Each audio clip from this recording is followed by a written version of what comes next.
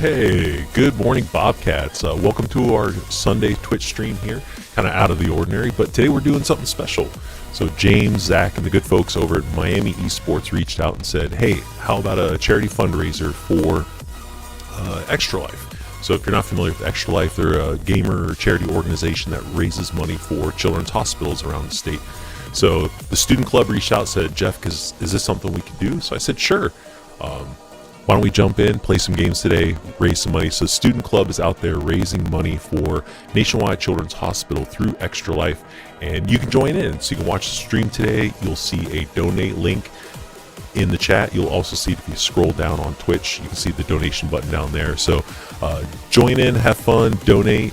Today we'll have a full slate of programming. We've got Fall Guys coming up first, followed by some Mario Kart. Then we're going to play our varsity Overwatch and League of Legends games, followed up by our club team playing some Rocket League, and we're going to wrap up the day with some Marvel Rivals. And along the way, like I said, we're going to be raising money for Nationwide Children's Hospital through the awesome student organization here on campus, Extra Life, the Ohio University chapter. And with me today, with no further ado, is my co-host here, Ava. Ava, introduce yourself. My name is Ava. Solid introduction, you're a natural. So what are you doing here today? I'm talking about the program. Yeah? Okay. So you play a lot of video games? Yeah. What's your favorite video game? Mario Kart. Alright, yeah. Who's your favorite character to race in Mario Kart? Yoshi. Yoshi. Orange Yoshi, I have it on good authority, yeah? Alright, you ever play Fall Guys? I have played Fall Guys. Yeah? You want to play today? Sure. You think you could play and stream at the same time? Maybe. Maybe. Okay. All right. Well, we'll see what happens here. So we'll be jumping into the game here in a few moments, getting ready. We're setting up the lobby right now. So a lot of this happening this morning between Fall Guys and Mario Kart. What we're going to do is have Miami jumping into the lobby, us jumping in the lobby. So we'll all be playing together. And like I said, at the end of the day, we're seeing who can raise the most money for the respective children's hospitals. We got some players back in the back. We're seeing Trinity and Levi queuing up, so they're getting ready to go. I think Trinity is probably our ringer, our Fall Guys ringer. I'm going to get Ava set up here on Nintendo Switch so she can get ready, jump in the game. You think you can play and cast at the same time? No! What else do we need to know about you before we get into this game today?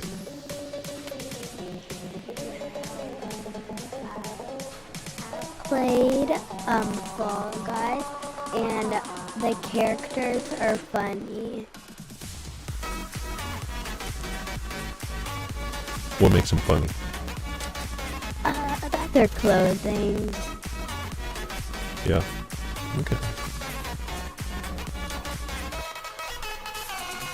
I think I'm going to have to carry this, aren't I? Okay. We're getting there. Oh, just in case, we got a good backup caster. Nick just walked through the door. You've seen him in a variety of our streams, so he can always jump in if I'm not talking nearly enough. Sound good? Yeah. Okay. So, still getting ready, still getting that lobby set up. I'm setting up the Nintendo right here. Making sure that we are ready to go. And looks like the lobby is loading up. We're seeing the loading screen happen. We got 8 players. Let's see here. It has been a minute since I've jumped into Fall Guys, So, are we playing Fall Guys today? we are against Miami University Red Hawks. Who's going to win? I hope us. I hope us too. All right. So we're going to do a little bit of adjusting here, making sure we're good to go. Do you have to play? You don't have to. I'll just keep this in case I do. Okay, you can keep that just in case. All right. I accidentally pushed the button. You did. Which button did you push? Yes, button. Oh, we're all right. All right, Here. let's just start the game. We're trying. You're putting some pressure on the team back there. Man, they're in charge. We're the ones just up here talking. Well, this is fun hanging out. Yeah, it's fun hanging out with you. Yeah. Yeah, usually we're at home watching Formula One right about now. Yeah. Usually about this time.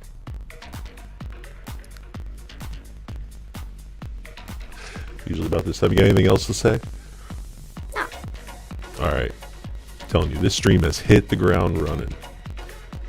This is Okay. good television. Got it. Nothing. I'm enjoying this immensely. I'm gonna show this when you graduate college. Okay.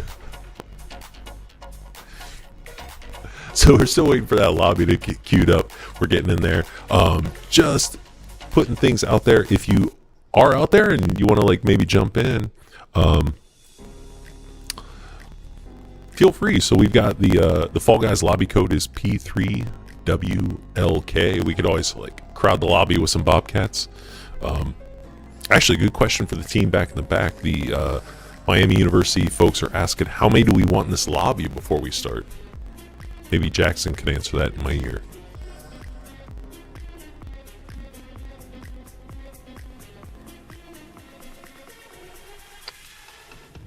Papa, are you gonna send this to Mama?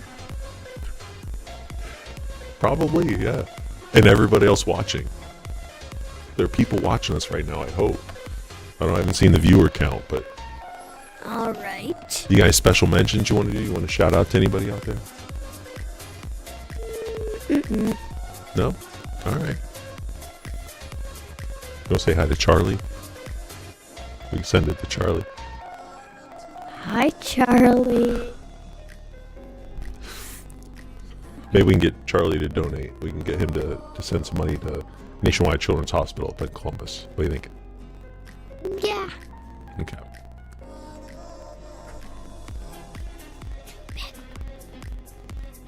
All right, looks like in the Fall Guys lobby, we got 4 from Miami and 4 from Ohio University. So we've got 8 people. It's going to be a tight game in there. We'll see how it goes, but evenly matched. So we just gave them the thumbs up. So it looks like we'll boot up the lobby here in just a few moments. And as we get going, you can see at the bottom of our screen there, we've got a ticker kind of showing our update. We're up to $16 already in our charity fundraising for Nationwide Children's Hospital through the Bobcat Esports Student Club. And again, shout out to them and everyone there in their officer meetings for putting this together and helping have fun for a good cause. All right. This is going to be a good game. What do you think is going to make it a good game? What are you hoping to see today? That we win. Hoping to see that, yeah. All right. Which obstacle course do you think is going to be first? Think that one where you fall through the floor, or you think the Yeah, I think that one. Okay. I can't wait for the game. So if Ohio wins this one, how much should I donate? All your money. $12 it is. I'll donate $12. How much you going to donate? You got a piggy bank. $10. You heard it here, folks. Ava's going to donate $10 if Ohio University wins this Fall Guys map. I like it. You're putting your money where your mouth is for a good cause. Right. So here's what we're going to do. So as we get going here, so you can see up on the screen, we've got those little characters going, and you just talk about what's happening on the screen. Okay. You got it? Got All it. right. I like it. You're warming up. You're getting into this. This is actually pretty fun. Yeah? What makes it fun? About everything. Okay. All right. These are too big for me. Looks looks like we're getting that lobby loaded up. Still waiting for players to join, but we gave the go-ahead to Miami, and Miami says they're good. So it looks like we should be starting any moment now. And in the meantime, like I said, kick back, have fun. Take a look at the links at the bottom of our Twitch page or over there on the chat. You can see the links to the Ohio University Extra Life Club's homepage for their charity donations. And like I said, all proceeds today from our end are going to Nationwide Children's Hospital up in Columbus. And over for Miami and the Red Hawks, they're donating for Cincinnati Children's Hospital. I wonder who's going to win. We are. Yep. Although I did notice Miami's got a little bit of a head start in the donations. They had like $50 in there already. How much do we have? We currently have $16. So we're a little behind. We got to catch up. I hope we get more money than them. Tell the people out there. Tell the millions of people watching right now. Okay, I'll tell my friends. Sounds good. Tell your friends. And you out there watching and hanging out with us today, you tell your friends, spread the word, raise some money for a good cause. All right, we got waiting for players to connect. We are in thin ice. We're starting out with thin ice. This game starts out on thin ice. Go. Okay. Thin ice is starting to break. Yep, we got some issues there. Got some issues right there. Yeah, let's get some names up here. This is going to be a fun game. Yeah, it's looking pretty fun. We got everyone's still sticking in there. We still have What is everybody on the map.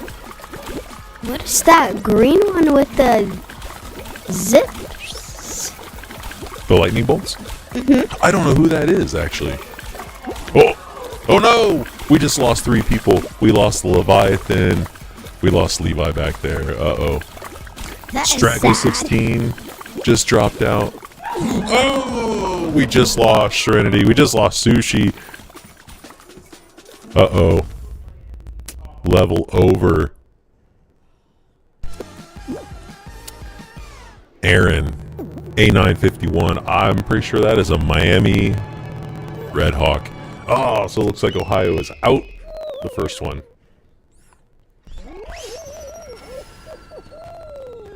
Well, who's going to win the next round? Based on what we just saw, what are your thoughts? Give us your insight. Well, we saw the ice breaking. We did see that. Time for another hard one. Hex rings. Hex rings.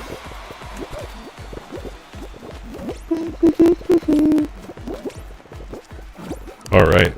So here we are. Oh, we lost Levi already. The Leviathan is already out. Halfat Hunter is out. Already 2 people eliminated. Who is We winning? got this. Sushi still in the race. We're following Sushi right now. The green character running around those stylish glasses. All right. Who's that character? Oh, that's Liam. I'm sorry. I just got corrected. So Oh. who's going to win? Well, we're hoping Liam, the lemur, is out there getting it done. What lemur? That's his name. That green one Straggler with 16 has dropped out.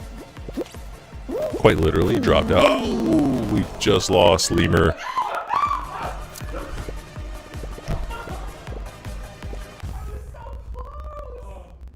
You can hear it back in the back.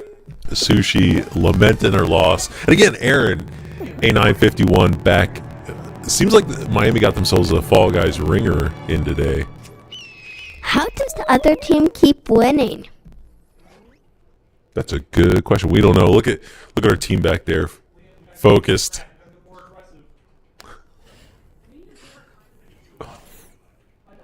We have to win this other game. We have got to win this next game. We have to win this. But they're getting serious back there. You can see they're putting on their game faces, getting ready to go. One more round. We can do this. Why does that pink one, why is there like that big board that they like bend back and stuff? That's a good question. Is that the winner's board? I think so. All right. Leviathan back there getting serious. We have to win this game. We've got 9 players. We just picked up one more player. Here we go. Come on, let's go. All right. Back at it again. Go. We can win.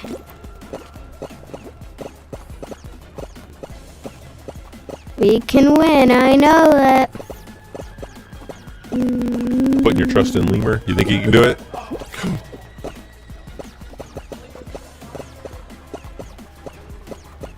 Yep. Looks like Lima's locked in, ready to go. Who is winning? Oh no! Just lost him. Lost Lemur.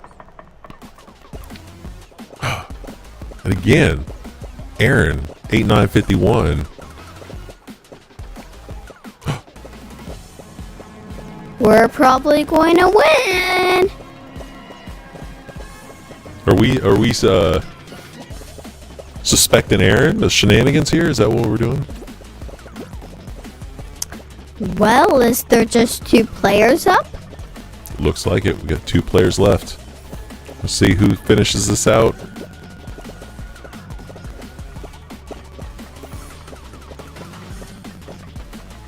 Who is that queen? Do not know. That's a good question. Looks like we got 2 Miami players finishing it out. Level over. Who won? Again, Aaron, A951. Is that from the other team? To the best of my knowledge. All right, another Red Hawks victory on that map. What are we going to do? How do we bring the Bobcats into the game? Well, we can try to work together. Try working together? All right. Pushing some of the Miami players off the map? Yeah. Okay, sounds good. That's our new strategy. You heard it We here need to first. try working together. Where we can win. Got the team back there strategizing one more time or throwing blame at one another. I'm not sure which. We have to win this round. We got to win this round. I actually want to stay on this. Yeah? Fun. You want to cast some Overwatch today? Yeah. Yeah? Some Mario Kart maybe? I'll cast some Mario Kart. You're a ringer. You got to play some Mario Kart. You're pretty good. Yeah, sometimes I mess up though. Uh-oh. This is the one where we got the sea monster. Be ready for it. Sea monster! Wait, 3 people out already. What happened? What happened with those 3 people out?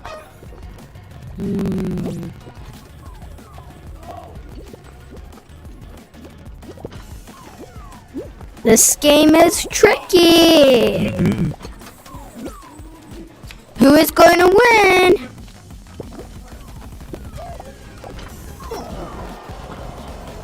Eliminated. Lemur is out of the game. Who was that player? Oh, push him. Thought we had a chance to get rid of Aaron. Here we are watching Levi, watching Leviathan. Of all the maps, this one should be Leviathan's. We got this.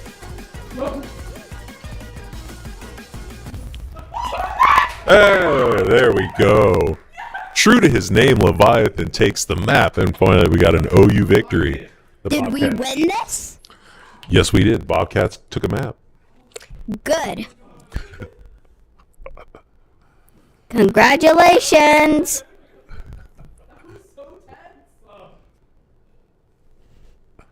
Who was that last player? That was Levi back there. That was Leviathan.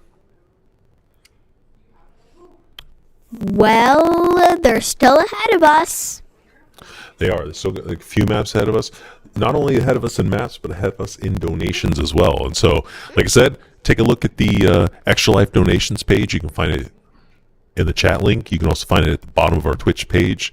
Jump in, donate to a good cause. How much people do we have? Do we have 9? I believe so. We got 9 people on the map. So now What we've about got the other team? I think they have 4, and I think we have 5. Cool. Cool indeed. Oh, this one's also gonna be probably tricky. I love the obstacle.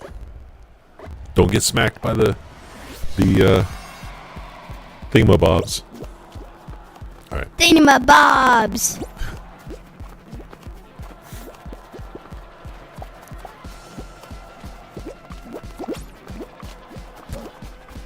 I think the strategy now is the little bit of a dog pile on Aaron and pushing him out of the map. That seems to be a sure way to get a OU victory here. Uh-oh.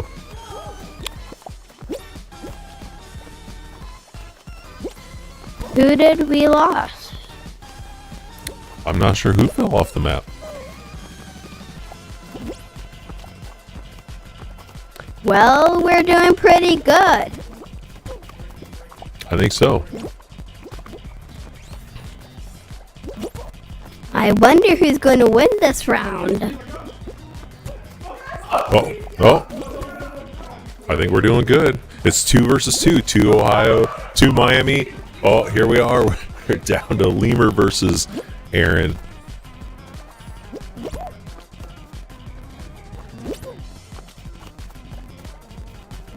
We got this. We got this. Come on, Lemur. The hopes and dreams of Ohio University depend on you. Let's do it. This is a tricky round. It is a tricky round. What's the strategy here? Probably to get each other. See if we can have a little fight here.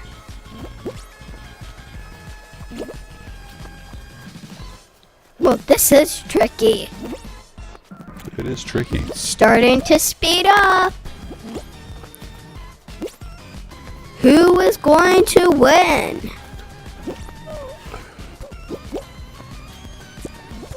Oh, come on. Hey, there it goes. Just like that. Lemur takes the map, pushing Aaron 8951 off the map. So, who won? Levi? This time it was Lemur. So we got two victories for Ohio University. Still believe 3 for Miami. They're still up by 1, if my math is correct. This really don't hit me. What's the trouble with your headphones? Yeah.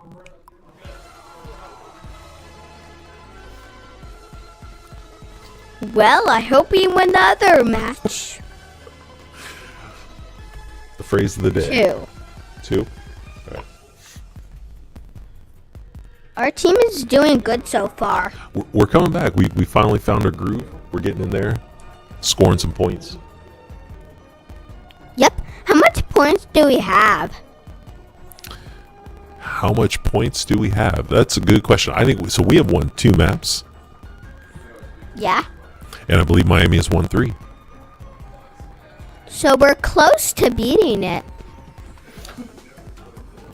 Oh, it looks like Zach is stepping in. Zach and Nick have both joined, so that's good.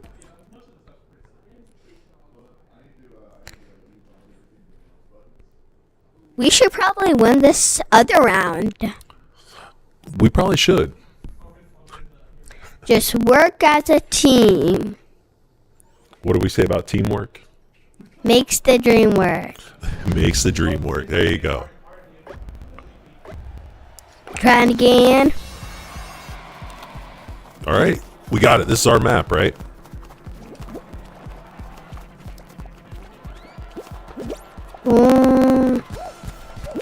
This is pretty good.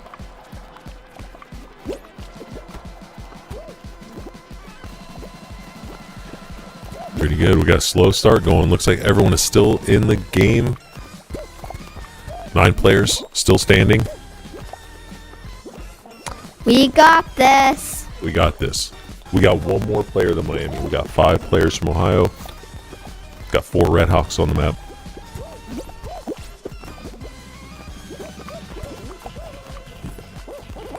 Our team can probably win. You think so? Yeah.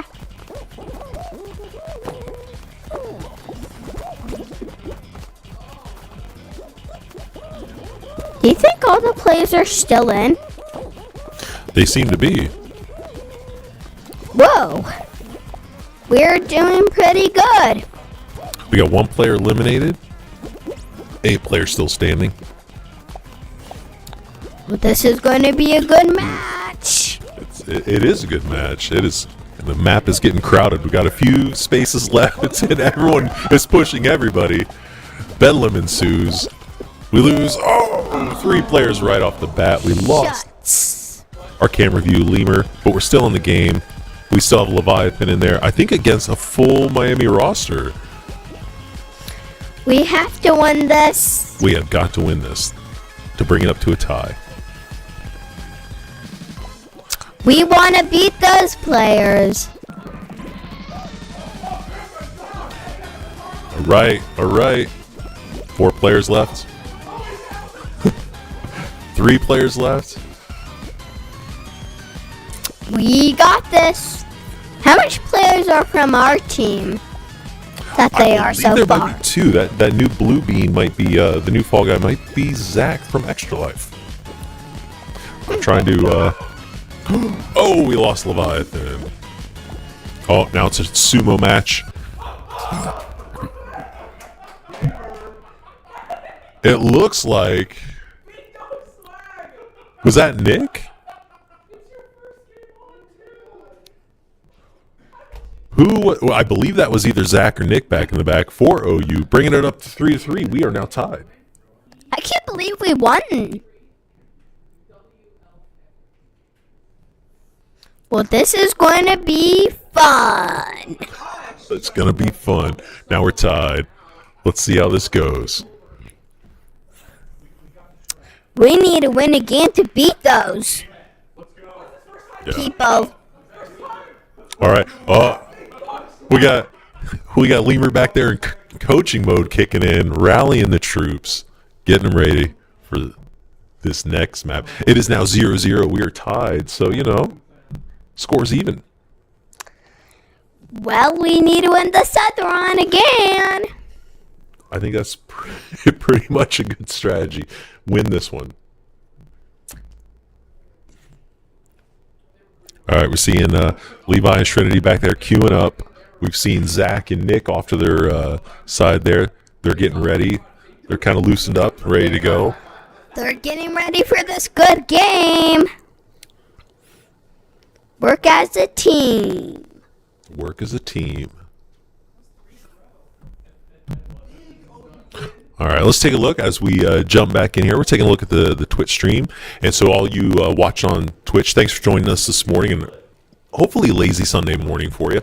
And if you get a chance, stick around for the rest of the day. We've got Mario Kart coming up after this, followed by our Overwatch varsity game against Miami. Overwatch League of Legends also against Miami. Then we'll be playing some Rocket League against the Miami team and following that up with Marvel Rivals all the day as well. We're raising money for Columbus Nationwide Children's Hospital up there in Columbus, Ohio. So feel free to jump in, donate $1, $20, whatever you can, and help a good $10. cause. You're $10 if we win. Or I maybe get more. Ooh, big money coming from Ava. We'll see. So start loading up the lobby. You can start to see more of our players jumping in, joining in on the fun. Well, this is also going to be a fun game. It's also going to be a fun game. Ooh, I wonder who's going to win. I think the answer is the Ohio Bobcats. Same.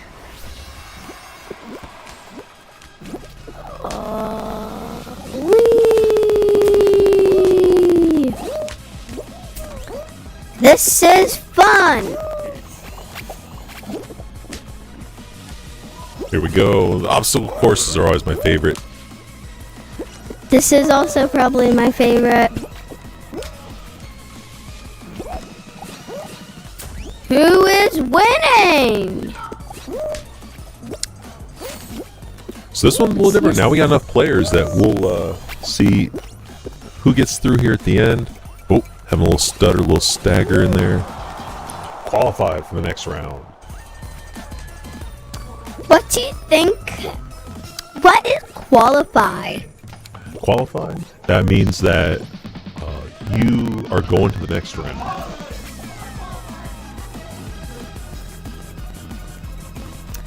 I hope we always qualify. I hope we always qualify too. Well, this is going to be fun. All right, let's see who made it. All right, looks like we're doing good. We see if a number of Ohio players made it through to the next round. Who won?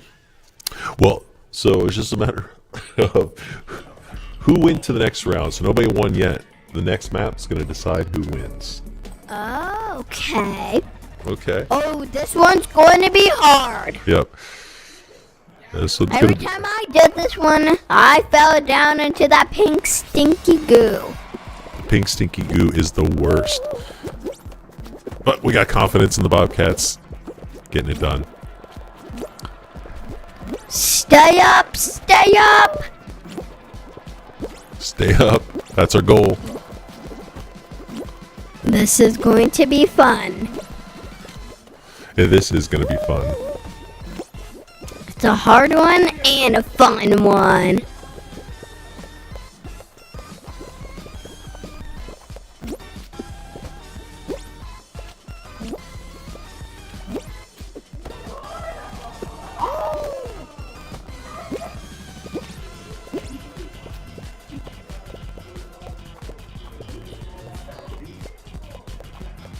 What is our goal? To be the last ones to fall in the pink goo.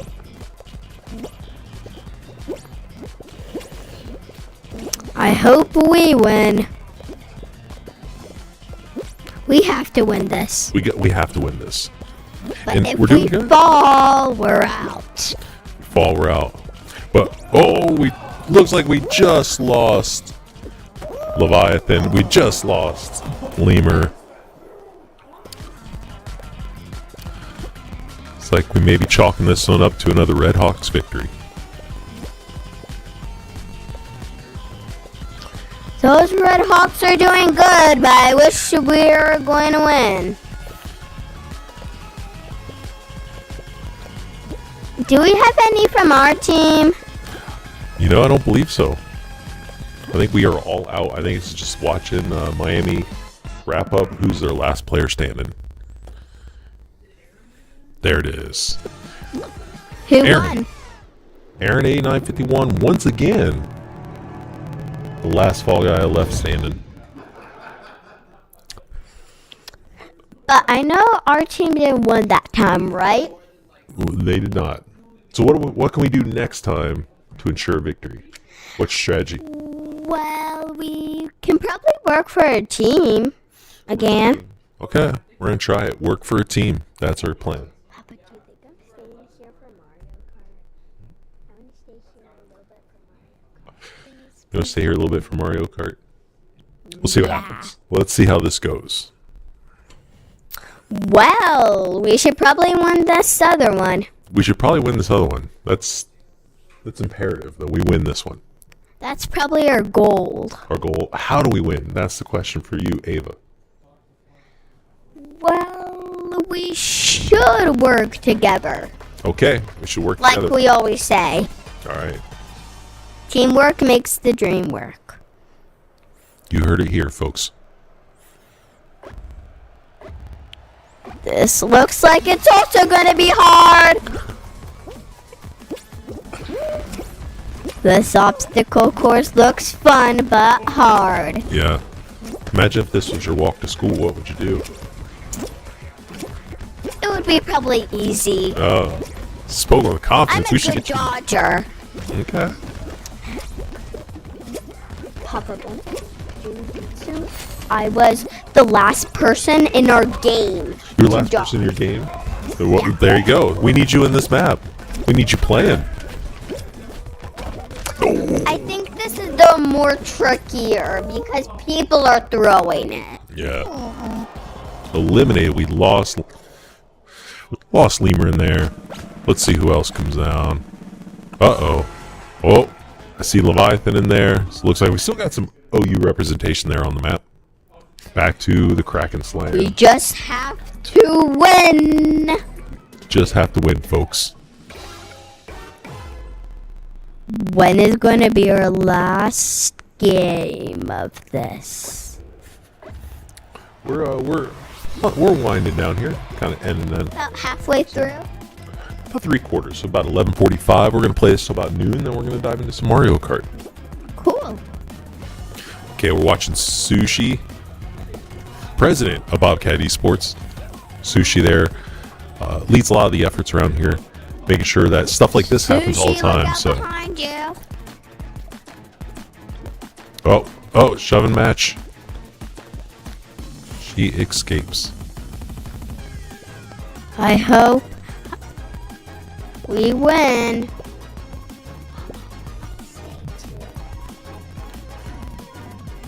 Things are quiet. Everybody's kind of waiting, seeing what happens next, waiting for the Kraken to make its move. What is the Kraken? See those tentacles? That's the sea monster. Oh, got it. Uh-oh. Shreddy taking some time out for some calisthenics there. She waits for the next move. Down to 5 players eliminated. Who's got- the one with the witch hat? That is Sushi. Hi, Sushi. Oh. Not paying attention. Starting to slack off. And she gets the shove.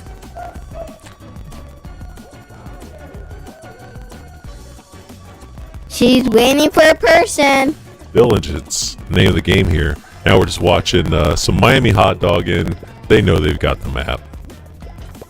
Is there any of our players left? I believe. Oh.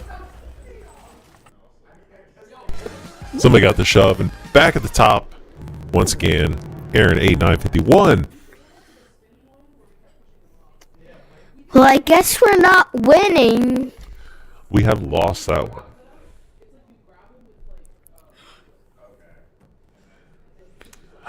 Bumped up. Got a few more players. Got 12 players now. Now we have an overwhelming, I would say, Ohio advantage. Just can they work together to get it done?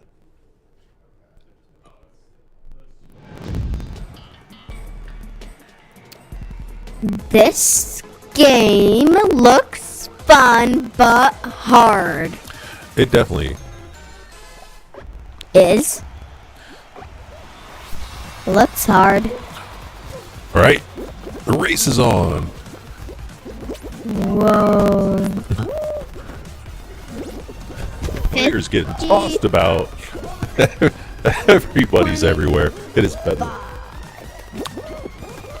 Who's the 125? We got some players into the next round. Well, who won that round? I wonder. Well, we got quite a few. I'm seeing Leviathan, Levi is in there. Well, this is pretty fun. Pretty fun indeed. Which I always say. This next game looks hard. We have to win this. We have to win this. But I got confidence in Lemur. We have to win this game. We're doing pretty good. We're doing pretty good. And we got to win this game. Got confidence in Lemur. Getting knocked about a little bit. He's going to make it.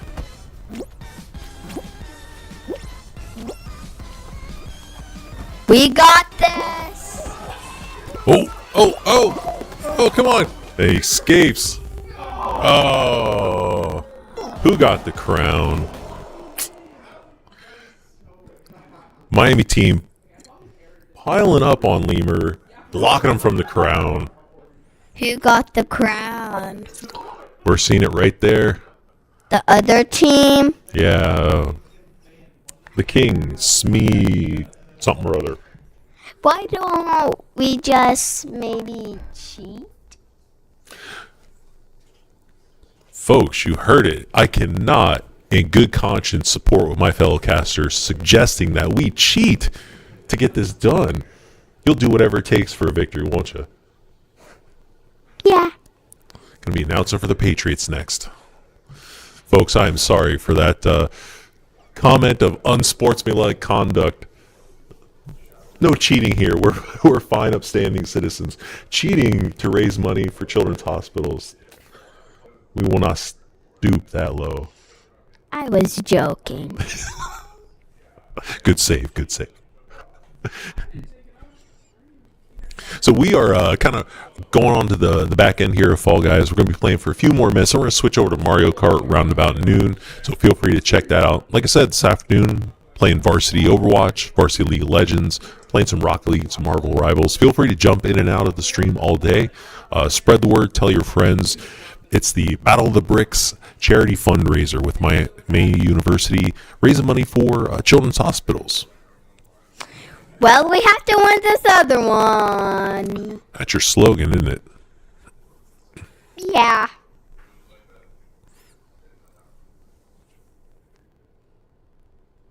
Well, it is pretty fun watching our team win. It is pretty fun watching our team win. Of course, I got extra TV time. So we'll be doing a caster swap soon. So as we wind down Fall Guys, we'll be stepping out, calling it a day. We'll be going behind the scenes, doing some stuff around.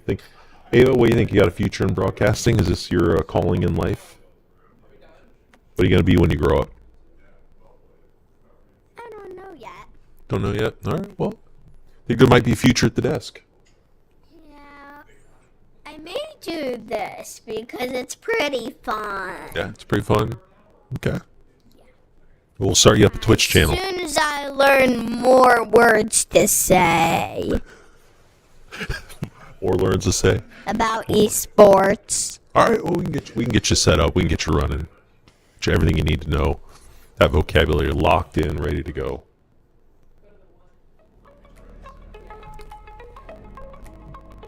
So as we get this thing going, is we're going to move towards Mario Kart. Figuring out, looks like Fall Guys, Miami's going to take the ultimate crown. They're going to be the ones who call it a victory in our very first game. But we'll come back. We got Mario Kart. We got some ringers here. Victory indeed. All along the way, we're raising money, like I said, for children's hospitals. Bobcat Esports raising money for Nationwide Children's Hospital up in Columbus. Miami Redhawks Esports is raising money for Cincinnati Children's Hospital. And like I said, you can always see on our live stream here the donation link. You can see it in the chat. You can see it down below. And the real-time update are still at $16. Trying to get more people to donate. You said that multiple times. Keep the message. Keep the message. Okay, let's start keeping the message. Will do, Captain. yeah, we're going to jump into a quick intermission here. So we're going to call it a day on Fall Guys. We're going to take a quick break, recap, bring in some fresh casters, and we'll see you in the next game of Mario Kart.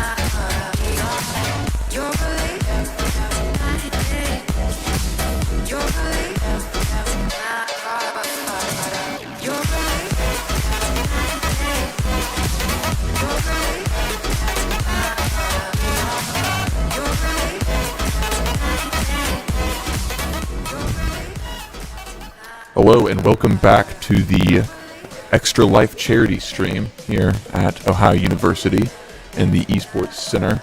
And we have, before we start Mario Kart, Zach here, the president of the OU Extra Life Club, to tell us a little bit about what it is.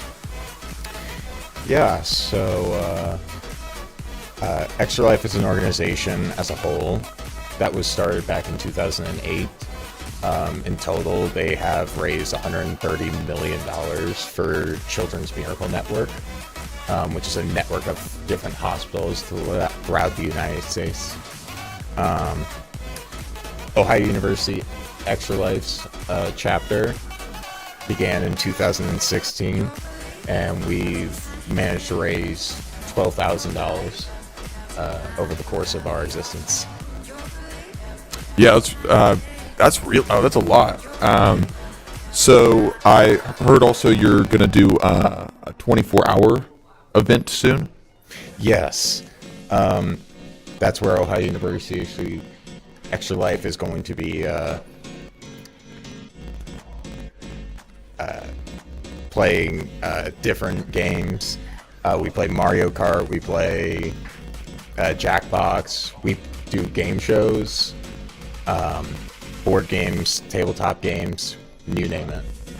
And if someone wanted to, join in, show up to one of these events, anything, get more involved with Extra Life charity, and be able to play games and help, do it for a good cause, how would they do that? So you can find us in a couple of different ways. We're on Facebook, Instagram, even TikTok. You can just find us by looking up Ohio University Extra Life. And we also have a Twitch and YouTube page, and you can just find us there. Our 24-hour live stream is April 12th through the 13th. April 12th to the 13th. Everyone put that down in your calendars. All right. Well, anything else you have to add about the organization? Nope, that's all I have. All right. Well, I think it's great. I think it's awesome. Yeah.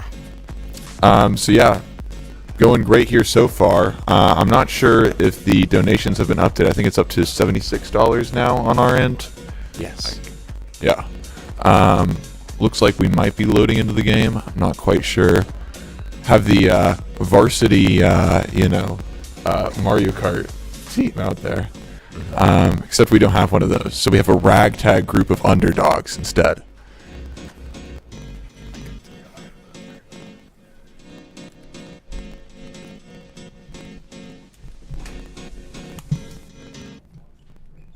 We got Levi subbing in now to tell us a little bit about Mario Kart, I guess. How's it going, Nick? It's going great, Levi. How about you? It's going good, man. It's going good. I'm excited to see some Mario Kart. Definitely a big fan of it. Play a good bit. Have played it like we were talking before. I've played Mario Kart 64, so that's how long I've been playing. Don't really play online all that much, but just playing with friends locally and things like that. So I've been around it a good bit. So. Yeah, I mean, I remember I was telling you earlier as well. I grew up playing a lot of Mario Kart on the DS. Mm-hmm. So yeah, a lot of years of Mario Kart under our belts here. Here we go. Yeah, there's a lot of I think it's experience here. Yeah. it's a fundamental part of the growth of every gamer, I think. I would say so. I would say so. Yeah, that there is that Mario Kart phase that everybody goes through. You either own it and play it yourself, or like you've got like a friend that they rope you into it, and you end up playing that way. Yeah, I mean, it holds up today too. It's a great party game. It's good for really any situation, because it's like you can play it, to some level of competitiveness, right? Yeah. You want to win, but you can also be very casual, Oh, totally. I mean, especially with Mario Kart 8 on the Switch, with all of the game will basically drive for you. Or you've got people who would turn off like the steer assist, to turn off the auto accelerate. And what was the other one?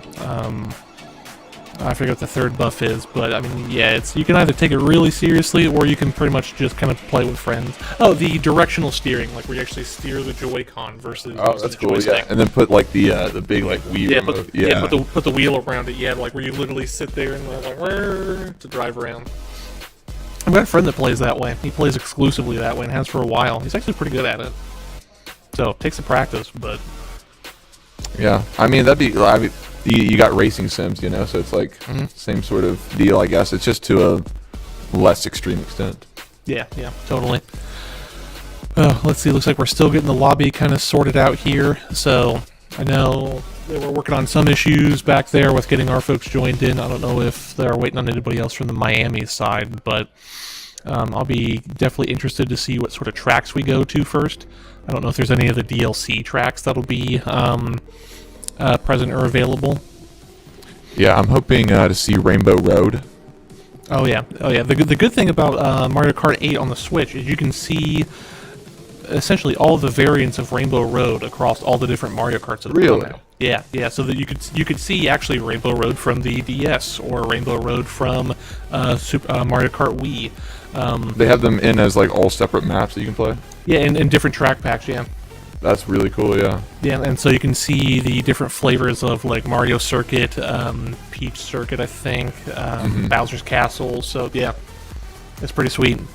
Yeah, because I remember it was always limited, like depending on what console you were on in the past, where it's like, oh, you only get Bowser's Castle 2 this version, Yeah, or people would say that like, oh, Rainbow Road on the Wii was like the worst, or Rainbow Road on the 64 was like the toughest, right? But no, this one has the tracks from the across the various games, so you actually get a chance to see the different ones if you've never actually played them before.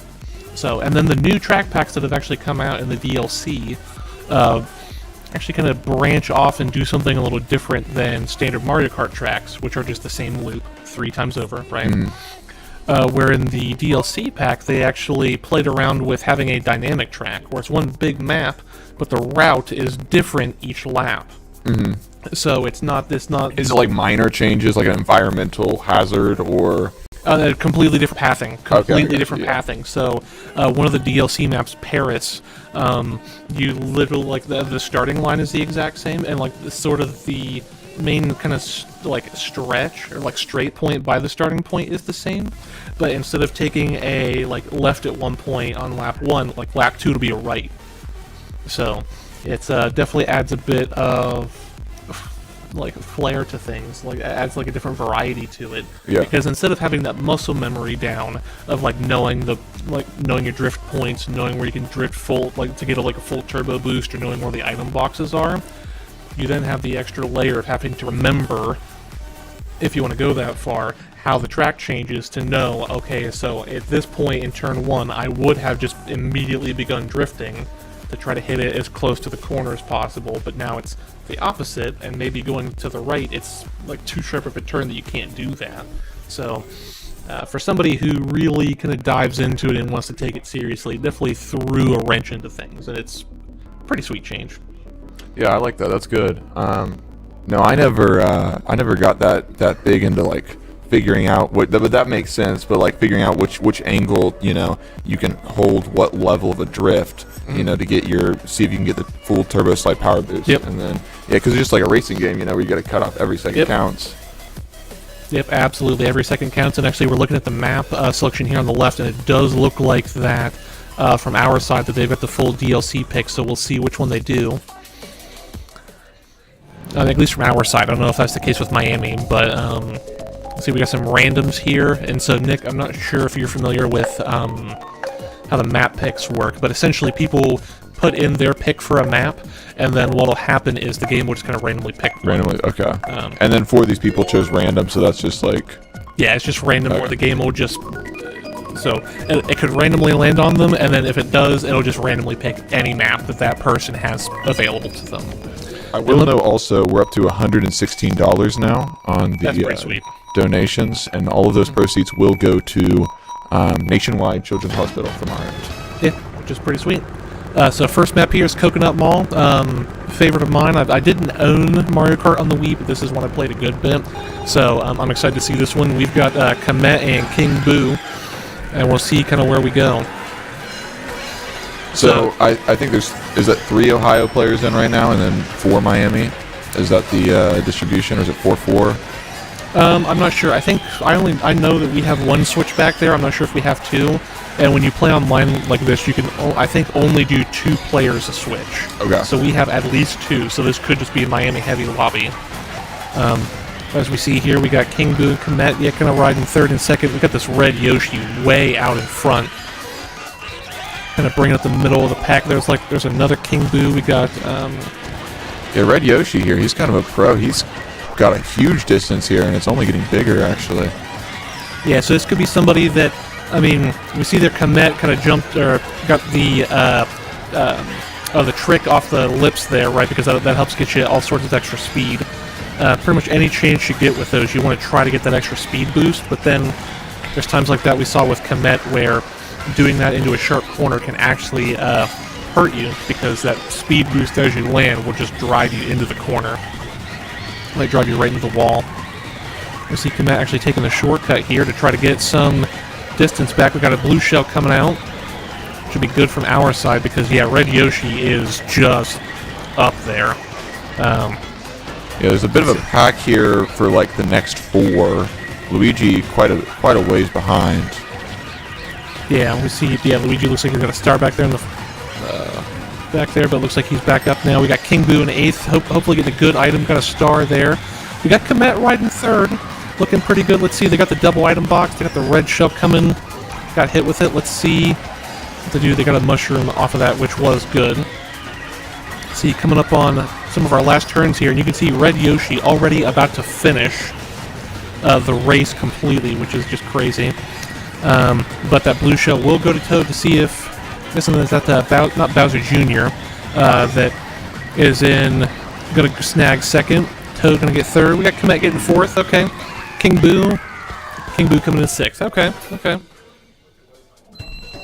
So yeah, we did confirm that Red Yoshi there is from Miami, from that MUOH acronym in their name. So Yeah, that was a great start there from Ohio, keeping the 2nd and 3rd. But there's just it seemed like a lot of util, I guess, being used in the middle part that pulled them back. I think they got hit by a couple of bullet bills. yeah. That was Yeah, a couple bullet bills, a lot of red shells in there too, and kind of saw a couple bananas there. So yeah, just especially when you're really like kind of packed up there, those item boxes, at any point on the map where there's the item boxes is just really hectic, and you could be sitting in 2nd or 3rd and get hit with like 2 shells back to back, and then all of a sudden you're back second half of the pack, if not farther.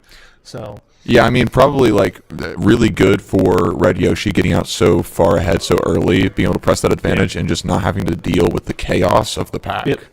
Yep, and if anything, that lets them pick up the double item box essentially all the time, which lets them keep 10 coins on hand, because in Mario Kart 8, the coins that you collect around the map, the more you have, up to 10, you actually get a minor speed boost from it. So getting and maintaining 10 coins is crucial. And then the second thing, you hope to get like a banana or something that you can trail behind you the entire time. That way if a red shell's launched, the banana takes the red shell hit and not you. Because it works similarly if you have like a triple banana, or like a triple green shell, where you keep it, just that way a red shell gets hit by it. You can do the same thing with like a single banana, or like a single green shell, or red shell. Both Ohio players here getting knocked off the map early, pushing them back from what they did have as a pretty good lead. Red Yoshi not getting out too far ahead right now. Actually, very tight race here. Toad right on his tail. Yeah, definitely keeping this one pretty close. And this one is Wario's Mine, if I remember right. And yeah, not a lot of space here. There's a lot of just map. There's a lot of stuff going on the map that just kind of generally keeps it a little bit hectic to where you can't really pick up a lot of speed. And you saw Jim Davis there, the guy in fourth, throwing the green shell behind you. And Komet actually doing a great jump to shorten that corner. So yeah, this is generally a pretty hectic map overall. So we'll see. We're starting map 2. Komet's got that star. Finally popped it. Ooh, somebody fell off the map there. Yeah, And yeah, Red Yoshi out in front again. A hard one to drift on, as we just saw there from Boo again. Just so much open space to fall off this map, and a lot of like straightaways and just 90-degree turns. Seems like it's making this very difficult to do an effective drift to be able to get that lead. Yeah, yep. This one's definitely a little trickier. We'll see what Komet and King Boo back there in 8th, not doing so great on this one so far, but it's still lap 2, right? There's still a lap to go. We'll see what can happen, or if any, there we go, good bullet bill that'll make up some ground. Close the distance a little bit, yeah, make this a lot more competitive on the rear end. Yoshi still has a lead, not nearly as big as he did last map, but it still seems to be a very significant lead ahead of Toad, who then has an equidistant lead ahead of the rest of the pack. Yep, definitely seems like that's probably going to be a theme that we're going to have here playing Mario Kart for the next little bit is Yoshi definitely sort of dictating the pace. Toad also definitely seems like, and just man, Komet, just all sorts of bad luck there, getting knocked off the track twice. But yeah, we'll definitely see what sort of happens here as we kind of come around the corner. We got King Boo again, who was in 8th, but has brought their way all the way back up to 4th. Final turn. Ooh, the lightning from Komet. Can they keep it though? We got the star coming. Yep. There we go. Kept 4th. Well done. And Komet getting the trick over the little gap there to finish it off in 8th. So not too bad. Not too bad. Yeah, it's one of those two where you'll see something in lobbies, or like if you're wanting to play kind of like a bit more competitively, is when you get those item boxes, you can hit the same button that you would use to trigger it to actually have it give you your item quicker. That way you know what you have. So instead of waiting the 2 or 3 seconds to Like an animation cancel? essentially, yeah. So instead of sitting there waiting to figure out, oh, I got a triple banana, you can just hit that button a couple times and it instantly let you know, hey, you got a triple banana. So that's something that as you hit item boxes, especially if you're in traffic and there's a lot of people around, that personally I like to do, because that way it can give you a one-up on somebody if they don't know how to do that, because then you could hit them with maybe like a red Yeah, shell. because they also hit the box at the same general time frame, so Yeah. they don't have the item process yet, and you can Yep. use it first. Yeah, Yep, absolutely. that makes sense. So we'll see what this next map is here. Oh, it's rainy. Yeah, it looks like our donation account donation amount's up to $171. So thank you to whoever just donated to get up to 171. I know we're all pretty excited to see. I know the Miami folks are too. Just partnering, doing this to raise money for Nationwide. Yeah, King Boone first, and you can see right there just the chaos that is the item boxes. See the Komet getting the double box to see what they get out of it. 2 single red shells, okay, but we got an OU kind of 1-2. Right, and that was a good choice there, letting Red Yoshi get ahead and then chucking the red shell. So that's actually something where getting an item box and then not immediately burning it, especially in this sort of situation, can actually be a benefit, where you can get a red shell, kind of hang on to it until somebody you want to hit with it passes you, and then you use it. Red Yoshi's a monster. How is he going this quickly? Yeah, and you can actually kind of see, it's kind of hard to see there as he landed, but basically Red Yoshi landed and immediately would land into a drift for the next upcoming corner. And you can kind of hear it in the audio cues. You hear the Yoshi like, hoo-hoo! That's like whenever they do their drift and get the speed boost from it, each of the characters will like do that, right? Red Yoshi falls off the map here. King Boo able to take a lead. Everyone else catching up a little bit. And how is he back up ahead again? I don't know. Red Yoshi is obviously somebody that has a lot of time in the Mario Kart. His mechanics are insane. Yeah, it gets pretty it's very finely detailed. Like you see right there, Komet, where actually they use the triple mushroom to get over the slow part of that corner to actually cut it all, and they nearly jump the gap there. But yeah, there's individual sort of like item meta with each item being able to like cut certain parts of the tracks, like right there with the gold mushroom, but then it's one of those where you've got to time it and aim it just right to where you don't bump into the corner. Yeah. Right. Yeah, see, we got lap number 3 here. We got King Boo in second. Ooh, he fell off. Let's see if they can get back. They got this mushroom right here to give him a little speed boost. Got Komet back in 6th. Watch, somebody fell off the map. Oh, we got the star from King Boo. Okay. Come up to the finish line. Looks like we got King Boo. Now, Second, this we'll take them. version of Mario Kart, how like heavy is the bias on like item power based on position? I'd say it's pretty typical, pretty standard for Okay. most Mario Kart. So the further back you are, generally, the more powerful items you get. So like back. Because in I saw last- that Boo there got the star when he was in second, and I Yeah. feel like that's usually like a later. It is. And these online lobbies where there's not a full set Mm-hmm. of 12, you'll kind of see where that gets a little off. That You'll makes see sense. something like that. But in a full lobby of 12, yeah, you're generally not going to see a star unless you're like 6th or back. Similarly to where you're not going to see a blue shell unless you're in like 10th or back. So yeah, it's only having 8 players kind of opens up the option to be able to see something where you see a star in second, maybe a bullet bill in third. But then you'll notice with the bullet bill too. Depending on the position you're in when you proc it, the duration of it also is affected slightly. Interesting. So if you're in So it last, scales? Yeah, so it scales a little bit. And we see here Baby Park. This is personally a favorite track of mine anyway. With this one, Nick. 7 laps. Yeah, 7 laps, and it's literally just a dirt simple oval. So, but a lot of item box, a lot of chaos with this, because this one especially, you can just, if you get like a triple green shell, just throw them. Just throw them because they're going to be bound to hit somebody. But there's only 2 sections where you're going to be lucky enough to get an item box, so getting those will be crucial as you go. I like we got Dry Bones out on the court now. My personal favorite Mario Kart character. There you go, okay. We see here, yeah, just kind of the chaos of everything, panning out right as we go. We're going to start in lap 3. We got Komet, with the Piranha Plant, kind of just dodging themselves forward. Drybone's trying to cut the corner and just hit the wall just a little off, and it kind of threw him off, stalled him out there. Yeah, this one is definitely seeing a lot more chaos since everyone's compacted in this very tight, small space. Yeah. It's a lot of fun, though. And there you go. Good cut of the corner there by Komet, especially if you get like a good mushroom like that. Yeah, you can cut through the grass to shave off just a little bit more time. I'm watching, looks like Rosalie, is that her name? Oh, Rosalina. She got lapped just now by a couple of players, I think.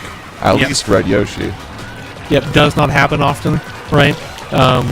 But yes, Baby Park is definitely a track where you can pretty easily get lapped if you're not careful. We'll see here. Yeah, we got Dry Bones getting 3rd. We got Komet trying to push through. There we go. Got 7th. There we go. Yeah, just that Red Yoshi. Red Yoshi's tough, Nick. Red Yoshi was a monster. Every time that I saw him on the screen, he had the drift boost. Yeah. Yeah, because it's one of those too where, sort of as like you learn and sort of see the benefit of the drifts, you start thinking, okay, I need to do it all the time. But then you then start necking into things, yeah. So you have to have the map awareness, the map knowledge, I guess, Yeah. and the general awareness of your surroundings.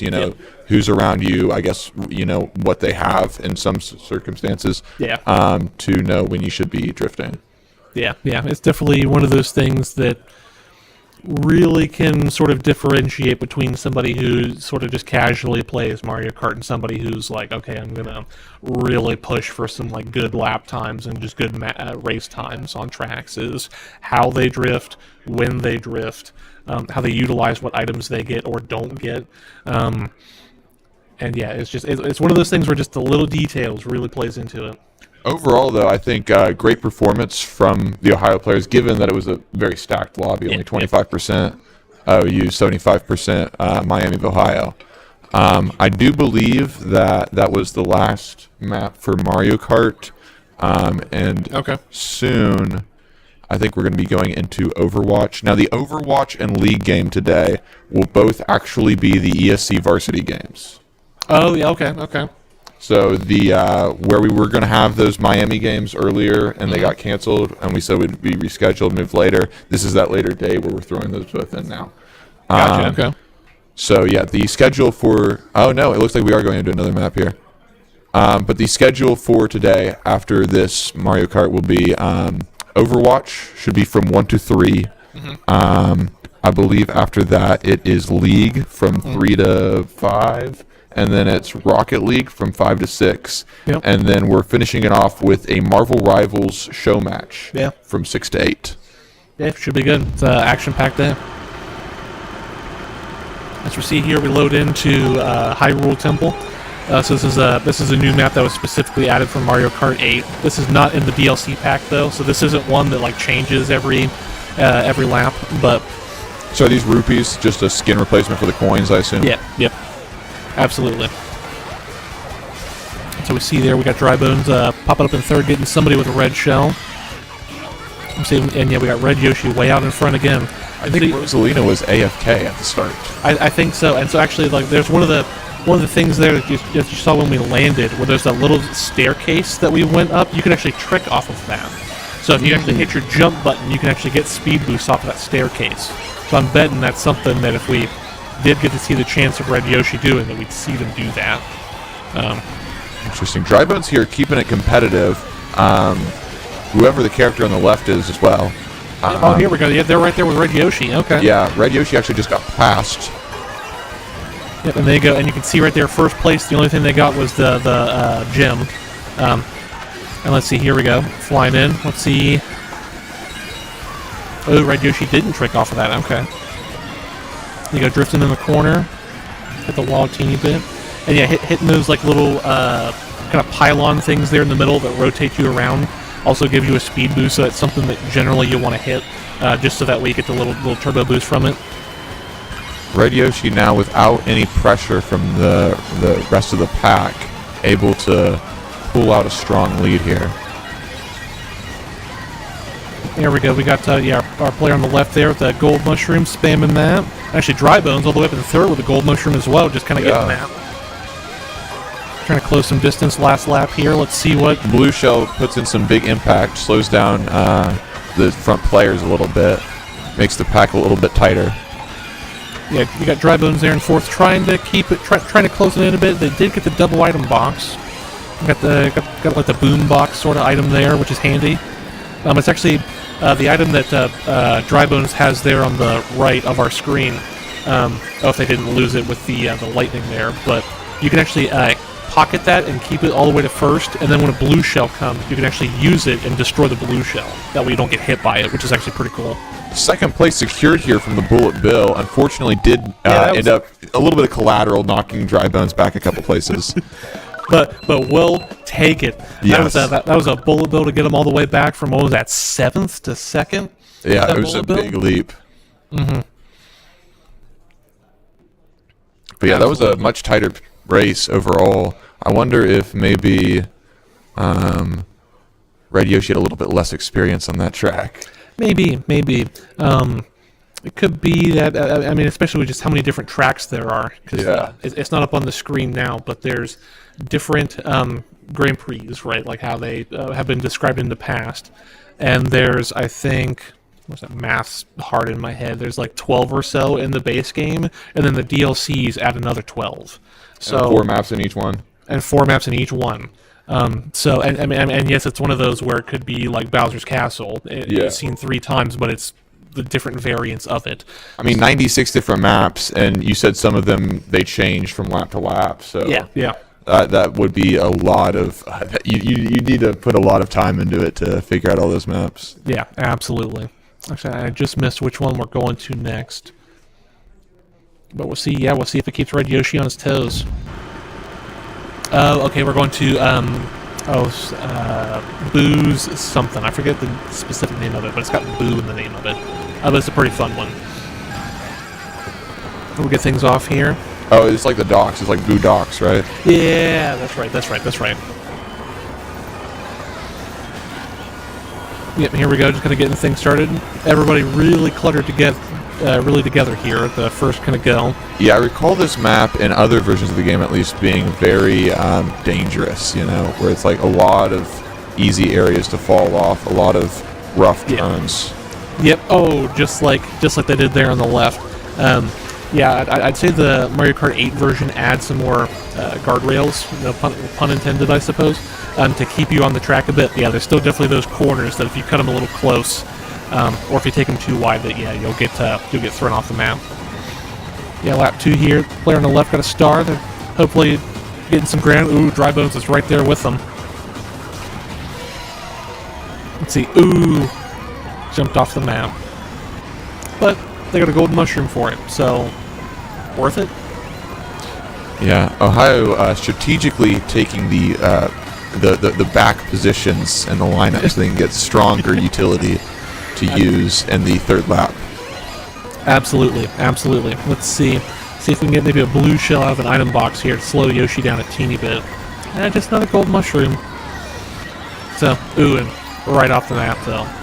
You can see Red Yoshi just right up there in front, just Dry Bones in fourth here actually looks like he could take second pretty easily. This is a tight race for second, third, and fourth right now. Bullet Bill coming in from the seventh, trying to close in distance a little bit, but I don't think he's going to be able to make it just in time. Oh yeah, no, just it was close. It was close. Yeah, just didn't have the item boxes right there. So, but all right. Oh, so we'll see if the OU guys, actually we'll see if just Yoshi continues to kind of win anything and everything. Yeah, I think the strategy definitely needs to be just placing more pressure on him, right? From Ohio, we need to see them forcing him to have to deal with utility and just keeping him back and not letting him get that far out, because it's just every time he gets out, he just presses that advantage so much farther every time because he's not getting hit by very much utility anymore. Yeah, and the big thing there is just making sure to hit item boxes, especially the doubles if you got the chance to. If not, getting a item box every chance you get. Because especially just no matter what position you're in generally, unless you're in like first, you're probably going to get like a shell or something that can like bump a player to slow him down. Yeah. So here we go, loading up next race, which we heard was the last one. So we'll see what track we're on. Is this DK Summit? I think it's DK Summit. DK Canyon? Yeah, DK Canyon, which launches you to the top of the mountain of DK Summit. I see. We'll see, because there you go. We get launched all the way up to the top. So it's always a good pause, right? Especially where there's item boxes just before you hit that cannon. It's always kind of a pause, like, okay, no point in doing that, like spam the item button to see what you get and burn it quicker, because it just physically you just can't. But then it just gets a little hectic here with some boulders flying down the map, flying down the hill. So you take a little half-pipe jump there to get a couple item boxes. We'll see. They got the star. Someone just fell off the map. I think that was Toad, actually, who's usually one of the front runners. Yeah. So I mean, you can definitely see right here that this map, this section of the map, is definitely just hairpin turns. So having your car design or having your car specs built out to where the handling is really good is actually pretty crucial. Because if not, you really have to purposefully slow down and like stop to where you can take the turn at speed. If not, then yeah, you end up just sitting there just constantly flying off the map. Now, but they can't edit their car specs in between races, right? They're stuck with what they have for the 4. Correct. Yep, you're stuck with what you've got for the 4. So that's one of those where you're gonna have to make a gamble, right? You either build a car that's built for speed and straights and some gentle turns, or you go something that'll handle turns really well. But if you get like a big open map or a big open section on the map, then you'll just get outpaced. Yeah, I mean, it's just like, that makes sense, because that's just like real racing, where it's like you either build it to have better grip on the turns, so you do the turns faster, or like more slide on the straight, so you can get an advantage there. Yep, absolutely. Here we go, third lap, and you can already see Red Yoshi already coming down the mountain. Oh, Bullet Bill here could be huge. Time doesn't get wasted while he's in that, the flying part, right? Yeah, I do not believe so. Which is a good thing for us, because we got Dry Bones in 5th, trying to jump the rocks there. Okay, I didn't even know you could actually get on top of the rocks. That was pretty impressive. Ran into the Unfortunate, boulder there. yeah. Ran into this barrel, just kind of running into everything that's not the track. Saves it a little bit. The star saved it from the lightning, so that's good. This is Yeah, good. Drybone's really fighting for 5th here. Yeah, it's tight, but I don't think they're going to be able to pull it out just yet. They had a little bit more time, maybe. And there we go. There we go. We'll see where the final standings sit. There we go. Just that red Yoshi again. I don't think they've lost a single race. I think they won all. I don't of them. think so either. I think they've been in first for like 95% of all races. Yeah. It's again, just I mean, what do you say? Definitely somebody that plays a lot of Mario Kart.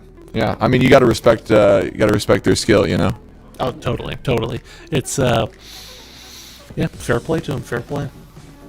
All right, yeah, it does look like we are finished with that now. So I do believe Overwatch will be starting soon, and like I said earlier, that will be the actual ESC game. This will count for the league for determining, you know, our win-loss record and whatnot. So yeah, I think with that, I think we're going to take just a couple minute tech pause while we get things set up and switch around, and we'll see you when we get back. And use this opportunity in the chat, I believe, as well as in the description. There is a link to the Extra Life where you can make donations. And all proceeds from our side will go to Nationwide Children's Hospital. Yep, sounds good. We'll see you on the other side.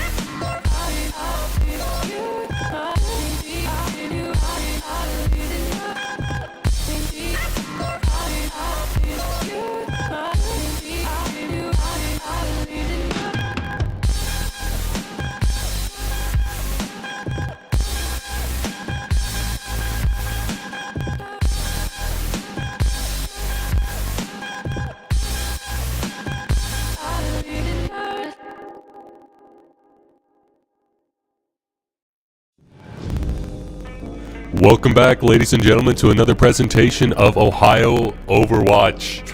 We have an exciting one today, as we're going to be facing off against Miami University. Obviously part of the all-day charity marathon run by Extra Life. Thank you, guys. Be sure to donate. Link should be in the Twitch chat.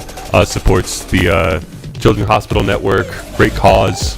But yeah, let's get into it. Exciting day. Biggest game of the year. Battle of the Bricks.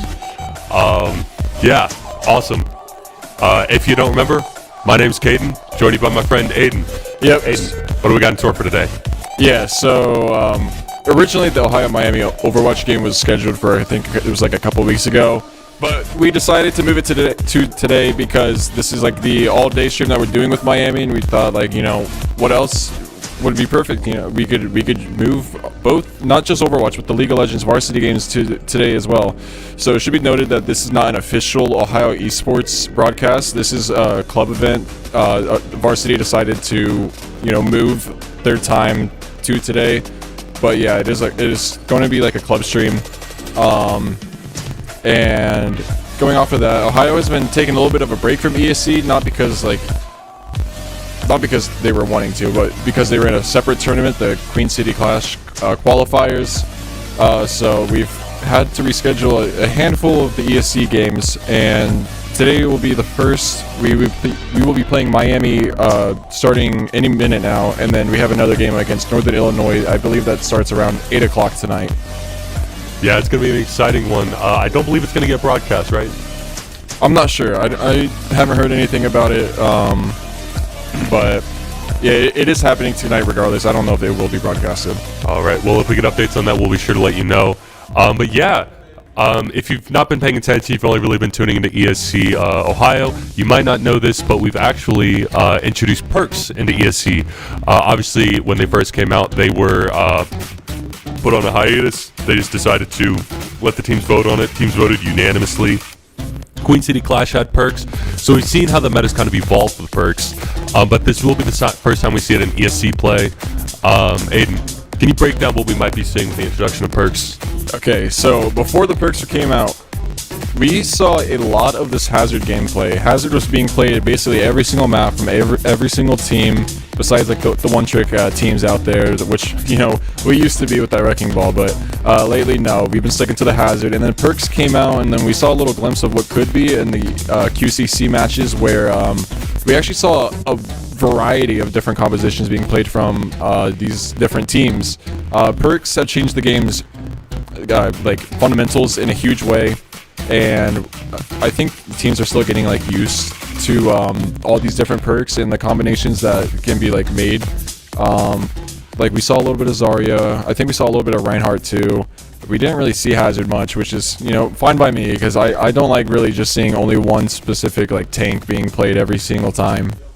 Yeah, no, the meta's gone really diverse. I think Ohio, we probably saw 3-4 looks in their Queen City qualifiers. So meta in a very kind of toss-up place, very healthy place, I'd argue. It kind of feels like we're seeing a lot of playing, being dependent on a lot more factors than just the hero specific that is good, you know, and I think that's awesome. But actually, I did have the opportunity to talk to Dylan Muck last week after their Queen City qualifiers, and one thing that he really had to stress, and that I'm really interested to see from Ohio today, is some of their adjustments that they're going to make. One thing that's been major for Coach Muck is Ohio playing their own game. Ohio, a very talented team, a very good team. I think at ESC played the 3-1. For the Queen City Clash qualifiers, they were 3-2. Yeah, I want to say 3-3, right? They had a couple of rough matches. It was a Swiss style qualifier round, or a qualifier stage. Yeah, and then they were 2-3, and then they ended up getting a bye week on that last week, which bumped them up to 3-3. Obviously not really what we want to see. We want to see the perfect 6-0 record. But, you know, with the Swiss style, they pair you up against opponents with the same record as you. I know we did get a little bit unfortunate. We were 2-2, and we got paired up against a 3-1 team just because uneven amount of teams. So stuff like that's going to happen. But so that's over. We'll be waiting for like the next round of that, which I think is just straight into the LAN phase, the in-person in Cincinnati. but that probably won't happen for, I want to say, like at least another few weeks. So until then, we're just going to be sticking with the ESC play unless we get any more updates from ABC, which is the official Blizzard ran collegiate tournament that's all over like the nation. I think, you know, it even includes teams from like Canada and Mexico. So we haven't heard anything about that yet, but I know that we've participated in that competition in the previous couple years. So if that comes about and we want to do it again, then we'll see if we can get any streams on those. If not, then we'll just be updating how those matches go. But until then, as far as we know, it's just going to be ESC gameplay. Yeah, I mean, but so far we've seen a lot of pretty solid performances from Ohio, not to their standards yet, and a lot of that comes down to, as Coach Muck said, tempo. Ohio, great team, talented players, but they're often playing the other team's game. They just try to play it better than them. You know, two things that Coach Muck really harped on was winning the game the easy way, but also not letting the other team dictate tempo. Ohio likes to play into what the other team's doing. They like to go for the mirror, but often they're kind of finding that to be a little bit more difficult than it needs to be. What Dylan Muck really wants them to change going into Miami, going into the rest of the season, he really wants to see a tempo shift. They want to see Ohio playing their own game at their own pace instead of capitulating to the other team. And we saw that last week if you watched the Queen City Clash qualifiers. I forget who they played, Michigan. They were playing the ball, and they were just trying to play way too fast into it because that's kind of the tempo that they were playing, and it kind of led to them getting, you know, overwhelmed. They weren't able to stage correctly, so they're going to want to go into this, and they're going to want to play their own game and enforce their will upon Miami. Yeah, but that's easier said than done too. It takes a lot of concentration and a lot of skill to be able to find your own tempo and to stick to it, because it's very easy to fall into the rhythm of seeing what the other team does and then you trying to copy that. So what we're trying to work on now is trying to be able to stay away from just copying the other team's tempo and just doing what we do the best. So yeah, we're gonna see if Ohio's able to finally like stick to like finding their own tempo. And sticking with that the entire match. But we'll see. I believe we're getting into the game now. We are. Yeah, so we'll see how that plays out on this first map. It looks like we're going into Lijiang Tower. So Miami, obviously a very strong team. They're 4-2, I believe, in the conference now. They dropped 2 games, one to Ball State, I believe, and then the other one was Eastern Michigan. 2 teams we haven't played yet, but they are coming up soon. Eastern Michigan, one of the games we had to reschedule. I think that's coming in later March, probably like the 3rd or 4th week in March. So everyone getting geared up now. We're officially going into this first map on Lijiang Tower. Yeah, it looks like they're going to be starting in, I believe, Gardens. I can never remember the Lijiang names. They always confuse me. I believe we should be going into Gardens. Important thing to note is that you are going to see some changes on the side of the rosters. Miami missing a long-time cornerstone of Miami Overwatch, Phozix. Had a brief stint in the Overwatch League. Very good main support player.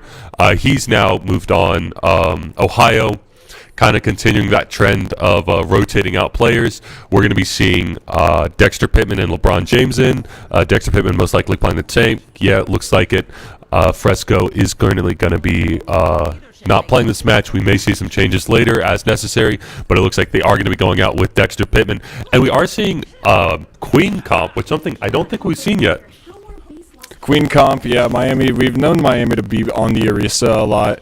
But yeah, talking about like roster changes, with the introduction of Marvel Rivals, talking about Marvel Rivals in the Overwatch stream, yeah, but Ohio, yeah, we did lose Krasmi and G to Marvel Rivals. So did Miami. They lost one of their players too. They lost Shocker. Yeah, it looks like we're going to get into it. Both teams very quick rushes to get to the center. Both teams trying to take advantage of that point control. Afar on Topaz, he's going to be trying to poke out this Orisa. They're going to try to be breaking up the team with that Conk Blast. Looks like Miami got to point. The Orisa's falling low, but her sustainability is able to keep her up. Topaz just trying to poke out, trying to find something. Orisa, very separated from the rest of the team. They're going to be poking, and Akasora has to back off the Sojourn bubble. A push tries to come in from Dexter Pittman, gets speared away. They're going to try to stay into as Dexter Pittman falls low. He's getting pushed into a corner. The Genji on the side of Miami tries to push in, unable to get anything just yet. And it looks like Miami's going to take initial point control. Killian and Pooter Scooter are falling low. Ohio trying to press the advantage. They're barely able to keep up. Juno kind of keep both people at the same time. Pooter Scooter not able to stay up. Dexter Pittman keeps him out. Topaz looking for the flank. He's going to try to get Nitrous. Looks like he won't be able to. He will get picked. Alfonso Killian going down. Akasor, Dexter Pittman getting picks. And it looks like this will be a point flip and a fight win for Ohio. Yeah, they got the first pick off of Pooter Scooter in the start, and then Topaz going in. He wasn't really intending to be a distraction, but he caused a great distraction as then after Topaz falls, Ohio was able to pick up 2 more kills, and Miami sticking with the same comp, wrapping around his left side. Yeah, they're going to fight in the same place they kind of did last time, on actually moving, flanking around. It's going to be a quick push in. On pressured LeBron James, wasn't able to get much out of it. Topaz, he's finding angles. He's almost at his ult. If he can get a big ult up, that could be a quick fight one for this side of Ohio. Looks like dueling support ults are going to come out. Topaz falls below LeBron James because he's going to go with him. Alfonso getting the snipe on him. Looks like Ohio's going to have to back up. They're going to look for something, but they can't put too much into it. It looks like it's just the Juno and the... Actually, I say that Juno goes down, and it looks like everyone on Ohio is down as Miami flips the point. Yep, Miami entered that fight with their, oh wow, Alfonso. Oh. I'm not sure if that was a misclick using the overclock. Maybe he's just trying to keep Ohio in their spawn, or maybe it really was just a misclick. But Nitrous Oxide using that Juno ult right there to start the fight. LeBron James follows up with the Kitsune Rush, unfortunately not able to outmaneuver the, I'm not sure what Juno's ult is called, but not able to outmaneuver it. Now, Ohio's going to take the same approach Miami did, where they're going to wrap around this white room. Yeah, and advantageous place to fight, especially if you get a quick rush in. We're going to see that. Shout comes out. They're going to be looking for a place to spin in. The spin comes in on the side of Orisa. Orisa, caught out. Dragon Blade comes out alongside the overclock from Akasora. On, not able to find anything just yet. Pooter Scooter does fall low. He does have to spin to get away. Back off from the team. The Rampage comes out from Dexter Pittman. Killian falls low. He's purpled. They're going to push on him. They push on him. Pooter Scooter falls down. On gets Akasora. Nitrous Oxide does fall by the side of Dexter Pittman. It's a 2v2 for Ohio. Topaz uses ult. Got one from it. It looks like they are going to be able to get on. And it looks like it's just Alfonso. And Alfonso falls. Ohio takes the fight. Yeah, Topaz falls really low there. Everyone falls really low. Dexter Pittman was able to use his ult to get into the Miami backline, take out both supports with it. And then, yeah, we also see Akasora use the Sojourn ult, Topaz using the Pharah ult. Miami also using a couple ults of their own as well. But yeah, really scrappy. They engage with the rally. Each other off. Yeah, they engage with the rally, get the extra overhealth. The general comes back. They're going to try to poke off this overhealth. Big Group is going to come in, trying to keep Dexter Pittman alive. Topaz falls from a railgun from Alfonso. Dexter Pittman, he's kind of trying to stay alive. Alfonso falls from a headshot from LeBron James. On is going to push on Akasor. He does get him. It looks like Ohio's going to keep trying to duel this out. On falls low. They are going to try to pressure him out. Gets healing. Dexter Pittman, he's pushing in. He's the only one contesting this point. Ohio is going to take point control if they don't do anything about this.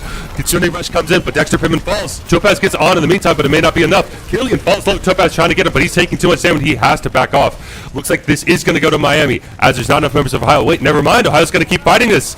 Ohio almost gets to the OT. 98% for Ohio. Big Whoop falls off the map. That is going to be the retreat siren sound.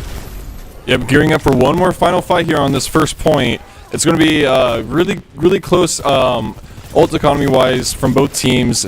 We saw both flex support ults being used there, so we're not going to have these for this final fight.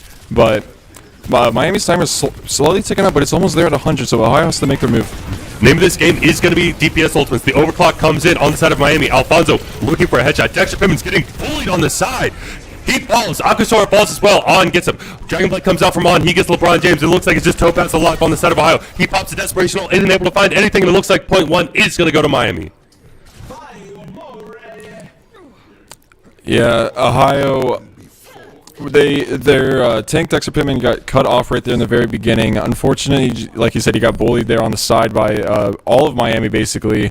Without their tank, it's really hard to engage, and so you can see them all trying to rush to the point at the same time, but without that tank presence to absorb all that damage, Ohio just kept getting, like, scrap damage, and basically all until they're all dead. So we're looking for something to change here going into the second point. Dexter Pittman's going to swap over to that Zarya now instead of the Junker Queen, it looks like. Knowing that Pooter Scooter is playing the Orisa, Zarya, a very good counter for Orisa, just because of those bubbles and that beam damage that Orisa can't block. We're going to see if this is enough to give Ohio the second point. Yeah, Zarya. Kind of see it as an early meta pick for the perk system. having great mobility with her minor ability. It looks like we're going to get this. Ohio gets early point control. LeBron James falls from a push attempt from on. Dexter Pittman actually able to beam him down. LeBron James does fall, though, not able to get back up. Headshots from Pooter Scooter are going to be what takes him. Topaz pushes in, gets Killian. A dangerous dive actually works off. Topaz actually played slow there, got there late. Pooter Scooter falls low. Dexter Pittman pressures him out. Miami is going to have to back up as Ohio gets initial point control. Yeah, one thing to note, other than the Zarya change, is that LeBron James just swapped from the Kiriko to the Lucio, so they're going to be taking out some of the healing, but they're going to be going for speed here in this comp, which is something that you would really need for this Zarya comp. Yeah, speaking of tank changes, Pooter Scooter actually switches over to the Ramatra, looking for a more brawl look. Ohio's going to have to be careful if they want to make sure to keep this up. They cannot let themselves be bullied by this Nemesis form. But it looks like, as we say, that Nemesis form is going to get popped as they push into this room. Dexter Pittman falls low. The Suzu comes out to keep Pooter Scooter up. Dexter Pittman is going to fall. That's 2 members to the side of Ohio down. Akasor is soon to follow. Looks like they do get on for their troubles. Akasor stays alive, but it looks like it is going to be a point flip for Ohio, or for Miami. Yeah, but Ohio got up to 34%. Yeah, the Pooter Scooter swapping over to Ramacha was really big.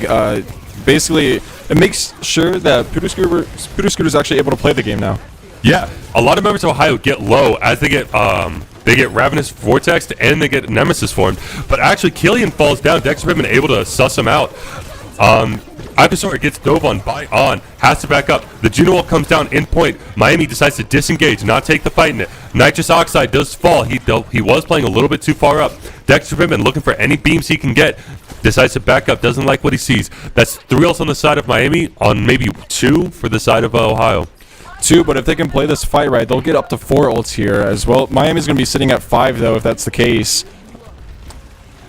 Yeah, if you're Ohio, you really want a good sound barrier here, canceling out as many ults as possible. The early Dragon Blade's going to come out. Sound Blade comes out, or Sound Barrier comes out too. Alfonso gets picked off by Topaz. LeBron James gets the boop on Killian. Looks like that's 4 members to the side of Miami going down. They're just staggering for Matcha. That's brutal. You hate to see it. Yeah, there he falls. Topaz gets 3 kills there in that fight. On running in with the Genji Blade, not able to find anything because LeBron James decides to use the Lucio beat to keep his entire team alive. Switching over now, on is on the Tracer. They're gearing up for this last touch, and it's not do or die yet for Ohio. They can lose this and still win the point. Yeah, that stall was insane. It made it what would have been a comfortable recontest, or a quick recontest. They have 5% left. They have to touch. On falls down. That was going to be their option to touch. Both supports get caught in this ult. They don't have their sound barrier up. That falls. It looks like it's just going to be the annihilation on the side of Pooter Scooter, but that's probably not going to do much. Everyone in Ohio is still there. Pooter Scooter falls, and it looks like round 2 is going to go for Ohio. Right. 1-1 now in this first map. One major difference I saw on this second point than we saw on the first point was it looks like Ohio was finally starting to find their groove with their own tempo. In the first map, they saw Miami was playing fast. Ohio tried to counter that by also being fast, and it wasn't working. The Junker Queen into the Orisa was just, you can't really play too fast into that. I know Junker Queen is like a brawly character, but it's not going to really work with the comp that Miami had. Ohio in the second round, They swapped over to the Zarya, and they started playing to their own tempo, it looked like, and they were actually able to dominate that round. Yeah, I mean, I think big props to Topaz. Just good on everything he plays. Pulling out the Venture. Venture, I feel like, got a lot of really good dives and combos off on the backline. Was really able to, once, like when saying, enforce their will on Miami. Yeah, Topaz acting like a guard dog there, and then Ohio was just like, all right, Topaz, sick 'em boy, and send Topaz into Miami. Exactly, yeah, and Miami wasn't able to keep up with it. Yeah, we are going to get into this fight. They are going to fight on high ground. Akasor has the opposite high ground. He's going to be getting just free angles on Killian until On pressures him out. Akasor backs up, not wanting to take that 1v1. Topaz, in the middle of the Miami team, has to back off after he gets a bubble from Dexter Pittman, giving his tank charge. On still holding this middle high ground. Dexter Pittman and the rest of Ohio does have more advantageous position. This is going to force Miami to go straight on point. Yeah, looks like Topaz looking for an opportunity to combo. He finds the Brigitte. Brigitte falls low. Topaz combos him out. It looks like it's just going to be Pooter Scooter trying to stay alive. Ohio hard focusing on Ramatra. Ramatra falls. Alfonso's going to try to do whatever he can. Alfonso falls. Nitrous Oxide falls. And it looks like this is going to be a quick fight win for Ohio as they take control of the point. That was perfectly played by Topaz. Got himself right into the middle of Miami and was able to force 3 of them to go forward and 2 of them to go backwards, effectively splitting Miami, and it just caused them to crumble. Yeah, I mean, really intelligent play. He plays quickly, too. That Topaz dash is also a boot. Oh, Topaz! You can't do that! Let him play the game! He gets both supports there before they can even walk through the door. That is beautiful work from Topaz on this Venture. We've seen him play Venture a little bit before, but really finding his groove now as well. And with the Zarya bubbles, too, from Dexter Pittman, everything is seeming to work perfectly for Ohio at the moment. Yeah, the switch to the cast is actually going to come through. Alfonso wanting something to hurt the mobility of Topaz. Topaz, I think, sees the cast, decides to back off, doesn't want to risk getting caught out with that flashbang. Juno falls low. Topaz almost gets what he likes. Dexter Pittman is gonna snuff out Killian. 3-4 members to the side of Miami go down. Looks like they stagger Nitrous Oxide a little bit. That's another team kill this round. What's that? Second, third? I mean, they're playing these fights decisively. They're playing them quick.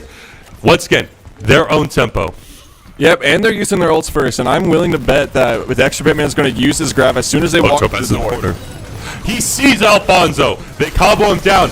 That Topaz, once again, major damage inside this Graviton Surge as we have a 15-player kill streak. I would say it's the ult economy is really what's helping Ohio here, but Miami, I don't think they've used a single ult this entire round. It's going into the last fight territory, but Miami hasn't even been able to muster up enough juice to even like get a single ult. Yeah, you saw there, Pooter Scooter, scared of Topaz, is now checking corners for that burst. The sound barrier does come out as they're trying to counter the Juno ult. Overclock is going to come in. They're going to look for a quick pick to seal this fight early. Now they're just pressuring on the tank. Annihilation comes. He tries pushing Akasora. Akasora falls low. The push comes in on Akasora. Pooter Scooter does get him. 3 members of Ohio fall, and it looks like this will be Miami finally taking their first fight of the round. Yeah, and they only used 2 ults to do it. They started the ult with the Juno ult, and then they finished it with Pooter Scooter's Ramatra ult. Ohio did use a couple ults there of their own as well with the Akasora Sojourn, LeBron James, Lucio beat. So we're walking into this now. We know that neither team has their flex support ult. We're going to see what Ohio is able to do now, knowing that. Yeah, Ohio needs to build ults. They currently don't have any. They might want to take this fight dry, bait out some important ultimates, get little value as possible. Yeah, we saw 2 ultimates come out on the side of Miami. Ohio now building towards the rest of theirs. They're going to back out. They don't really care about this fight. They have time. They're going to play this patiently. Topaz might fall. He is kind of caught out. Looks like they aren't going to push the advantage. But as you see now, they went from 3 ults to 1. Ohio now approaching multiple important ultimates. Yeah, it looks like Miami's doing the same thing that Ohio did in the first half of the round, but Ohio's going to be getting these ults faster than Miami was able to, and they're going to see if they can take this fight now. Yeah, Ohio already fighting on point. The Jedi comes out. They're trying to find something. It looks like they will be able to find LeBron James. That's an important player gone for the side of Ohio. On is going to fall down. It's now an even trade for the side of Ohio. They're going to continue to fight this. They're pushing in. Pooter Scooter has to pop his ultimate. Ultimate comes out from Big Whoop. They have the advantage. 2 members of the side of Miami go down. It looks like it's just 1 left for the side of Miami. Alfonso goes down, and that is Ohio. This last fight going in the favor of Ohio. They're able to take this first map off of Miami's hands. 1-0 Ohio. Yes. Insanely impressive rebound. Round 1 looked like Miami's game.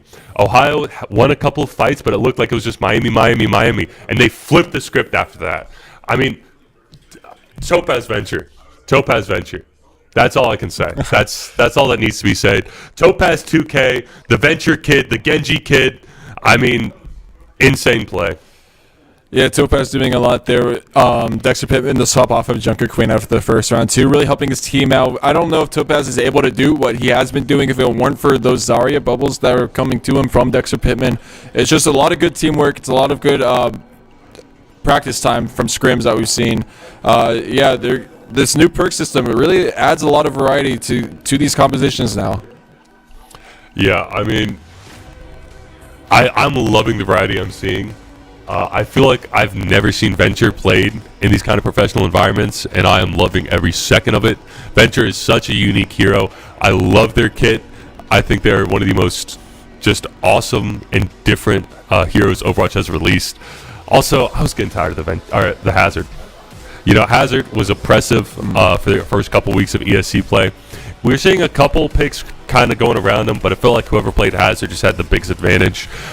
So we're not seeing that anymore. We're seeing a lot more solid play on the side of Ohio and other tank players.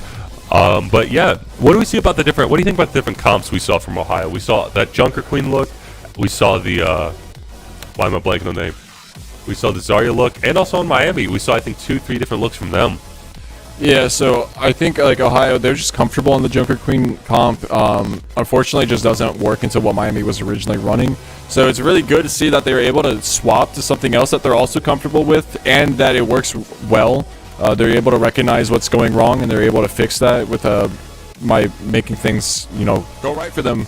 And then Miami trying to do the same thing. They swapped over from the Orisa to the Ramattra. I don't know. I think it might have just been a team diff, maybe a Topaz diff. Miami, they couldn't really do much after that swap to Ramattra. They couldn't do much after our swap to Zarya, should I say. But yeah, it's just everyone on Ohio doing a lot, putting in their work, and it really showed there in the last two maps. Yeah, especially on that last point, Ohio just got a stage as much as they want. I mean, there was seemingly no punishing. They weren't checking their corners. Miami wasn't checking their corners, so that just allowed Topaz to really have whatever he wanted. But also, I think important to note, Ohio, great support play was able to enable this. Dexter Pittman, he was able to take aggressive angles. He was able to be bailed out by his supports. Big whoop on the Juno, not really something we've seen this season. I think with LeBron James has a bit of a different support pool than Dexter Pittman, who used to be playing support. So we're seeing kind of new looks from Sam. Sam, an incredibly flexible player, also a tank player. Once again, this team is full of tank players. Don't ask me why. Ohio just makes the best tanks. I don't know what to say. Yeah, we usually see Big Whoop playing the Lucio, but yeah, this first map they put him on the Juno and then let LeBron James. I believe that's still his name. They let him play Kiri, and then they also had him swap to Lucio there for the last couple points. And it looks like for the second map, we're getting geared up for it. Miami has selected Numbani. Yeah, it looks like that's going to be what we're going into. Honestly, I'm a Numbani fan ever since Overwatch 1. I love the first point. I know that might be an unpopular opinion. I think Numbani's one of the best maps in the game. But yeah, no, I'm curious if we are going to see the big whoop on the Lucio. You know what the kids are calling him on the street, the big whoop Lucio. Big boop. Big boop. Big boop. I have not heard a single person say that. Yeah, I'm coining it. Okay. I'm kind of streets ahead. No. Anyways, we know that Numbani, the map, it has been changed before, right? I know Blizzard went in and did some changes to a few maps, like Numbani, I believe, was one of them. What did they do for that one? Do you remember? The biggest change they made was to how you access the high ground. Because that first point high ground was a little bit too oppressive, hard to fight through. The entrance from defender spawn to the high ground was widened. Pretty much what was happening was it was a small doorway, and you were getting punched in that choke. If you had a good spam hero like a Junkrat, like a Hanzo, or just any like high value abilities, you're able to just kind of pop it in that room. And if the other team wasn't fast enough, you held. Also made it easier to access every other high ground. As we see that doorway into high ground pretty wide. Also, they made some changes, I believe, to second and third point. Mostly minor. I think also, once again, just accessing how you get to the high ground. Numbani used to be a heavy dive map just because you had to have a Winston or else you were not able to fight the other team where they were. Obviously, we've seen an evolution in the comps. We'll probably see not as much dive here as we may be. As I say that, Dexter Pittman is locking on the Winston. Looks like we are on a dive mirror, so I'll say, sorry, I'm an idiot. Yeah, both teams walking on the monkey. They have Ana's on both teams, Ashe on both teams, Briggs on both teams. Only difference here is Topaz on the Genji. Oh, never mind. It looks like On's going to be mirroring that as well. Perfect mirror so far. We'll see if Miami swaps anymore. Okay, well, maybe I should just keep my mouth shut then, because Miami's going to keep swapping if I keep talking any longer. But hey, I'll take the life weaver pick. Yeah. I mean, interesting thing. It looks like Ohio's going to be able to play a lot of their strong suits. The Dexter Monkey Man's coming out. We love Dexter on the Monkey. We love Akasora on the Ashe. You know, the only thing that would be better was a big whoop Lucio, but we'll take 4 for 5. Hey, Britt can have some big boobs too. She's got that whip shot, right? Fair enough. Looks like we're getting into this early. Dexter Pittman just in a poke battle. Gets dynamited out. Has to back up. The damage advantage going on the side of Miami. A purple comes in. Somebody on Miami's low. Oh my gosh. Everyone on Miami was low. A quick push by the DPS. Actually is going to be able to finish them off. On tries pushing. Is going to be unable to find anything as Akasora helps finish it off. Yeah, LeBron James on the Ana is terrifying if you're going up against him because those purples could just come from anywhere, it seems like. Yeah, so you got to be careful when you're trying to dive him. Yeah, if you've heard it once, you've heard it a million times. LeBron James from downtown. You're going to be hearing that a lot today. As we see it again, is he going to hit the... Nope, it's going to go off the map. Air ball. No. As soon as you bring it up. Don't say that about my GOAT. Don't say that about my GOAT. Don't worry. Dexter Pittman is going to push in. He's going to try to bubble off Pooter Scooter from his supports, not being able to get any healing. That purple is going to go on the side of Dexter Pittman. He's going to get extra healing so he can stay in this fight a little longer. The opposing Nano comes out, or Bio comes out, doesn't get anything. Actually gets slept. They are able to burst him down. He gets out. Topaz tries to dive in, doesn't get much. Nanoblade is going to be on line for the side of Nitrous Oxide. Gets used, but it looks like it won't matter. The supports are both low. Nitrous Oxide goes down. The Winston gets purpled. They sleep him. He gets woken up. He's low. He has to get out. Akasora gets picked off by his counterpart. Pooter Scooter now has healing. He's just going to try to stay alive. Dexter Pittman falls low. The Nanoblade is now online. It looks like he's going to have this extra damage. He is getting kind of boxed away. Pooter Scooter is going to try to take care of him. It looks like 2 members to the side of Miami are down. Just missing Big Whoop Ohio is. It looks like 3. Now that's 4. The boop from Dexter Pittman. An uncommon Winston boop, but we see it here today. Nitrous Oxide using the Nano on the Pooter Scooter to start that fight off. And then, yeah, Nitrous Oxide ended up falling immediately after, leaving only Killian on the brig to keep his team healed, which he was able to do for a very long time, it felt like. Long enough for LeBron James to decide, hey, I'm going to use my own Nano on Dexter. He uses it, gets booped off a high ground, and the fight just lasted so long because so many teams were both playing defensively. And now... On diving high ground, he goes low. Dynamite comes out. Topaz able to finish him off. LeBron James falls from Pooter Scooter. The Dragon Blade's coming out from Topaz in the middle of the sports. Gets bashed. He falls down. Dexter Pittman's still there, but dive is coming on in his back line. It looks like Ohio's really split. The monkey is on Big Whoop. He's caught in this bubble. Akasora comes in as support. Has to make that tough decision. Big Whoop does fall. The Primal Rage comes out. Dexter Pittman, he's low. He's getting bullied around by this Primal. Bob comes out to try to touch point. They're able to make sure it doesn't, and it looks like this is going to be point 1 going for Miami. Oh no, Dexter Pittman is able to get the last second touch. On falls low, Topaz slashes. A purple comes out of Dexter Pittman. He's getting no more healing. Alfonso is getting rushed low by Topaz. Looks like Miami is going to be able to take the point. Topaz falls, and it looks like Ohio's going to have to sound the reset alarms. Taken, but not before Alfonso decides to use the ultimate there, the Bob, to come out. Yeah, Alfonso would still have it now if Dexter Pittman hadn't decided to jump on the point in the last second there. Yeah, because actually they won so late into the fight, the respawns are only just coming back, so they're not going to be able to have an additional touch on this point, it seems like. It seems like they are just going to have to make point 2 a one-fight point. If they lose this could potentially be point 2 for Miami. Yeah, very snowbally here on the second point, depending on, like you said, where the spawns are for everyone. But it looks like everyone's screwed up together now. He gets a lot of damage. He gets the Nano. Big Whoop falls. It looks like he will be able to pressure out Akasora. Nitrous Oxide does fall from Dexter Pittman. Topaz comes back, gets Killian. Alfonso's going to come down too. Somehow it's now a main advantage for the side of Ohio. What turned into a hopeless event has now turned into an even. On is going to also go down. Looks like it is just going to be monkeys versus monkeys. Monkeys fighting monkeys. Cage match. And Dexter Pittman takes it. Only man left standing. Topaz sees on with the Nano Blade and says, you know what, I can do the same thing, I can do it better, and I don't need a Nano or a Blade. No. Yeah, he's a greedy little gremlin on the with the dash resets. Obviously, once he gets a pick, Genji can use his dash again, uses that to get out of there. Unfortunately, not enough to keep him alive. Back on the high ground, really pressuring the high ground here.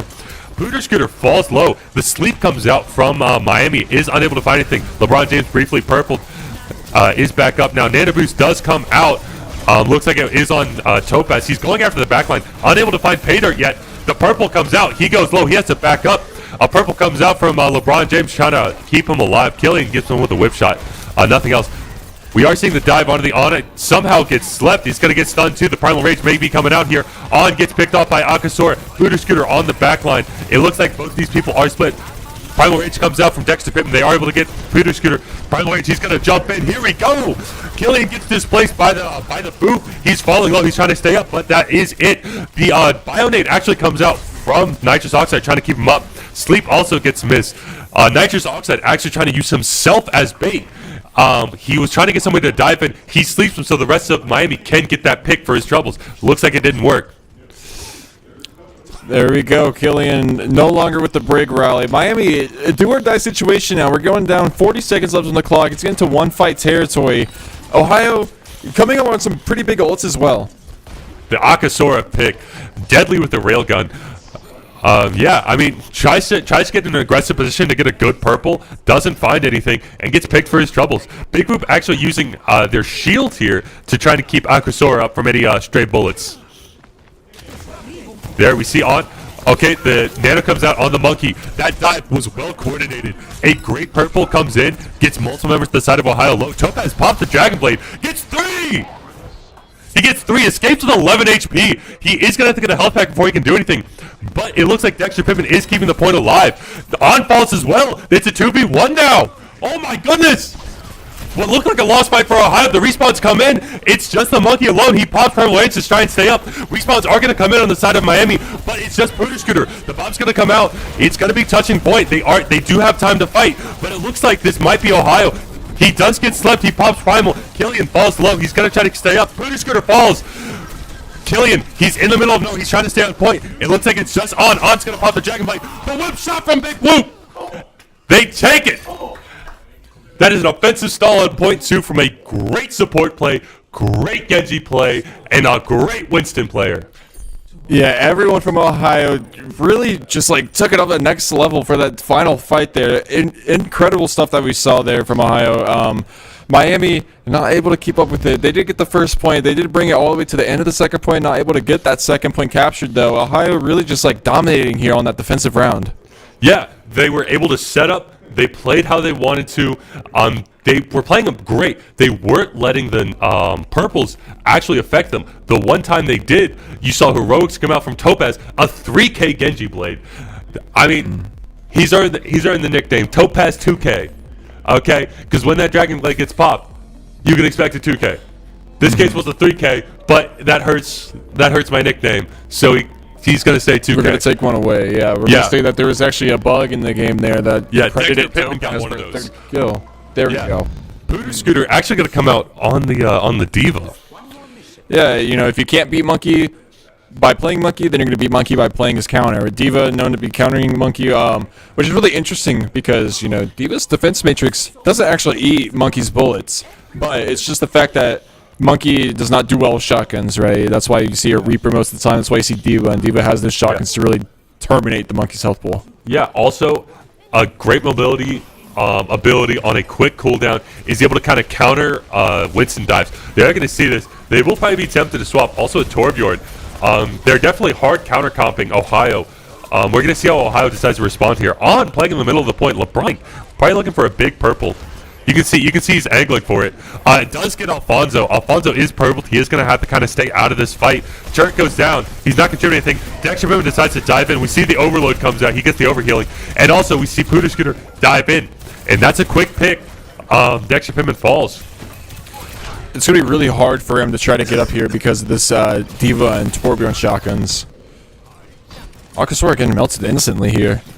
Yeah, looks like Ohio's going to decide to stick to it. They still think the Winston can take it. They just have to play this right. So we're going to see how they decide to play this. LeBron James got a good purple on an important target. You know, Alfonso doesn't have good mobility. So if they can stage a great dive on him, they can take him out quickly. They are going to be playing in this door. They have to be careful, though. Abilities that get put in here can get a lot of people. Dexter Pittman gets purpled as the jump comes through. Oh, that was a big dive on Ohio. Booter Scooter falls. He is going to get demeched. It looks like it's just going to be in baby for the time being. Dexter Pittman falls low. He's now going to be able to get back in the fight. Topaz looking for targets. Alfonso falls low. They're on the corner. That's 1 for Topaz. LeBron James is able to pick off another. Looks like Akasora is going to be able to clean up on Killian. And it looks like this is going to be a quick point 1 for Ohio. Booter Scooter falls. Nitrous Oxide's the only one left. Uses his purple on his counterpart. LeBron James splashes one back. And that's going to be a team kill for Ohio. Very well done there. Yeah, Topaz just kind of living in the enemy's head as well as living in their back line. Yeah. Getting in there, the help from the Dexter Pittman bubble. It's incredible the teamwork that we're seeing here from this team in this series. I mean, you saw those three people lined up. I mean, tic-tac-toe, 3 in a row, draw a line through it. Topaz able to get amazing chunk damage after that collateral dash. Yeah, it looks like we're going to see some interesting play here. This is going to be do or die for Miami. They're going to go 0-2 on the match if they lose right here. The Nano comes out on the D.Va, trying to take care of Big Whoop. Looks like nothing's going to come of it. They do back off. They do respect. A Nano D.Va is a big threat. Akasora gets purpled. They're going to try to protect him. They do protect him, so the purple's now worn off. Ohio coming up on 5 ults, by the way. Looks like Miami's not too far behind. The Nano Blade is going to come in. Multiple abilities get popped into Topaz, but it doesn't matter. 3! How do you do it? How does he do it? He gets two kills there with one single swing of his blade. I mean, purple. He gets stunned. He gets a full... Everyone on Miami pulls back to try and kill him. He's getting no healing. He's getting stunned, and he still gets 3. He still gets 3. Not to mention that we also saw Brig. He popped the rally right in front of his face. Yes, they're popping ults to try and counter, and that can't even stop him. Akasora's going to come here on the overclock. The overload is going to come in, try to put some lava damage on it. D.Va Bomb, is it going to be big? He gets 1, but looks like it may not be enough. Booter Scooter is the only one left. They are going to have some time left for reinforcements to come. Looks like it won't be the case, though. Ohio takes the lead 2-0. Much more dominant than we saw in the first map. You know what?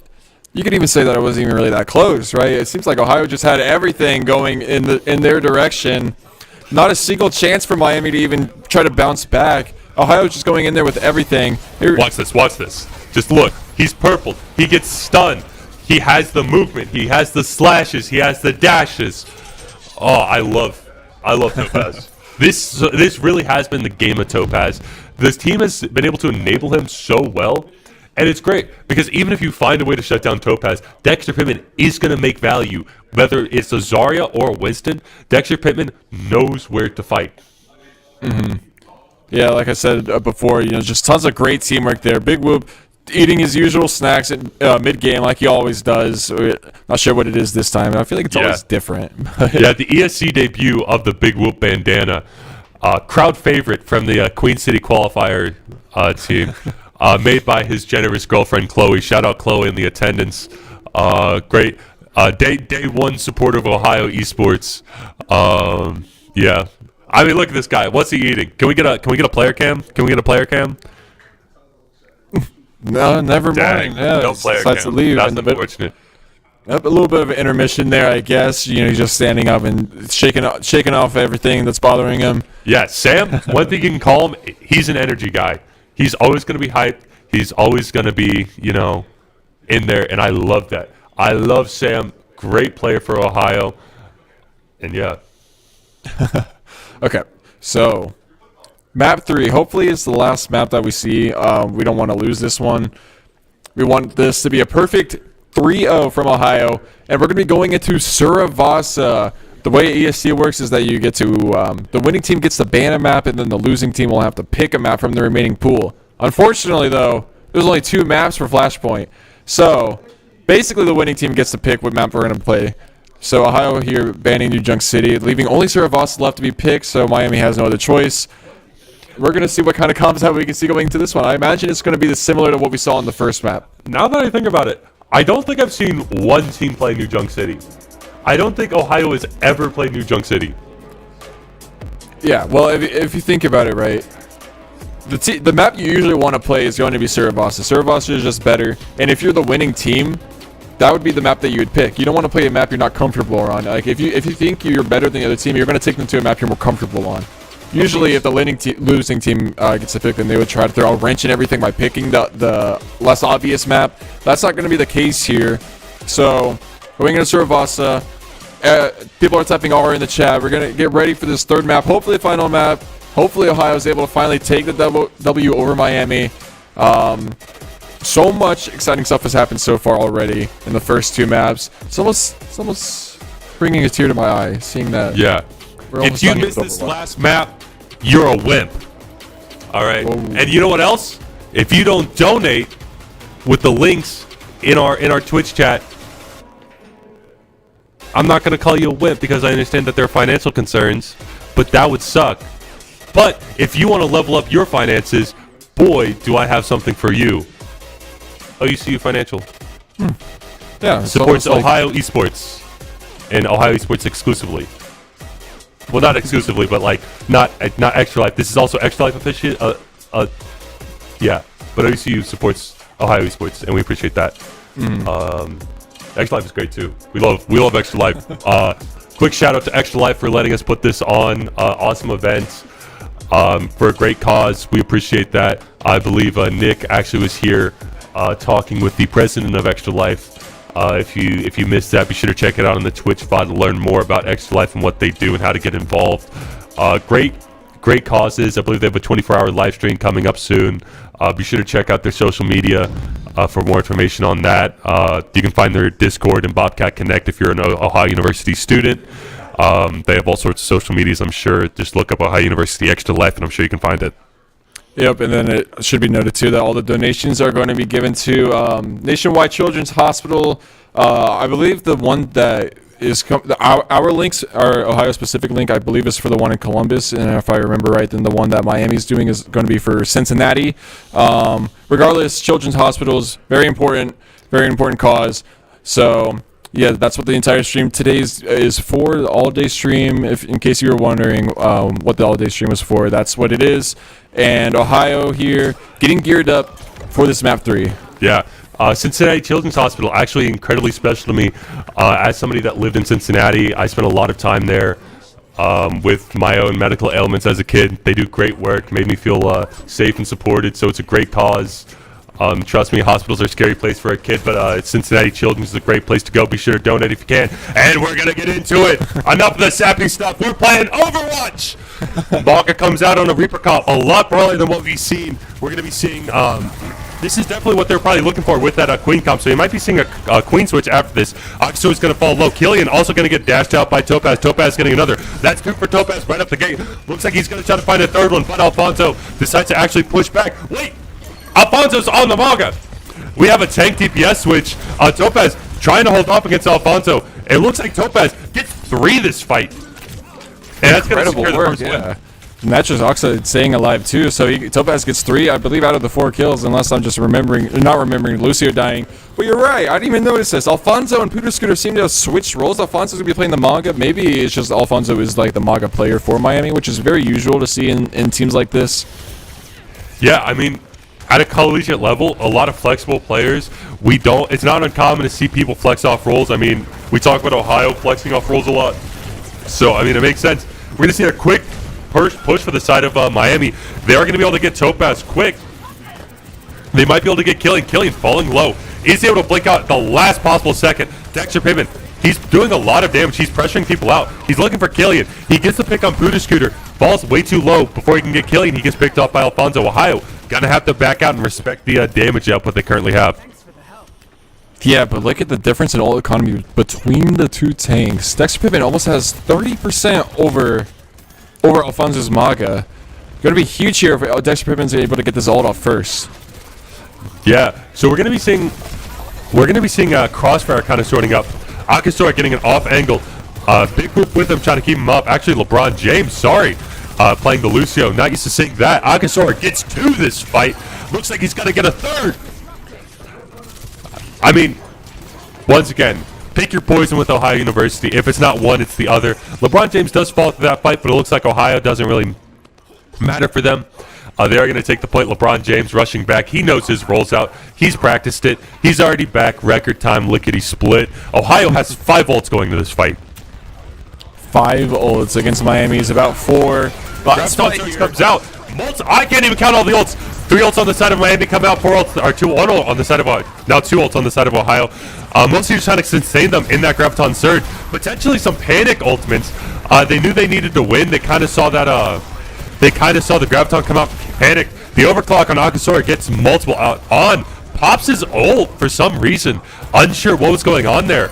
But it looks like this will be a point win for Ohio. Sorry, I'm still really confused if On saw something there or it was more of a missed trigger.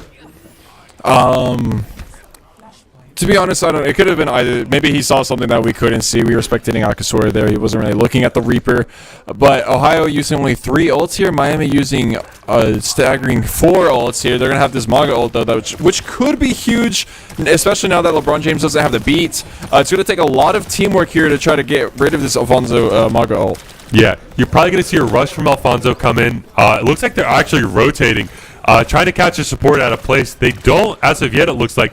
But we'll have to see, especially once this ult comes in. We see it right here. They do get Zarya. Looks like the Dragon Blade's kind of out. Multiple members of Miami in one place. That's what they like to see. Juno and Dragon Blade come out. Topaz gets 1. Topaz gets 2. Akasura gets another one. It looks like they are taking this fight very handedly. They are going to continue to fight through this, but it looks like this is Ohio all the way as they get a team kill banner going up as they take the point. Yep, they knew what they were going to do. Topaz was like, all right, guys, I'm going to make sure I don't get caught in this Maga ult. I'm going to come in there with the blade. Everyone's going to be focused on the cage. Everyone in Ohio is just going to be stuck in the cage. Big Whoop, he's keeping his team alive. Everyone that's stuck in the cage, and Topaz just doing his thing in the Miami backline.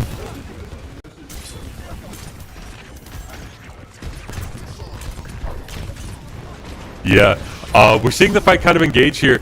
They do try to pressure Topaz off the high ground. They are able to succeed. It looks like they're trying to take a kind of different approach than what we've seen. They're going to have to take this fight dry. Alfonso tries to dive in. Topaz goes to the support. The beat comes out for Alfonso on, putting a lot of pressure on Dexter Pittman. Falls low, is unable to get the lifesteal from Dexter Pittman. They do fall. That's another fight win for Ohio. Looks like they are about to take this. Yep, there we go. That should be it. No more touch from Miami, more than likely, unless the Nitrous Oxide is able to pull something out. Actually, he's getting pretty close. Yeah, Miami coming up on some pretty important ults in this fight. If they can touch, they can't, though. They're probably going to have to bank those ults for the next point, but Ohio is probably going to get to the next point quicker. So Miami walking into this now, they're going to have about 4 ults again, same that we saw at the end of the first point. Ohio coming in on a bunch as well. They're not going to have any support ults, though, for this upcoming fight. Looks like they're going to arrive at the same time. Miami they are able to blow themselves on the point, just a little bit too much damage. A quick Kitsune Rush comes in. They're trying to take this point early. Dexter Pittman gets pressured, gets stunned by the Maga Rush, is able to get out. They're going to back up. They're going to give it to him. They're going to fight this. They're probably going to let him get first point, but they think they can still take it from there. Once again, we do see 2, 3, 4 ults on the side of Ohio that are going to come online in this fight. Ohio wants to make this a large fight, a long fight. Miami wants to make this a quick one. Yeah, we're seeing the pressure come out. High ground positions have been taken for Miami. It's going to be on the DPS and the Lucio to try and pressure them out. We do see Akasura pressuring on this. The other Pooter Scooter does fall. He does fall off the high ground, and he does get slashed up by Genji. Genji is able to get the pick. On tries to support, tries to pressure them off, but multiple members of Ohio are there. They do pressure out Topaz. Dot comes in, Alfonso. No one's left alive to support him. Just the Lucio. Lucio falls. Dexter Pittman, 15-player kill streak. Miami bringing this up to about 50% on this third point. Ohio now finally getting their ticks up. They're going to have to win about 2 fights here if they want to make this 3-0 for the final map in for the entire game series. Ohio also having just about 5 ults here. Miami not having that Kiriko rush. It could be huge. Dragon Blade comes out. It's going to be huge. The Sound Barrier comes out. He's going to look for chipping down whoever he can. But great value nonetheless. Not a 2K, but forces out an important ultimate early in the fight. Miami has no more support ultimates. The overclock is going to be coming in on the side of Pooter Scooter. Graviton comes in. There's no Sound Barrier. Topaz got it out earlier. That's 2 ultimates. They're able to win the fight. Actually, Big Group pops his ultimate as well. Maybe a little overkill, but Ohio thought it was worth it as they are expecting to close this fight early. They have 2 ultimates coming up to this next fight on the side of Miami's 1. Yeah, so either of them were going to get that beat out regardless. It's either Topaz goes in there with the blade and kills everyone, or he gets the beat out so that Dexter Pittman can use that Graviton Surge for free. Yeah, Final fight's coming up. Yeah, but you don't like to see that as the DPS player goes down early. Alfonso tries to rush to the point. I don't even know if he did touch. He falls. It looks like it's going to be Pooter Scooter trying to stay alive. He falls, and it looks like it's just going to be 2 members to the side of Miami. Miami in shambles as they are about to lose the Battle of Bricks 3-0. 25-player kill streak for Dexter Pittman, and that's official. 3-0 on the map, 3-0 on the series. Ohio sweeps Miami. Yes, and that's going to bring us up in the ESC standings as well. Found Very it. good stuff. Very good stuff from Ohio. I know Miami has been known to be like a very tough team in Overwatch specifically. I'm not sure how they are in their other games as well, but yeah, it's great to see that Ohio's able to take them down today, and of course the Battle of the Bricks. But that's not the only that's not the only varsity action we're going to be having today. I believe League of Legends. League of Legends is upcoming. Yes. It was a quick one. We had Overwatch, I believe, budgeted until 3, right? It's currently 2 o'clock. There's going to be some filling that needs to be done. Yeah, or they're going to modify the schedule. Any schedule modifications, we will let you know. Until then, we are your hosts. So let's talk about what we saw. We saw a lot of exciting action, a lot of exciting strategy, a lot of exciting meta developments. Aiden, what were your thoughts coming out of this? My thoughts was that we know that the Ohio is going to be trying to switch their tempos up a bit. Like we said in the beginning, we're not going to try to copy other teams' tempos. We're going to be trying to forge our own, mold it with our bare hands. And it looked like they were able to do that. It took them a little bit of time to get used to that. In the very first point, and the first map that we saw, that Ohio was probably playing a little bit too aggressively, and it just kind of costed them their tanks live basically in every fight. So then they switched things up. They started playing with a different tempo. They played with what worked with them, what worked best with their comp, and they were able to bring a complete shift in like the gameplay in their favor. They were able to just like basically take out Miami with like little to no effort. It looked like. I mean, I know there's a lot of skill going on, but yeah, like 3-0 in the last map, and then 2-1 in the second map, and then after being down a point in the first map, like that's a lot of stuff going on there. Yeah. And I think this came from a lot of like adjustments from Ohio. I mean, I was listening into scrims earlier, and it did seem like they really wanted to use that Queen comp this time. I think they were expecting a lot of Maga gameplay, but I mean, they just straight up decided after round 1, they decided it wasn't working. They decided to switch. They immediately found something that worked for them. And like Coach Muck was saying, finding the easiest win condition. They probably could have continued playing the Queen. They might have been able to find something out of it. But they decided, switch off. We know we can win on this. They find the combos. They find how to play it. They find how to play it against it. And they succeed. That's exactly what you wanted to see. You saw them taking advantage of the tempo. I mean, everything. Yeah. I mean, maybe if we're lucky, we'll get a rare Coach Muck interview. We'll see if production can wrangle that up for us. But right now we see Coach Muck excited, hyping up his players, keeping them up. You don't really see Coach Muck satisfied after wins too much, but it looks like he's happy for once. So, amazing. For once, yes. Yeah. But yeah, I can't blame them. Incredible win there from them today. That's all I can really say. Yeah. Other than like, of course, we still have another varsity match coming up, League of Legends. Like I said before, this is not an official like Ohio Esports broadcast. It is a club brand event, a club brand broadcast. Bobcat Esports is the name of the club, and for a good cause too. And yeah, like I said before as well, the varsity just decided to like dedicate some of their time to helping out with the stream today by moving their varsity matches over to today. So yeah, we just saw Overwatch, and now we got League of Legends coming up. I believe that's next. Yes. Dexter Pittman interview is imminent. We are going to get that sorted out. First, I'd like to get a little serious for a second. There was something said on a previous broadcast that we feel like we need to address. I feel like I need to address. I feel like I kind of misled the audience in a way that I'm not happy with. And so I would like to go on and explain. I'll get serious. No one in my ear, just me. On a previous broadcast, I made the false claim that Trinity was casting League. And I would like to apologize to Trinity for doing that. I'm so sorry, Trinity, for saying that Trinity is casting League.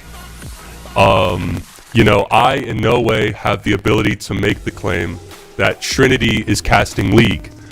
I in no way am going to request anybody type in the chat. Nobody, once again, please do not type in the chat, Trinity, you should cast League. Nobody should go to our socials and ask Trinity to cast League. Please do not ask Trinity to cast League. I was asked up here for an interview, not a yap session. We'll get to that. We're doing something very important. So please, once again, don't go to our TikTok page, our Instagram page, our Twitter page. Don't go to our Discord. Do not ask Trinity to cast League. Please don't. Yeah, so thank you guys for allowing me this opportunity to clear up the air on that. And now I'm here joined by the amazing, the illustrious, the follically gifted Dexter Pittman. Thank you, Caden. So, Dexter Pittman. Jack, which one do you prefer? Probably just Jack. Jack. Some time. Big win. Miami, major rival of Ohio. How does it feel to get that win? Feels good, man. You know, I came in here my freshman year last year. We lost to them. It was a really silly meta. We felt like it wasn't very honest. It was a MAGA meta. That tracks. Yeah, so it felt really good to, get back at them a little bit here today. They've definitely lost some players, but we've lost players too. So I think we just rose above, and we just did what we needed to do today. That's fantastic. And so I was actually really curious about your comp decisions. So I was overhearing you kind of talk in scrims. It kind of sounded like you were leaning a little bit more towards the Junker Queen, maybe expecting more Junker Queen. Can you explain that and where the Zarya comp came from? So it's literally just because Miami is known for playing MAGA, and Queen is very good into those full kill MAGA comps. But they couldn't even get me down on the Zarya, so we might have overthought a little bit there. Yeah, yeah, that's interesting. Because it seemed like Zarya was working really well. Also, I mean, you had a great game on Winston. I think it's always fun to see great Winston play, especially on Numbani. Kind of a classic Winston map. What did it feel like, kind of being able to play that Winston and getting those dives going together, especially with LeBron James? I'm gonna be honest, that was not one of my best Winston maps, but Tyler Topaz, I don't know how he got that nano blade, that many kills. That was insane. Yeah, Topaz, probably one of the surprise players from Ohio this year. One thing that I didn't expect to see was the Venture. I've kind of been noticing, some Topaz Venture play in competitive play. Do you think we'll see more of that? Kind of what are the strengths and what is so good about Topaz playing this Venture? So, you know how we loved to play ball last year? Yes. It's basically if we move the ball and put it on DPS. I think that's the best way to put it for us. We go in with the dig, and we engage when he comes out. I bubble him. That is our engage. That's our slam. That's our ball slam. So we're playing the same comp. We just changed it up. That is fascinating. So you're telling me even in retirement, Crazy Man G still is felt in this community, huh? Yep. We have a certain shrine somewhere in the arena, but that's a secret. Yes, the secret Wrecking Ball shrine is a secret. They're not even showing me, and I thought me and Jack were best friends, but I guess I'll just take that pain and I'll go with it. Starting up soon, Jack, do you have any last thing to say to the audience about this impressive win this week, and anything for your opponents upcoming this season? I think we've kind of been through a lot. I know other teams have been through a lot. Overwatch with perks is really awesome, and I think the perks really allows us to be creative. I think that's our strong suit as a team. We're very creative. We like to be creative. Absolutely. And I think with perks, that gives us a buff. That gives us a bit of an edge. So I think we really have an opportunity to punch up and even win ESC this year. You heard it here first. Ohio looking to win ESC. They think they can do it. Probably my last question will be about Dylan Muck, kind of an enigmatic figure, kind of Bob Dylan-esque in his response to the media, aka me. Loves giving me ring around answers that I cannot interpret for the life of me. What would you say Dylan's greatest strengths are in coaching, and how do you think he's helped Ohio really succeed as much as they have? I think his strength is really his psychological coaching.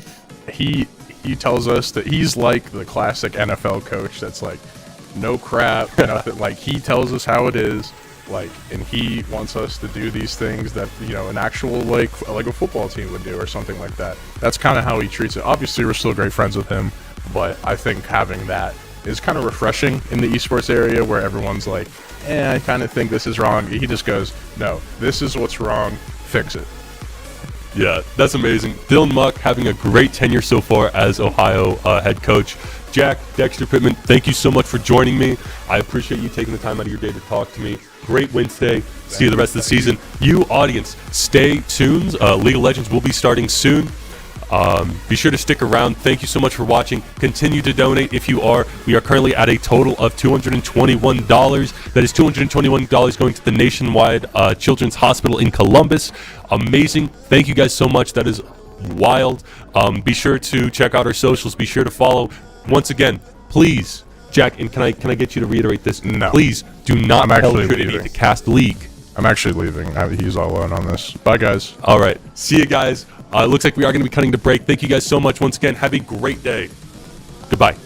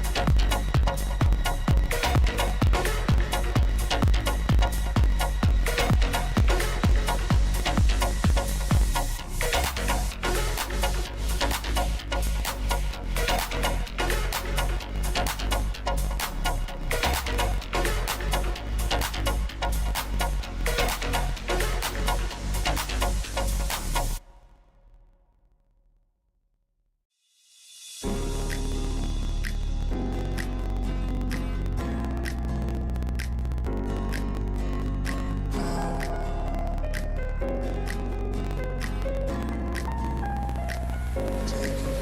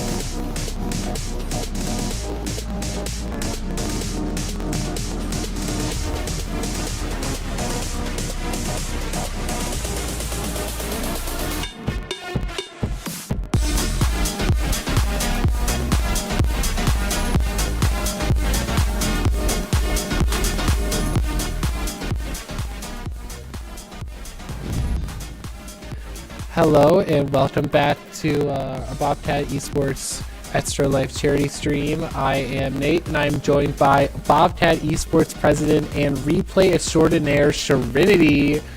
Whoa, those are a lot of titles you just gave me. But yes. You guys might have seen it on social media, maybe Discord, maybe you were watching the stream and watching Overwatch, but they were kind of making fun of me, saying that I would cast League of Legends even though I've never played. And somehow I have been bullied into casting League of Legends, so I will be joining you guys for Game 1 with Nate. Everyone thank Jeff Kuhn for this amazing accomplishment. He Yeah. told her that she should, and she's here. Well, when your boss comes up to you and says you should do something, you should probably listen to your boss, you know? So, thank you, Jeff. Maybe not a thank you from me, but Thank you from me. Thank you from me. yeah. But this is for, the Nationwide Children's Hospital in Columbus. So donation link is in the Twitch, so please, whatever you can donate is very helpful. We're doing this in partnership with Miami. Miami is raising money for Cincinnati Children's Hospital, and we're doing it for Columbus through Extra Life on both of our campuses. So this is run through the Student Club Bobcat Esports, so it should be a fun day. We've been playing a lot of games. Very fun. I Yeah. was in Mario Kart. You did not were. do so hot. I feel like was you under the Jeff- dominated. I was under the Jeff Kuhn alias and got last place under his name. Very proud of that accomplishment. Now the people know who it was. They thought it was Yeah. Jeff who was losing, but it's okay. It's okay. No, you were playing with they gotta Dylan. know that Dylan did great. You know, It's okay. 200cc was our wheelhouse. They had to nerf us by making us go 150. Yeah. They didn't like set you up for, success. No, it set us up for failure. Yeah, no. That's not right on their part. Yeah. All right, a bit about our our Ohio Leland's varsity team has taken time out of their day to play Miami in their ESC game today. Miami and ESC is currently undefeated 9-0 record, tied with Ball State in first place in ESC, while Ohio Esports sits at a 3-6 record.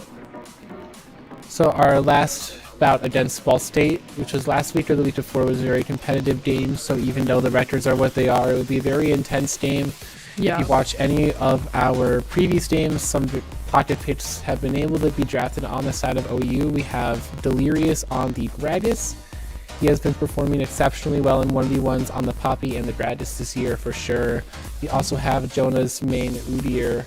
He has been very powerful. He put up probably like a 19 or 20 kill game against Ball State in that game 2 that went long. We almost took that one. So very exciting to see how this plays out. We just got out of the delay, so in a minute or two, we'll be able to get the game right in front of you.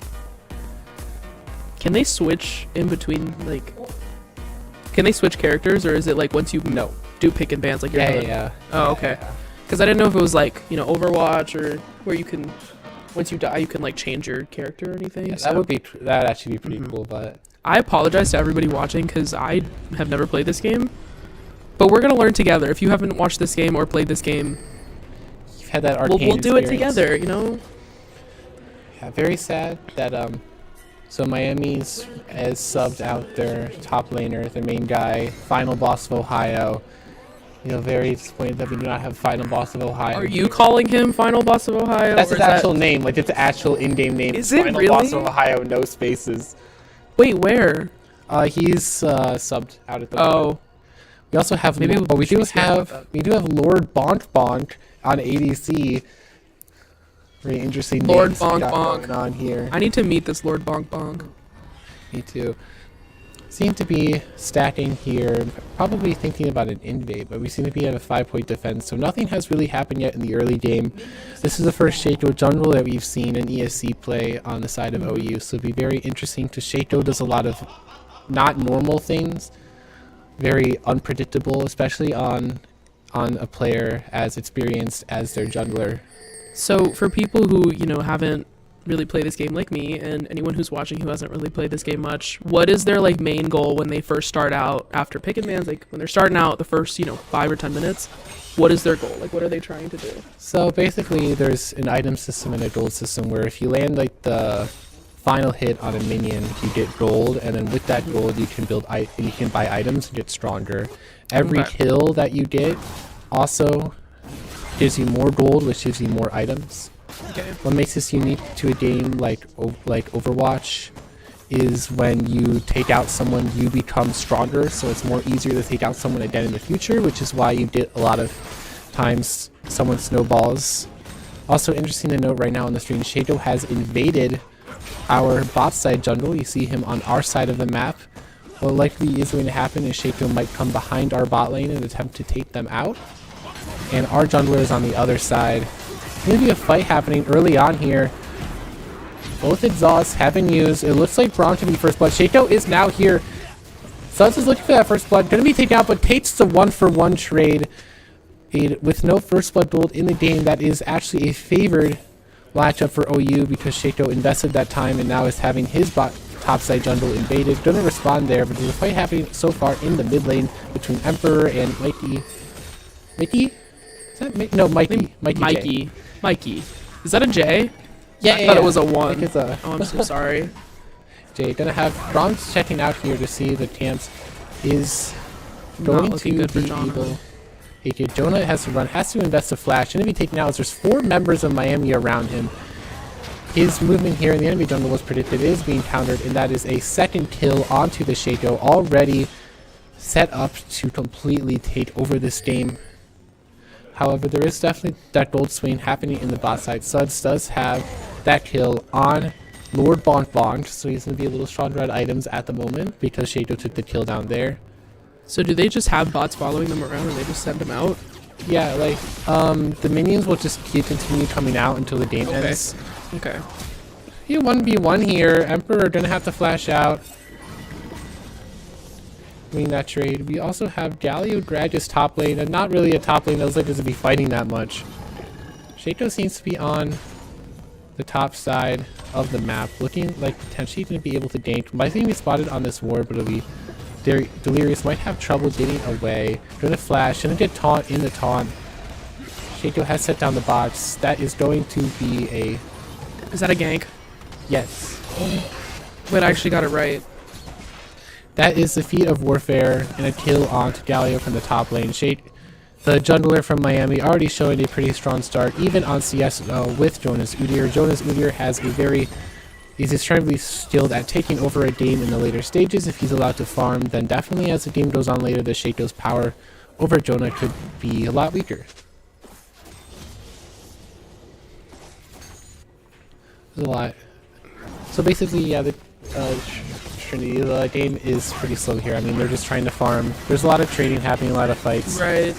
Basically, like, they want to get to the other side, and there's these turrets that stand in the way of doing that. We're gonna lose the Leona flash here. From just like watching this game from broadcasting standpoint, I've kind of seen it like it's like capture the flag. Would Yeah, you pretty agree much. with that? Yeah, you have to That's- get to the other. Yeah, yeah. Right. But there's also like towers in between, correct? 'Cause Yeah, I see it yeah. on the map on the bottom right. See a fight happening here in the bot side. The Braum passive has been activated. Rengar is going to step up. The kill is going to go over. This is going to be a 1-for-1 trade. Support 1v1 happening. Shaco is already on the bot side of the map. Going to get there about the same time as the Udyr. Is being called here to take out the Leona. Is going to sneak in there. Going to try to make the attempt. Is going to fail the attempt. Fight happening in the top side between Delirious and what's his name? Hugert. Yogurt. Yeah, I don't like know. Yogurt. Cool, but yeah, like, Hugert, but Yeah, yeah, yogurt. yeah, yeah. Hugert. Yeah. This is fight not looking happening. good. Delirious for likely been Delirious. taken down. Delirious has been taken down. That is 2 kills over to the Galio. Top lane is not looking too hot at the moment, especially with that gank happening earlier. To be about a almost 2k goal lead here from Miami as we enter 6 minutes in the game. Honestly, I've seen a lot worse. We got this. We're gonna push. You've seen a lot worse. Yeah. I'll take your word for it. I don't know if I want to know. But what classifies something as a gank? I like need to know the actual meaning of this and how. So everyone in the early game has a space where they go. Like you see there's someone in the top lane, someone in the middle, someone in the Right. bottom. Right. So a gank is just whenever someone that's not assigned to that lane shows up there. So like if someone in a one lane moves over to the other and creates a number advantage. Seems to be a 1v1 happening here. There are 4 members of Miami here. The Galio doesn't look to be in a favorite fight though. The Aetros all has been used. We have a fight going on. Cuter's Galio low. looking to be taken down. Your Cuter is low. This is not favored for the Bobcats. Emperor is Ember's gonna go gonna be down. leading away barely here. Gonna be trying turret dive, and that's a double kill over to Mikey J. The flash Q. Yeah, flash Q on the Renekton. and also being able to get out. The gold lead is now about 3k, and Void Grubs has been secured. Mikey J is wild for that one. What is Lord Bonk Bonk doing? Lord Bon Bon is enjoying his life. Why is he just hiding? Come on He's out. scared. No, He come doesn't on want to take out. the 1v2. Don't be shy. Come Make an here. attempt on Emperor here, gonna come out. Oh, we're just gonna watch. Jonah is gonna run in here. They're just gonna walk away. They're just kind of sitting there, not really doing much. This isn't really that productive, honestly, for Mikey J to be doing right now. I mean, Mikey J, it could even be taken out here. This could be a 1-for-1. It's going to be taken down. Shato now is 3-0. A shutdown on there. Shato is definitely having a very interesting thing here. This is now a 3v2. Ooh, Shato is going to be able to get out. Did you just teleport? Yeah, Shato can blink like over walls and stuff. He's like the type of he's a character that wants to show up unannounced and like flank you and miss damage. So far we are That's creepy. yeah, that's kind of scary. So far we are at a 4k gold lead for this side of Miami. So far the game is not going super well here. We're still in the early stages, only 8 minutes in. The top lane, there's a 2-level difference between Delirious and Hugert. The turrets might actually do something. This is not a favorite fight for Delirious. It's even taken out. He flashes out. He could win this here if he plays it well, if he chooses to. He's not going to choose to fight here. Not their favorite. Here comes a Shaco. And that's going to be a 4 kills on Shaco here. BTX is on a rampage. Call Here that comes Hom Jonah. BTX. Exactly. You're so right. Because every time he kills like people, I'm just like, huh? What just happened? Huh? Yeah. Yeah, I'm gonna call him that. So is this a game? Is League the type of game where like things can change very quickly? Like the sides can switch yeah, drastically somewhat. in a But matter of seconds, or is it like over time? it can happen over time. However, the more kills Miami gets, the stronger they'll become. So it'd be harder and harder to take it back, but not impossible. We have a fight going on here. Mikey J might be looking down here. Suds and Emperor looking to them. There's a shutdown onto Suds. Lord Bonbon is walking up in the line of fight. Gonna be able to run away here. Rendar gets to jump on Lord Bonbon. Ezreal is gonna be taken. Not gonna die. That's another kill onto Phantom. 8-2-1-4. That is 2 kills for the side of OU, and the shutdown on Mikey J taken.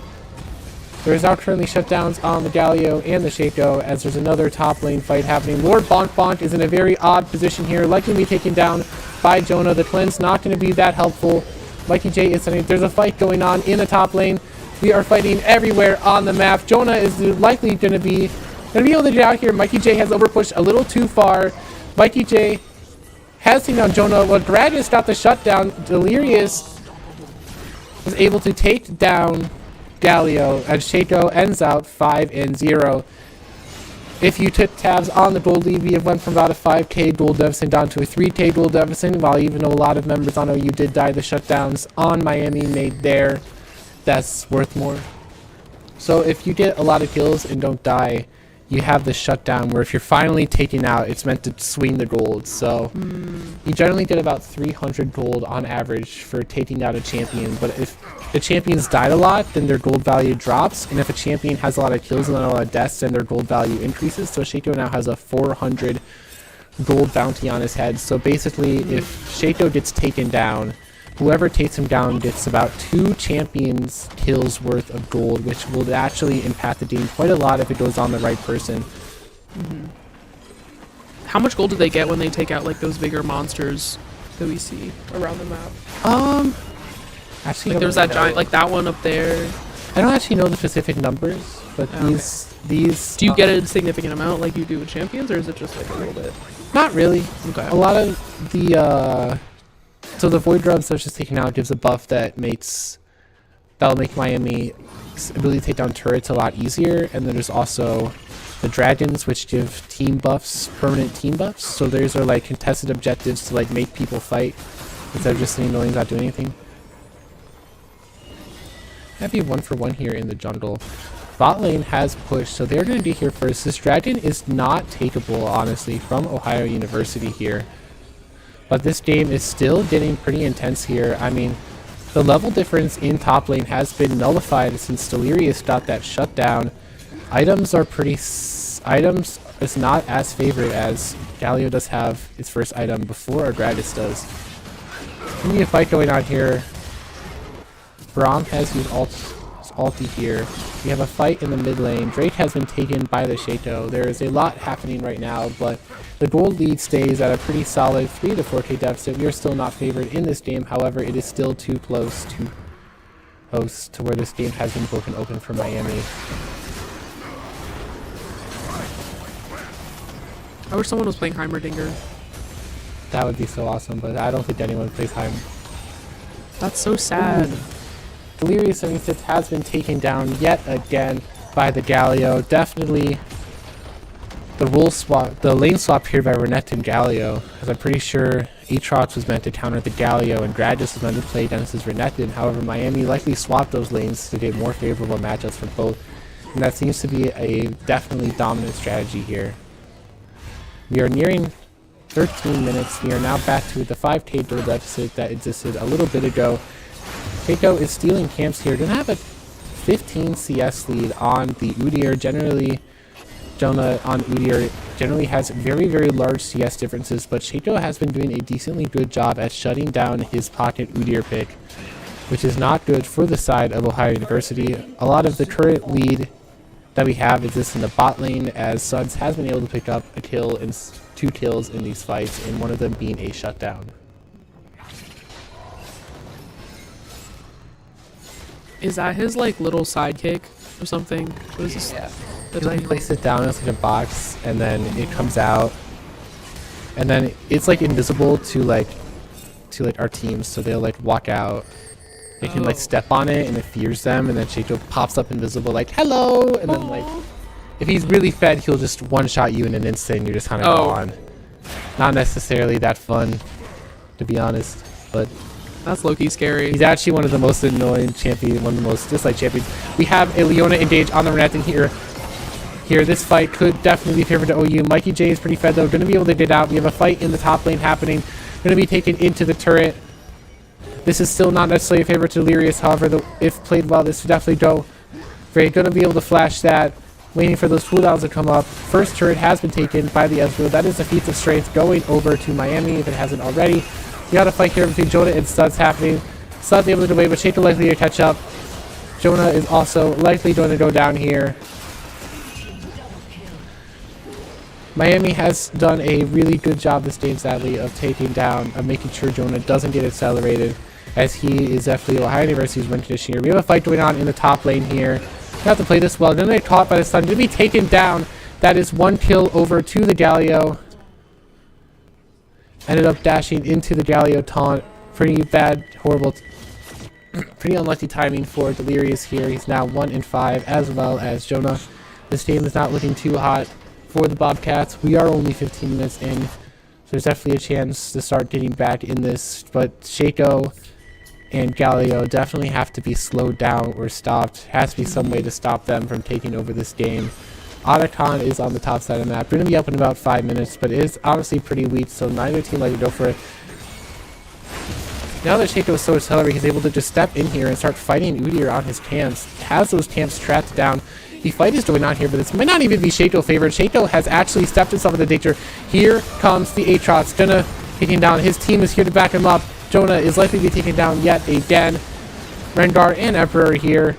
The exhaust comes out. Not really able to do much here. Trying to get away. Trying to save themselves. Rengar is probably going to be taken down here. Emperor may follow. Rengar is actually able to get away. Ezreal missing some key steal shots. Going to be going in. Lord Bok has inted. He is down. The shutdown goes over to Emperor. First here. And that's a second shutdown. That is 2 kills onto Emperor. The gold swing here has been massive. Emperor has gained about 2 very good shutdowns. Gained about 1,000 gold on here. Definitely has improved the situation here. We have a fight going on in the bot lane. Delirious has been slowed down due to the Galio, so this is not favored. Likely to be taken down here. Here comes a Shaco, now dominating. That invisibility makes Shaco able to just sneak up on you and have no idea that's happening. We have a fight going on here. Jonah is going to walk into 2. Really bad spot for Jonah. Going to be also taken down Definitely a mistake there from Jonah. Both of those players were shown walking back up there after they take down Delirious. He walked in there but anyway and was taken down. Jonah is now 1-7, has been slowed down in this game. However, there is some power still in mainly Suds and Emperor this game. We're going to have to step it up if we're going to take down those P shutdowns. Shato shutdown is now at 200. Going to knock out a clone. Shato is back here. Is playing with them quite a lot as they take down the mid-tier one. Going to jump on to Mikey J as it's another fight going on here. 3v2. Taking a lot of split fights here. None of them favorable for Ohio University. Going to have to run. Galio ult has been placed down. Jonah is back up, but he only has a Leandries. It's not going to be favored. Going to flash into... He's going to be taken down here. Twitter might actually go down again. But no, their jungler from Miami is now legendary, 8-0 with a 700 gold shutdown. So yeah, that scaling power is definitely helping Miami a lot. You are kind of seeing that once you start getting those first kills, it just becomes easier to get any subsequent kills as they just get stronger and stronger. We are approaching the 20-minute arc. The Otacon spawn. Rift Herald is also up. This Shato has completely taken over the game here. Some early games, some early invades. So the stronger you start off, the stronger you are to... Yeah. Once you get the gold, Right. you can start to buy items, and that just makes you really strong and oppressive. And Shato is here, going to be spotted on the board, Rengar. Do they heal when they're inside the bushes, or is it like certain characters just heal themselves? Some of them have healing abilities, but the bushes are mainly to mask yourself. Gotcha. Yeah, his work in the jungle has made Jonah very, very weak. I mean, they're not even aware they're fighting a Shato clone right now. Having processed. Delirious has also started to fall behind here. Gonna be able to dodge, but Shato is gonna be taken down. Lord Bonk is back, gonna get a kill. 6-3 on the Ezreal. Bonk stole that kill. Bonk in fact did steal that kill, and was likely gonna int it away. Shato has been caught, but Shato gonna be able to get away here. Galio is here to back him up. Gonna be walking into the line. Jonah's gonna walk into the line of danger. Very desperate to take down the Shato. Not gonna be able to do so as this whole team's back there to help. This is not looking good for OU. It seems like Miami has definitely broken this game open. Gonna get harder and harder to fight back here on the side of OU. But that's okay. There's still a potentially long game ahead of us. We are now at a 10k gold deficit as we approach the 20-minute mark.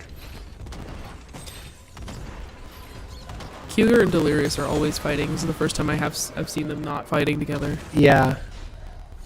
The Galio moving up to top lane to counter Delirious was an incredibly oppressive decision. Oh!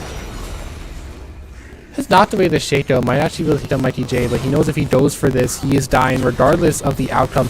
Jonah is in here. Jonah has to take down Mikey here, but there is absolutely nothing to kill. Delirious has taken him down.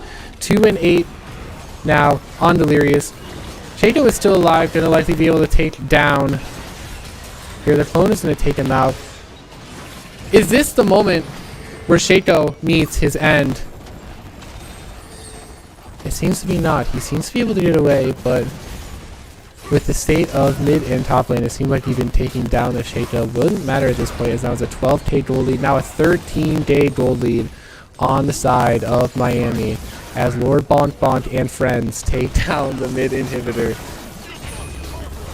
Is that their last tower down there? There is. Oh, there's the one after that down there? It's like the one like all the way in like the top corner. Okay. So like once they get into the base, they have to take 2 more towers, and then they have to take out the enemy base here. That's going to be a kill over to Delirious. Delirious is now 3-8, still alive, still fighting. Suds is also still up. Finally getting his revenge on Cougar. He definitely is. A very rough laning phase there for the Gragas. Really not a favorable matchup. The gank, one gank already got Delirious 2 levels behind, and then be able to be fighting at the stint of his teeth to be able to take this back. This game is still going, even though an inhib is down. Mid inhib being down doesn't really change the game that too terribly much. Should be a lot of goal here, but definitely Jonah is pretty much out of this game. 1-9 here. Not really that much chances to farm back up. Under 100 CS in 21 minutes. Not good for Ohio University. like Mikey J and Delirious will be having a fight. This might actually not be a favor for Mikey J. Mikey J is going to get out. Mikey J looks like he's about to go 2 down. levels ahead though. Redgar has been caught around the Baron pit. Going to be taken down probably by Bog. Unless he... Ooh, Bog. Ooh. Bog got his kill stolen. Very deserved. That little kill stealer. Bog you. Karma, you deserved it. Mikey J ended up actually getting a double kill, taking out Delirious and Emperor. We are approaching a 16k gold deficit. There is potential that Miami does go for the end here. Already in the base, Bonk and Phantom are going at this base here. Mikey J is here. Twerger is fighting Jonah up there. However, Jonah is pretty much unable to even touch this Galio. I mean, there's a level difference, and Galio generally is pretty strong against Udyr, especially with that 4 level lead and full item difference. The base is being taken down. We seem to be having open nexus soon. Rengar and Emperor. Emperor is coming back up. We have Delirious is out. Everyone is out on the side of OU. This might be the final team fight of the game. It does not go the way of OU.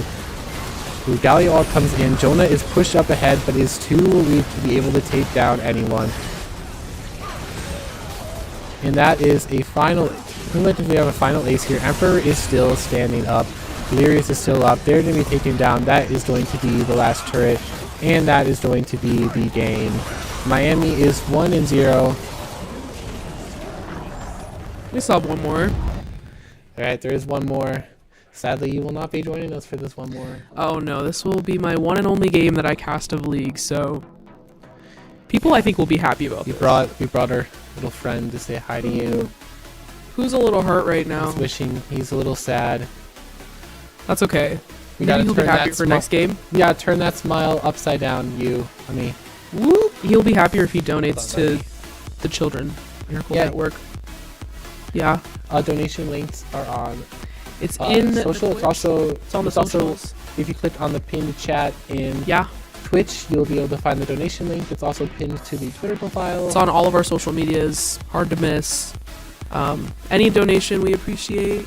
Anything is appreciated, and definitely go. Speaking of fundraisers, last minute plug. Bobcat Esports is doing a Chipotle fundraiser on Tuesday in Athens. So if you live in Athens, go to Chipotle in Athens on Court Street. Go to Chipotle from 4 to 8 p.m. on Tuesday. Yeah, also the arena opens back up today. Like, you'll be up here playing video games. You might leave for dinner, come back. Go get Chipotle. And tell them you're from Bobcat Esports. It'd be kind of great. But I think we're going to switch out casters. We'll be back with Cam and Lily. Yeah. Yeah.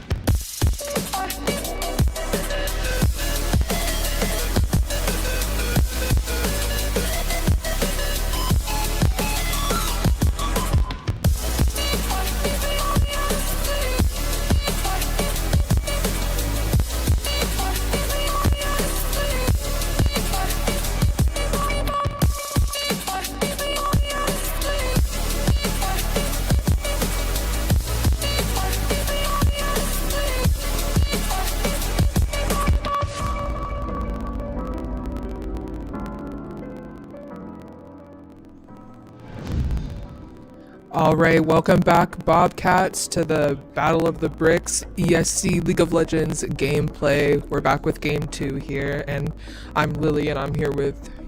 With Cam, we're back ready for some League. You know, I don't think... Did you cast last week?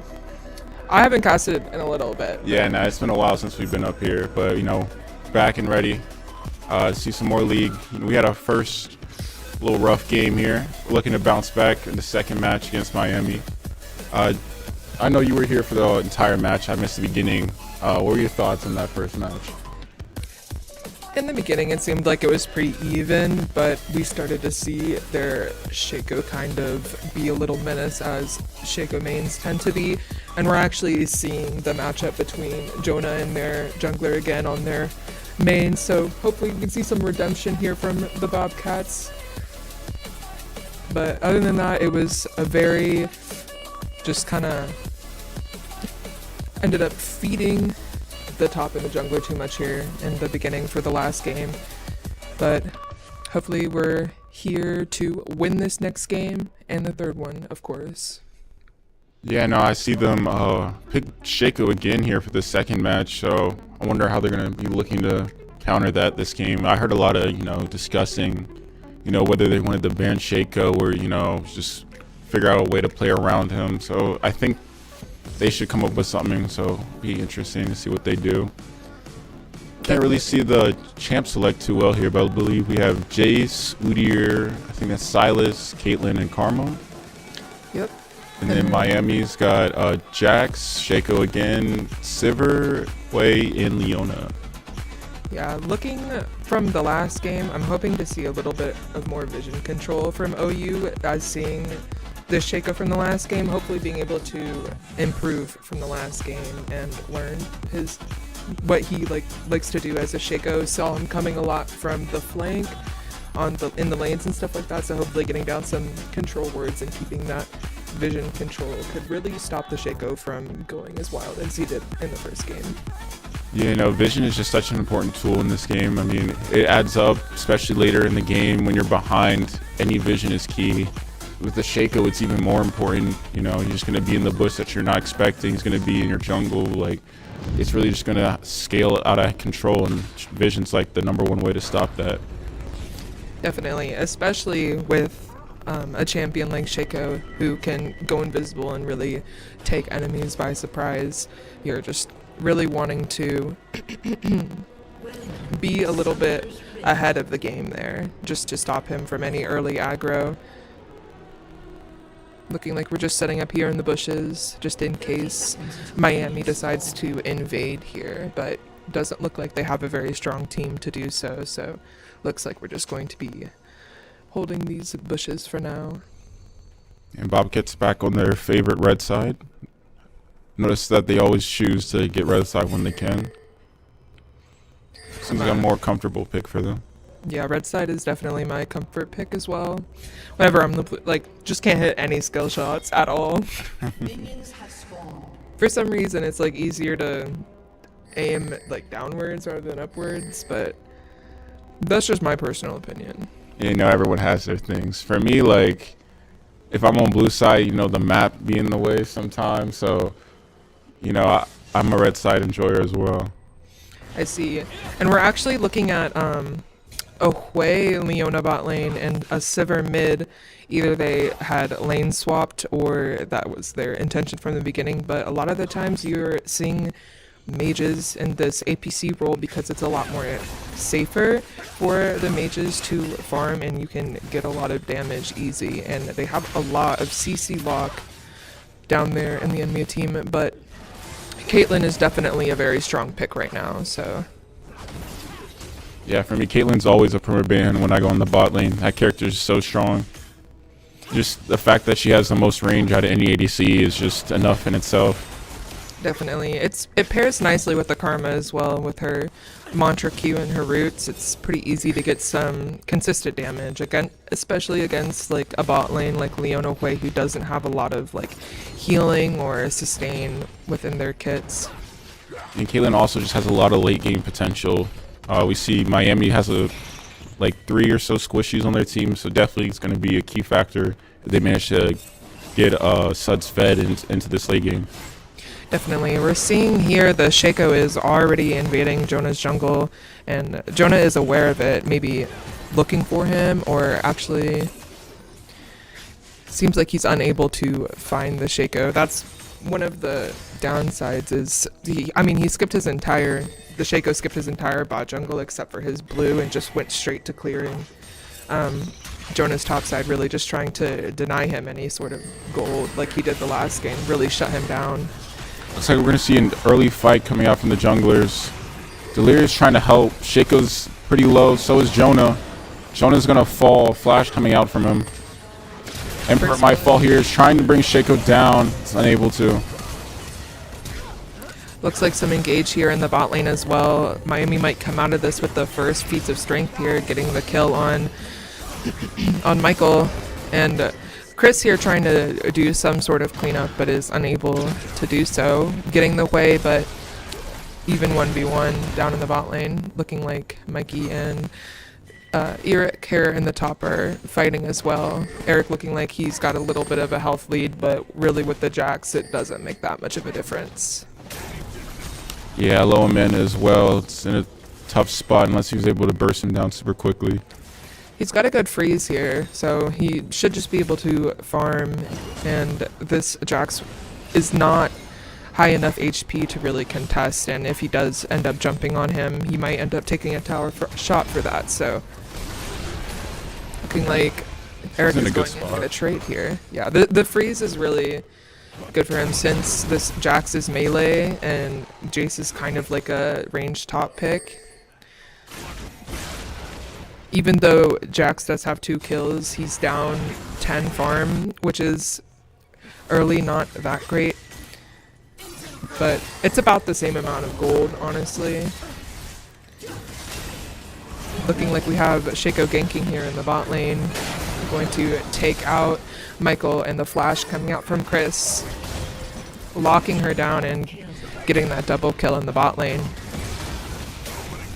Yeah, that just goes again to what we said, like vision. You know, they had no vision on the Miami Shaco there. Just kind of got caught too far up and just got punished for it. Definitely, pink wards are going to be a man's best friend this game. Already seeing one in Chris's inventory here. Hopefully she gets that down. The problem is with a lot of people will say that you shouldn't buy pink wards because it's just a waste of gold. But in situations like this, when you're getting like diffed by the jungler, you really need to find a way to stop that from happening. Especially like such an aggressive jungler, not just like as Shaco, but the person who's playing Shaco just seems to be aggressive and trying to really just shut down any hope that Jonah has. Already seeing a CS difference between them as well, but looks like they're going to be fighting here at the Grubs. Looking at maybe a 4v4 fight actually. Trying to get a pick of the Sylas in the brush. So we're going up to bait him to maybe chase her over there.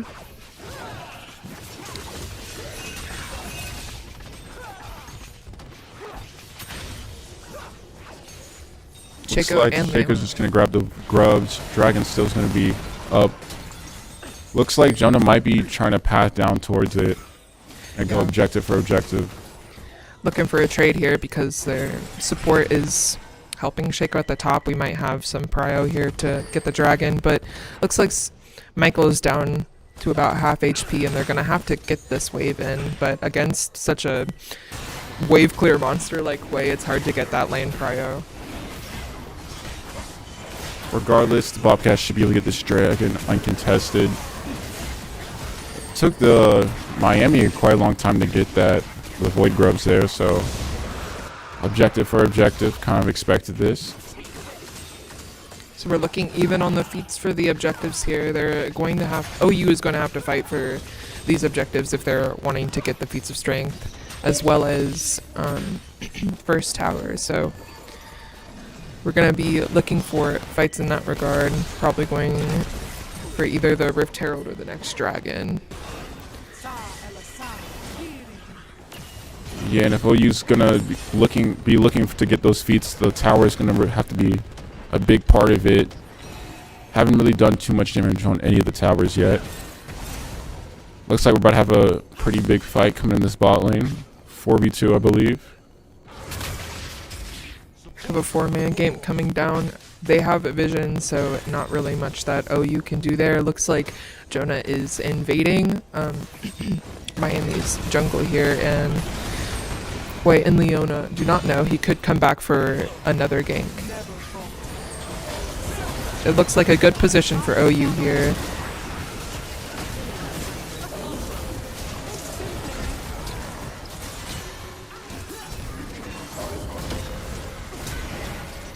Flash from Leona, flash from Michael. You can really see the range coming in from Caitlyn there, getting some good sums out of the way and taking out their ADC, stopping him from being able to scale. That's one thing you're going to have to worry about with a team like Miami's, is very scale heavy comp, especially with like this Sivir and Hwei. Little 3v2 here. Looking like Emperor is going to go down, but we're chasing the Sivir with chasing him right into those boxes. They're very deadly. Gonna definitely need to see some sweepers from OU at some point, and now we're just getting, and with the lane pushing with Sivir, it's gonna be difficult for OU to get these first towers in the mid lane and even in the bot lane, just because the wave clear is so difficult to really play against. And we see here Miami with 3 bounties coming out from the top jungle and mid. Delirious looking to get a shutdown here. It's very low, backhander's turret. See if Jax is going to try to finish him off here. Ooh, nice flash coming from Delirious. Jonah looking to get him here. Flash coming out, and of course we see the Shaco with the cleanup crew. Alright, shutdown coming for the Silas. That's a good person to have it. Get him real fed. The Shaco just has so much map presence while still having a CS lead over Jonah. Yeah, no, it feels like the Bobcats are kind of just playing on their heels here, just trying to clear a wave, trying to keep like a dive from happening. It's just every engage is just going super perfect for Miami here. Looking like Michael's gonna get taken down in the bot lane. Looking to take on Chris here, but Jonah's here to back her up. They might go for a gank. Both of Miami's bot lane players looking low here, but as you can see, the Shaco is close and might come up for a cleanup. So looks like they're backing off instead. Yeah, both teams just trying to get ready for these objectives that are about to spawn here. Trying to clear up some lane pressure. Looking for a mid gank here. The Shaco coming in hot behind them. Definitely going to get a cleanup on here in the mid lane. Trying to looking to shut down the Shaco. Would be a big pick if they are able to do so. Grubs are up and Dragon should be up in about 30 seconds.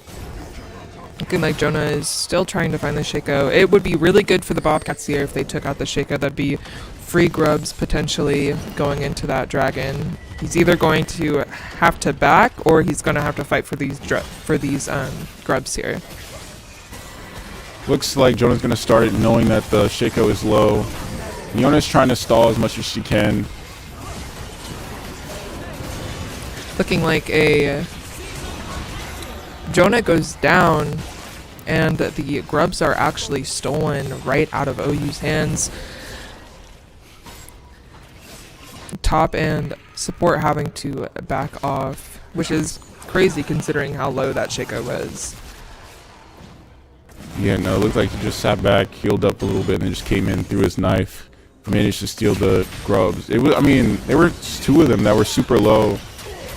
I wonder if Jonah had smite up. I think he could have just smited one, at least walked away with one of them.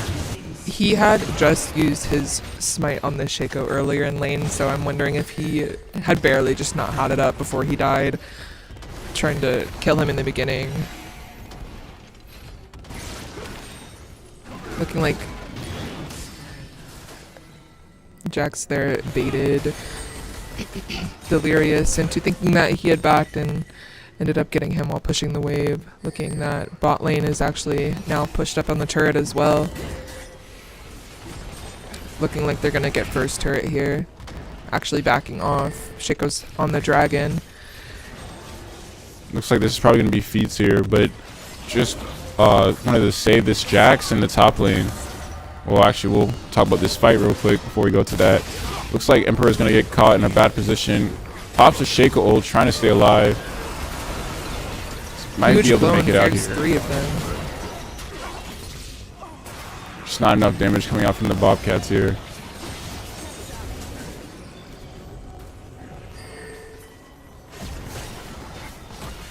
Yeah, it doesn't look like Jonah's going to be able to contest this Drake if they go for it. Chico Might just coming out from Shaco. looking to keep Jonah away from this dragon, potentially even diving him, getting this tower, and then looking for cleanup. As Chris had left lane, it's gonna look like a 3v1 here. 3v2 now.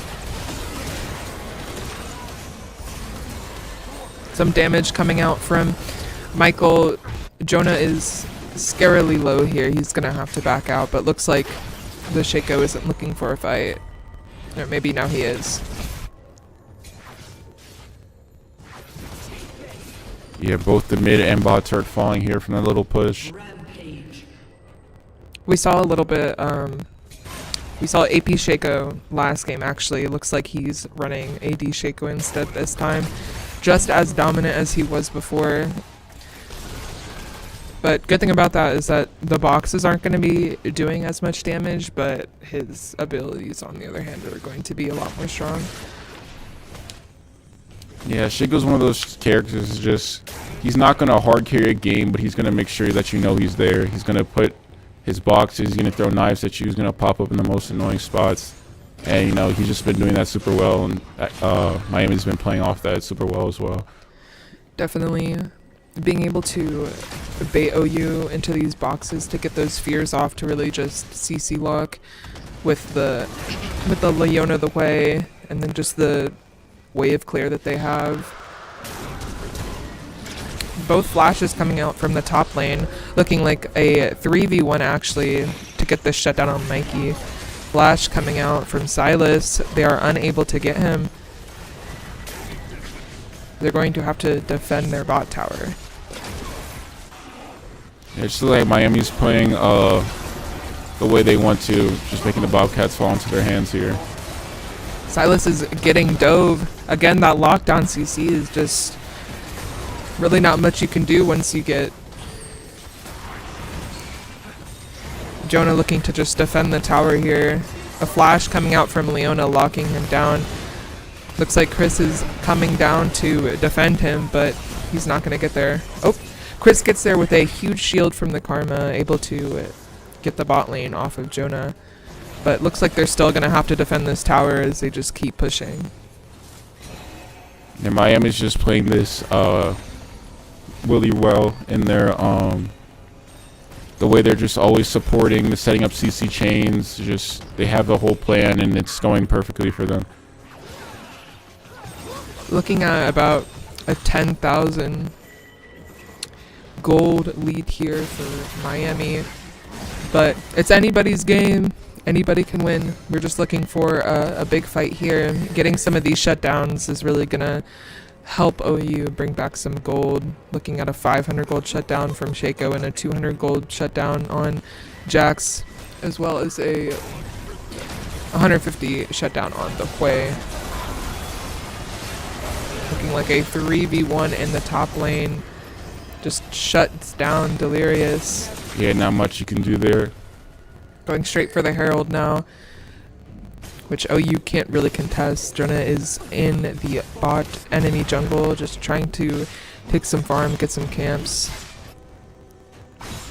And I feel like to get to this position, it kind of just loops back to what we were talking about before the game started, was just the vision. I mean, I can't count how many deaths I've seen from like people coming from bushes or just the fog of war where they had no vision and then just jumping on one of the Bobcats and in a bad position, outnumbered, get stuck in those CC chains, and then, it's just a free kill for Miami.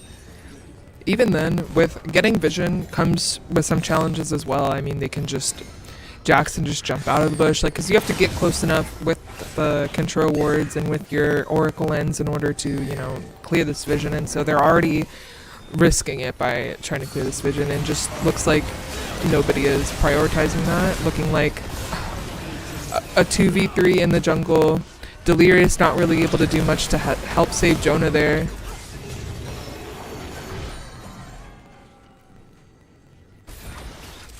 Yeah, now it's kind of one of those points for just trying to minimize the damage wherever you can, but Miami's playing together, trying to just dive one person at a time. Bobcats going to have to get these next couple of objectives if they want to stay into the fight of things. And they've found Shaco in the jungle, looking like 3 of Miami's players are actually in the jungle, which means that OU is unable to fight here. Jonah is looking at a 3v2, unfortunately. Kind of confused as to why we took the Hex Gate, knowing that there were 3 of them in the jungle, but looks like we could get a little bit of a cleanup here. But looks like Miami is just contesting this jungle, as well as mid as well, with the Sivir wave clear. They have to be everywhere at once.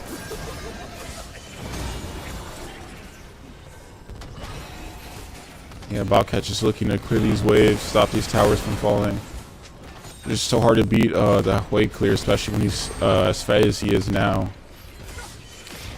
Definitely. And just this constant pressure on the mid lane, having to have at least 1 or 2 Bobcats having to come to defend this turret, or to keep the Sivir from just, ending the game. They have so much pressure on the mid and the bot lanes. There's really not much that OU can do here. Not a single tower from Miami has fallen this game either. Looks like both teams are going to try to contest the Otacon here. Miami's going to try to get Jonah before they start it. Knowing exactly where he's going to be, just constantly invading his jungle. Looking like a little 2v1 against Jonah here. Chris coming out to save him.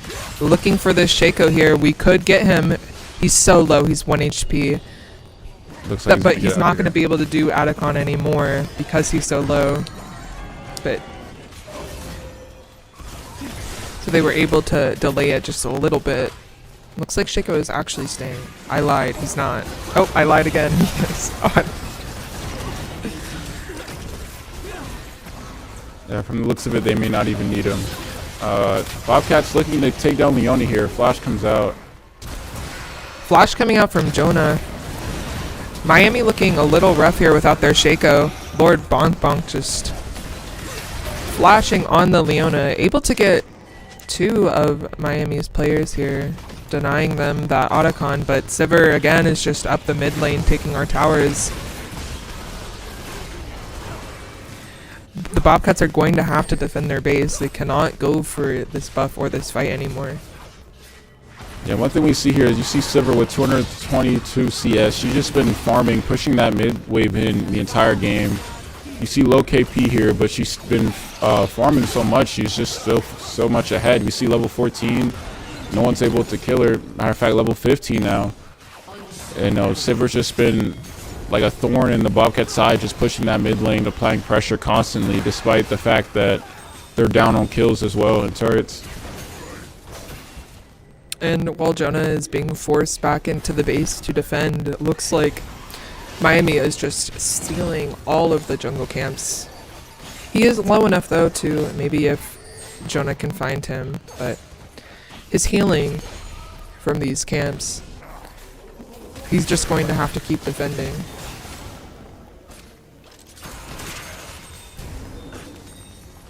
Probably gonna see either a fight at one of these bosses to end the game here, or Miami might simply just siege their base as they have an inhib open.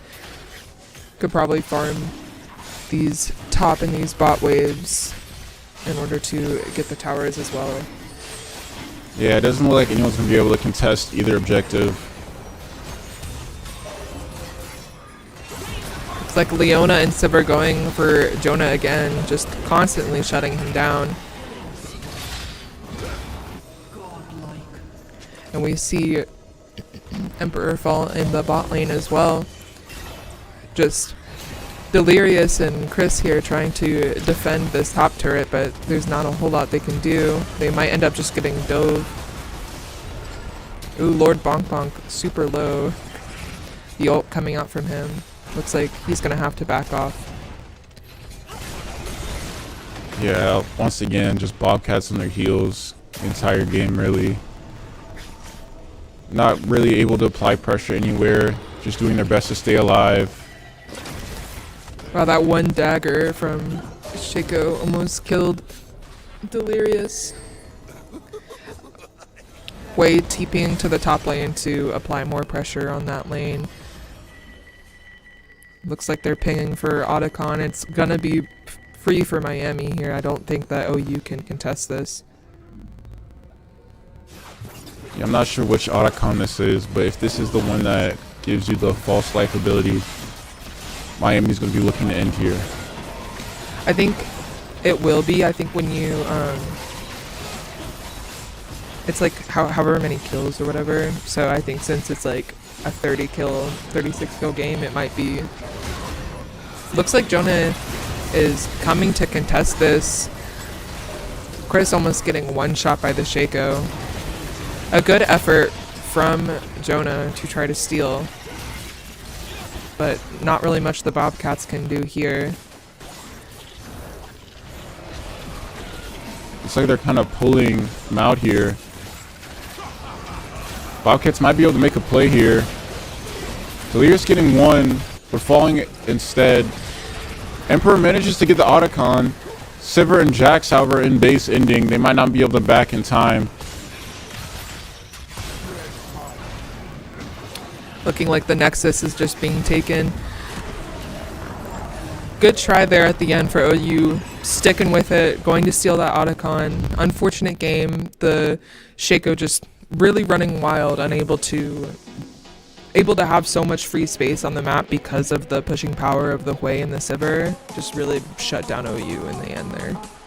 Yeah, no, just every lane was just really in Miami's hands. I mean, Jungler played really well for Miami. They just supported every lane. He was everywhere at once. I mean, when you're playing against a Shaco, you really can never know where he is. It's kind of like the Pandora's box effect. Like, you know he's there, but you don't know where he is. I mean, and you have to really take every bush, every jungle camp with caution. 'Cause, I mean, he could just be there. There could be a box there. There could be, you know, half the team there for all you know. So, I mean, Miami played really well. Definitely not the best performance from the Bobcats, I'd say. So, I mean, just hats off to Miami. They played a great match today. So, can't win them all. It happens. Definitely.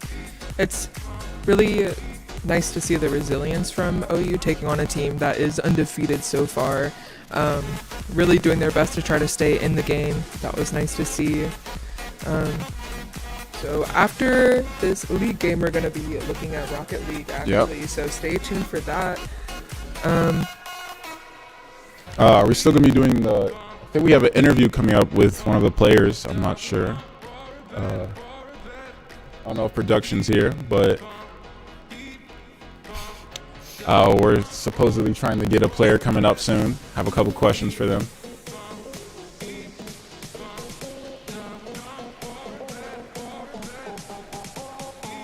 Thank you, Willie, for coming and casting. Appreciate it.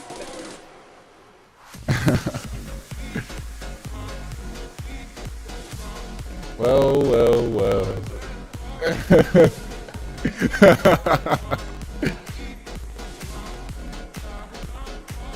Looks like just came on the mic for now. Oh, welcome. Hey. You know, not the best game, you know. Yeah, it was a bit rough. Yeah, how do you feel about it? I mean, this is probably the team that's going to get first in the entire bracket. So we came in realizing that we probably weren't going to win. And that last game was so crushing, I'm not going to lie. Yeah, But yeah. generally, at least the beginning and mid game of the first game, I felt we played pretty well and we're actually still able to fight. Yeah, I mean, to be honest, that was literally the only part I wasn't here for. I came it was 10-3 or something when I got here for the first game. So, I mean, it got a little bit out of hand there. And then same thing with the second game, just kind of got out of control. But speaking on the season, how do you feel like this season's been up to today? Good. We kind of had a not great start. We lost to a team that we definitely should have won against, and then we went against a string of the top 6, and then lost against all of them. Got a few wins here and there. I think we had 5-ish losses. But I think we're gonna end strong. We're gonna beat the next 2 teams, and hopefully at least come out even. Yeah, and that's leads perfectly to my next question. Are there any goals for the rest of the season, or how you want to end the season? Well, ideally we go undefeated the rest of the season. I think we have 3 or 4 more games, and they are all against teams seated under us. So hopefully undefeated. Hopefully we look a lot better than we look today. We're very, I don't think emotional team is the right word, but if we get ahead and we get confidence, we tend to snowball leads and completely annihilate. But if we start out bad, it only gets worse generally. Yeah, I feel like that's pretty common when it comes to league. Just mental is such a big part of the game. I mean, you can't win if you're gonna tilt. So I mean, yeah, backbone is big in this game. But yeah, that's all the questions I have. Thank you for coming up and doing this interview. And we're gonna be having Rocket League next, and then Marvel Rivals at 6. Stay tuned, everybody, and see you back at Rocket League.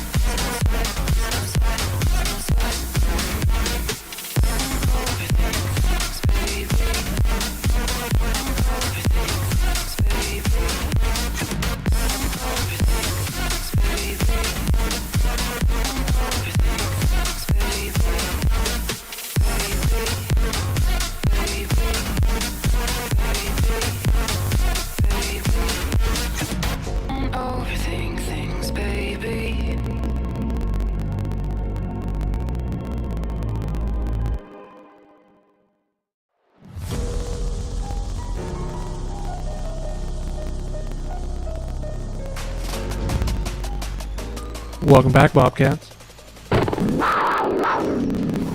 We are in hour number, I don't know, 6, I think, at this point, Jeff? Hour number 6 of our charity stream for Nationwide Children's Hospital.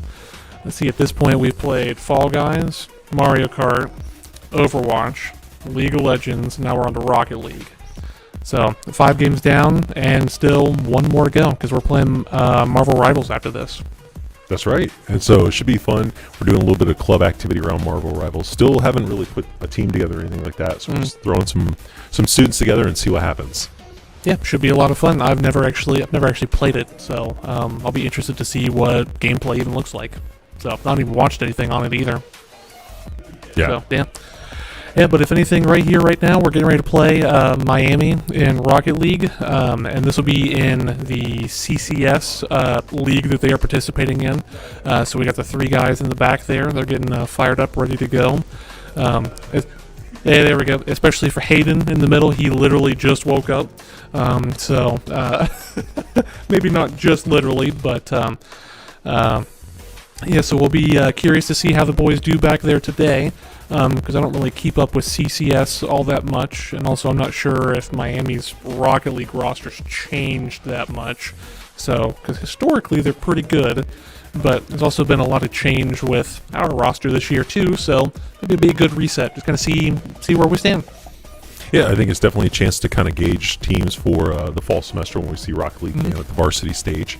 So looking forward to it. In the meantime, we're doing a charity live stream today. This is through the Bobcat Esports Student Club in conjunction with Miami University Esports, where we're doing a Battle of the Bricks with all proceeds going to Children's Hospital. For Miami, that means the Cincinnati Children's Hospital. Here at OU, that means we're giving all of our proceeds to Nationwide Children's Hospital, and this is being done through the Extra Life organization. Yeah, no, just both schools taking this chance to have the Battle of the Bricks rivalry kind of go to a good cause, raise some money, and just try to help folks out, especially parents who might have some illnesses with their kids or anything like that. It's a pretty easy cause to really get behind. So, yeah, turn this friendly little rivalry into something that can benefit everybody. Yeah. So. We're waiting for the lobby to queue up. We're waiting for everybody to get in and get the game started. So in the meantime, just kind of a little bit of heads up. So we've got varsity esports this semester. We have Overwatch 2 going on, as Jeff Levi just said. Yep. And we got League of Legends also. So we're also doing a little bit of Call of Duty. You can check out our Twitch stream. So twitch.tv/Bobcat Esports. Tuesday nights, Wednesday nights, and Saturdays. So Tuesday and Wednesdays at 8, Saturdays at 3. You can check out our games. Yeah, yep, and then sometimes for Overwatch also on Thursdays for those doubleheader days. So, but, yep, here we go. Looks like we're getting into the first game here. So we've got, like I said, us versus Miami. Looks like we are blue side, Miami's orange. We'll see. Looks like we got the early bit of possession up here first. Somebody got the demo. Cameron trying to keep possession, just kind of boomed it down to Gavin there. Ooh, I think it was Fruity who was trying to get the last shot off there in the middle from the pass to Gavin, but just wasn't there. Cameron going for a bit of a team bump. Doesn't always work too well, but we'll see. Pass mid, a quiet chip from Akron there to clear the ball away. And so far, just kind of sort of a neutral 40 seconds or so, I would say, of Rocket League. So we'll see, we got possession again. Fruity just kind of taking it to the back left corner, Miami. They got the clear pretty hard. Cameron with the shot. Ooh, Miami was there on the backboard. Let's see what they're able to do with it still. Pretty stable pressure here from the OU side in the opening minute. Miami's had a couple chances to break out from their half, but nothing really sustained yet. We got more pressure here. Got a couple of our guys on the Miami front, just super hectic around the net. Ooh, Risky kind of getting bumped into the clear. We'll see, really close Miami with the pressure here. Ooh, just barely wide. Good thing for us. Let's see if the guys can get it clear. OU kind of banging the ball down the field. Just at this point especially, like, ooh, and then, yeah, Fira just kind of getting the double tap there once they got the pop-up from midfield. That's something that, especially at the ranks that these guys play at, Jeff, where they're in the mid-grand champ range, if you give somebody space with boosts like that, unless you get the clear, that's pretty much an automatic goal. Now what we're seeing here, so we're here, almost 2 minutes into the match. Hey, there we go. And just like that, OU tied it up. Hey, we'll take it. Is this what you expected to see? This is something where, we've seen both teams compete periodically over the past few years in the ESC. You seeing this as an even matchup more than you expected or less? I'm saying this is more competitive than what I thought it to be. Miami generally has been one of the higher level programs in ESC. Generally having one of the teams that makes top 4 historically. So OU keeping it close so far, in my mind, is pretty promising. And at this point, we've got the game reset. So pretty much even game at this point. 2 minutes down, 1-1. Gavin off of our side with boost. Trying to do something with it, didn't really get anywhere. One of the Miami guys kind of cleared it. Cameron bounced it left side. Again, not really finding anybody there yet. I think it was Gavin got the good save at this point. Just trying to get the ball cleared out. Because at this point, just starting to get a little boost starved, and you can kind of see the guys kind of panicking, just kind of jumping around a little bit. We'll see Fruity just kind of dishing it to the side, just trying to buy a little bit of time for Gavin and Cameron to get back. Trying to see if they can get a breakaway. Ooh, Cam trying to get a read on that hip, but just not there, just a little too late. Let's see, and then at this point, there we go. Okay, both of them there, just kind of being a little too aggressive, I think, on defense, where I think it was Gavin was rotating back and then turned on the ball versus just kind of continuing to rotate back and then letting his teammate Cameron go for it. But it didn't hurt him so far. So still, I mean, this is the first game in a best of 5. So I guess we didn't mention that at the start that this is a best of 5. So it's usually first game jitters. I mean, even at this higher level, right, of like grand champs and things like that, there's kind of feeling each other out. And we'll get settled in as the series kind of progresses and goes. So this is something we've got Cameron, new face on the team, right? So we've got somebody who's stepping in new. So also seeing that new team dynamic coming into play. Yeah. Because this is something Rocket League, especially since it's a game of just 3 people. The mode that we play is 3 versus 3. So here, your team synergy really starts to matter, and you can really see what rosters have put in hours upon hours playing together versus somebody who. And there we go. We just see Fruity P getting the good goal. Let's see how this started. I think it started off with Gavin. Yeah, Gavin pop off the middle. Fruity P right there getting the read. Oh, just putting it down just below the Miami defender, just below the crossbar to put it OU up 2-1 with a minute to go. Liking to see that. That's really good setup from Gavin there. Yep, Gavin off the backboard again. So we see, at this point, riding high, feeling good. The one thing that we'll have to make sure that the OU guys don't do is continue to, you don't want to force it too much. You want to maintain pressure, but you also don't want to get to a point where you overcommit and send everybody up and then concede a really easy goal for Miami to then tie it. So just kind of maintaining pressure, what they're doing now, right? But also making sure they've always got somebody going back watching defense. So just as Cameron was there. So we'll see what they do. We got 20 seconds left. It's getting to be crunch time for Miami. They're starting to run out of time. For those who haven't watched it, Rocket League is a game where the game ends once the clock hits 0 and the ball touches the ground. So, and what a redirect from Gavin off the corner. We see this here just off the side and just and that. I believe, unless something crazy happens, that would have just sealed game 1 for OU. And you can hear the team back there just loving it, getting into it, feeling the excitement. I think it's really put the wind in their sails. Absolutely, and this is the perfect way to start a series off. Again, it's a best of 5, right? So it is, first to get 3 game wins, but you always want to start off with that first win. So good for the mental. So just good all around. We also see a 4th face back there on the back left. That's Mason, who Hayden Fruity P has been kind of working with as their coach. So just kind of a third perspective, right? which especially in Rocket League can be especially handy to have somebody who's not on the field, right, like from a single perspective, but somebody who can spectate and look at the whole field and give them feedback on what they may need to improve on game to game. Yeah, that's the thing about Rocket League, especially, looking at it from an outsider where you think it's easy to play, and then you watch really high-level players, and the way they play is fundamentally different than what you're going to be at that beginner level. And so having somebody, like Mason come in who's got that eye for the expertise, how to just fine-tune those little details to get those points that we just saw, you rack up in a quick 5-minute game. Yep, absolutely. Because, Jeff, you alluded to it right there where, even at the rank that I play, like in the Diamond or Champ level, which is below Grand Champ by like a single rank, is completely different than what they're playing. So it really becomes like 3D and 4D chess with where you are on the field, how you take care of your boost, and what do you do if their positioning looks a certain way. So it really having somebody that can give you just an unbiased, hey guys, this is what I'm seeing they're doing, this is how you got to counter it, or this is how you got to prepare for it, really can be beneficial. And just like that, looks like they're going to keep that momentum into game 2. They're going to keep it going.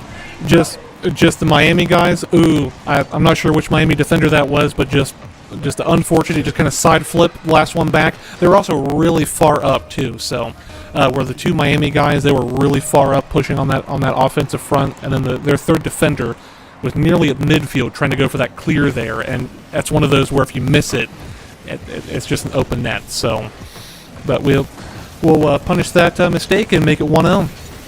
Yeah, and while we're watching the game play out, just another quick little heads up that you can check out the Twitch chat, or you can check out the link below in the Twitch to find the link to Extra Life, where you can donate to Nationwide Children's Hospital today in our Battle of the Bricks competition against Miami.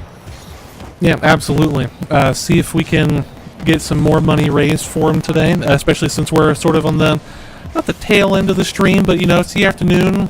There's not too many things going left for the rest of the day. So if that's something you're thinking about doing, or if you've thought about doing as the days went on, feel free. It doesn't even have to be a lot. Just $1 or $2, right? Just any amount will help. So somebody throws in $1, we'll hit the Bobcat Growl. There you go. We hear that there's $1 been donated. We'll hit the Bobcat Growl. As we see here, we're getting to about 90 seconds past, so about 3:30 left to go in the game. Still 1-0. At this point, Miami's definitely had some more pressure after that first goal, so after this latest kickoff. You guys, we definitely hear them just kind of talking in the back. They're really talking and communicating, where Rocket League is one of those games where communication matters as the game goes on. And Fira there just getting... I'm not even really sure how this play sort of started out. Just getting a touch just really high up, and that might have been Gavin, I think it was, who was right there in the midfield, like trying to challenge him, and was just a little too late on it, and nobody was back, so it's 1-1. So as we see here, so things kind of reset, level game, about 3 minutes to go. We'll see what you can do with that. I think it was Fruity getting the clear again. We got Ozone trying to maintain pressure, but we got Cameron just trying to buy a little bit of time there in the mid. Got Fruity P coming back. Fruity getting the second touch. It's a free look in the mid. Cameron, soft touch. Ozone was there to clear it. Gavin got turned around in time to clear the ball out, because if not, he was last man back. That would have been 2-1 Miami if he didn't get a touch on that. So we see here at this point, 2:30 left. The game's about half gone. Pressure. Yeah, Fira getting the second goal again to make it 2-1 for Miami off of a ridiculous pass off of the side there to Ozone, and then he was able to drop it back center to Fira again. Honestly, I wouldn't be surprised if they just weren't expecting that first touch from Fira off in the corner, because that redirect where he was flying at the ball with his wheels was just nasty.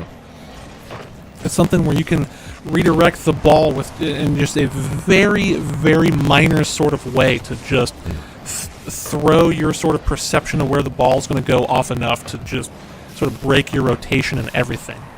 So rotation being where like everybody's in the field, you start to get like these habits of like, okay, if my first mate's up here like dead center, I'm going to maybe be in the back right corner, because you kind of kind of like soccer in that way, where I heard from my soccer coach in high school that you kind of have this triangle formed between your players to be able to, if one of them needs to duck out or loses possession, you've got other people there close by.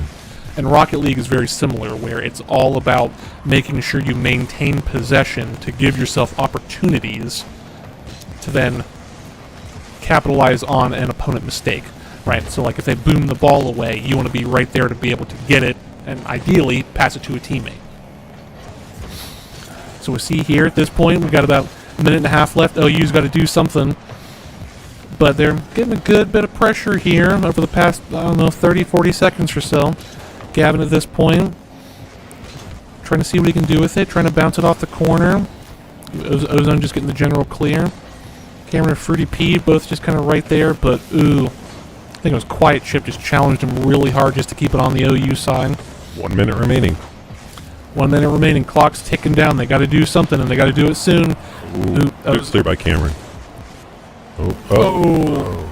And Quiet Chip, I think, living up to their name and getting a chip into the net. Yeah, Cameron good clear. I think he probably meant to push it a little more to the side. And Gavin there just... It's one of those where if you're like a couple of milliseconds too slow, you're not going to get up in time, and you'll concede the goal. 3-1 Miami here in the second game. So OU won the first game. Miami looking to lock up this second game. Yep, I'd say so. And it could have been just with both sides, right? Like, especially with Miami, maybe just nerves, right? Everybody getting settled in. Especially if they're, depending on how long these folks have been around with the stream today, there could be people who have been there since 11 this morning that maybe just have to kind of get into things a bit. We'll see. Ooh, Ozone getting a double tap. And we'll see at this point, too, whenever things get a bit hectic on defense, making sure your player positioning and you're not stacking up on each other becomes really crucial and essential. And so you can, if you maintain enough pressure, you can cause that to break down. And then at that point, it's just a matter of finding the open spot on the net and basically just tapping it in. That's what we saw there, where just sustained pressure eventually got our guys to just kind of start double committing, being on top of each other, and it where it was essentially a free goal. So we'll see here. Yep, Miami gets game 2, 4-1. We'll see if OU can. Oh, they tried to get one for the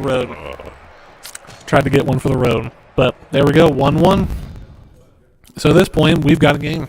Hey, we got some good TV here. Yeah, we do. Yeah, we do. Good stuff all around. At this point, it'll be interesting to see what adjustments OU makes going into Game 3. I mean, they're looking good. It's just when they get on that defensive third and they get stuck in their corner. That's generally when I've noticed that our guys kind of start to struggle a bit, is whenever they get kind of pinned in that back third for 15, 20 seconds straight, and no one really gets a chance to break out and do anything with it, that historically they've kind of gotten into trouble. So I bet you that's maybe what Mason's talking to him about, right? Where it's like when you get in that situation, like don't try to boom the ball when you don't have a lot of boost. Because in Rocket League, for those that don't know, the cars have boost that you pick up on and off the field, and you can't. So like you can only have so much at any given time, and you can only pick up small amounts, except for 6 areas on the field where you can get a full recharge. Gotcha. And so keeping those and making sure your players can pick those up on your half is crucial, because that's what gives you sort of that breakout opportunity to either go for a counterattack, or you have somebody who's just like, hey, I'm just going to buy time. I'm just going to kick this out, try to push it out to give the other two room to recompose themselves, get set back up in sort of a rotation again where everything's flowing nice and neat. Essentially, think of it kind of like a river. Like Rocket League very much is sort of like soccer in that regard, where when things get going, there's very much a pattern and a rhythm to it. And your ultimate aim, when you're trying to get a goal easily, is to disrupt that rhythm. But as we saw there, Fira getting the goal off the kickoff, which just kind of carried it off a pop-up off the mid, and I'm not sure who that was from our side. Tried to get the save. Would have been Cameron, which was just an awkward angle for Cameron to come in at there anyway. So, but Miami starts game 3 up 1-0. I think they're really going to put heat on OU this time around. I think they got in the groove in the last match. Now they're going to like really put the pressure on. Let's see how our OU team handles it. Curious to see how Mason does here as kind of coaching, giving advice to the team. Got our eye on him for work with the team in the future. So we'll call this an interview. We'll see how he does. There you go. And I'd say that's the case both ways. Where at this point, both Miami and OU. At this point, they've got each other figured out. They know what they can do. They know what they can't do. They know what they hopefully are doing well, and what the other team won't do well. So now it's just a matter of, okay, can you exploit it? You've got an idea or a couple ideas of what their weaknesses are. Now it's time to break them down. Which this is where definitely, from a coach's perspective, you can start to get creative, because you can throw out ideas and let them know, like, hey, this is something that they're maybe not doing well. Maybe you go for bumping the player specifically, right? Instead of trying to just go for the ball, go for the player. You demo them, you free up space, which gives you more time. Or even just if you see that, Faisa is really good up in the air, so one option could be you just keep the ball grounded. Don't give him the chance to beat you in the air by keeping it on the ground and just going for ground passing plays. So, just kind of, Firo. All sorts of options. I mean, its possibilities are limitless, nearly, on what you can and can't do. So, Ooh, there was a save there. Looked like almost saw a goal from OU, but quick last-minute save. Keeps it out of the net.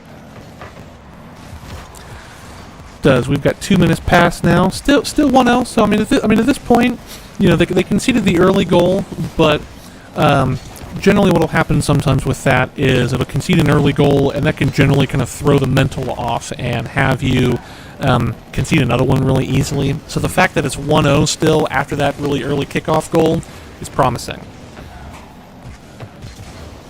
So we'll see what the OU guys do. Miami just trying to force the pressure here. Fear trying to look for somebody mid, but there wasn't anybody there to answer it.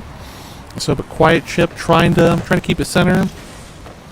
I think I was Fira again. Gavin just trying to boom the ball down, maybe just get some space. Ooh, Fruity P was there. Didn't realize that.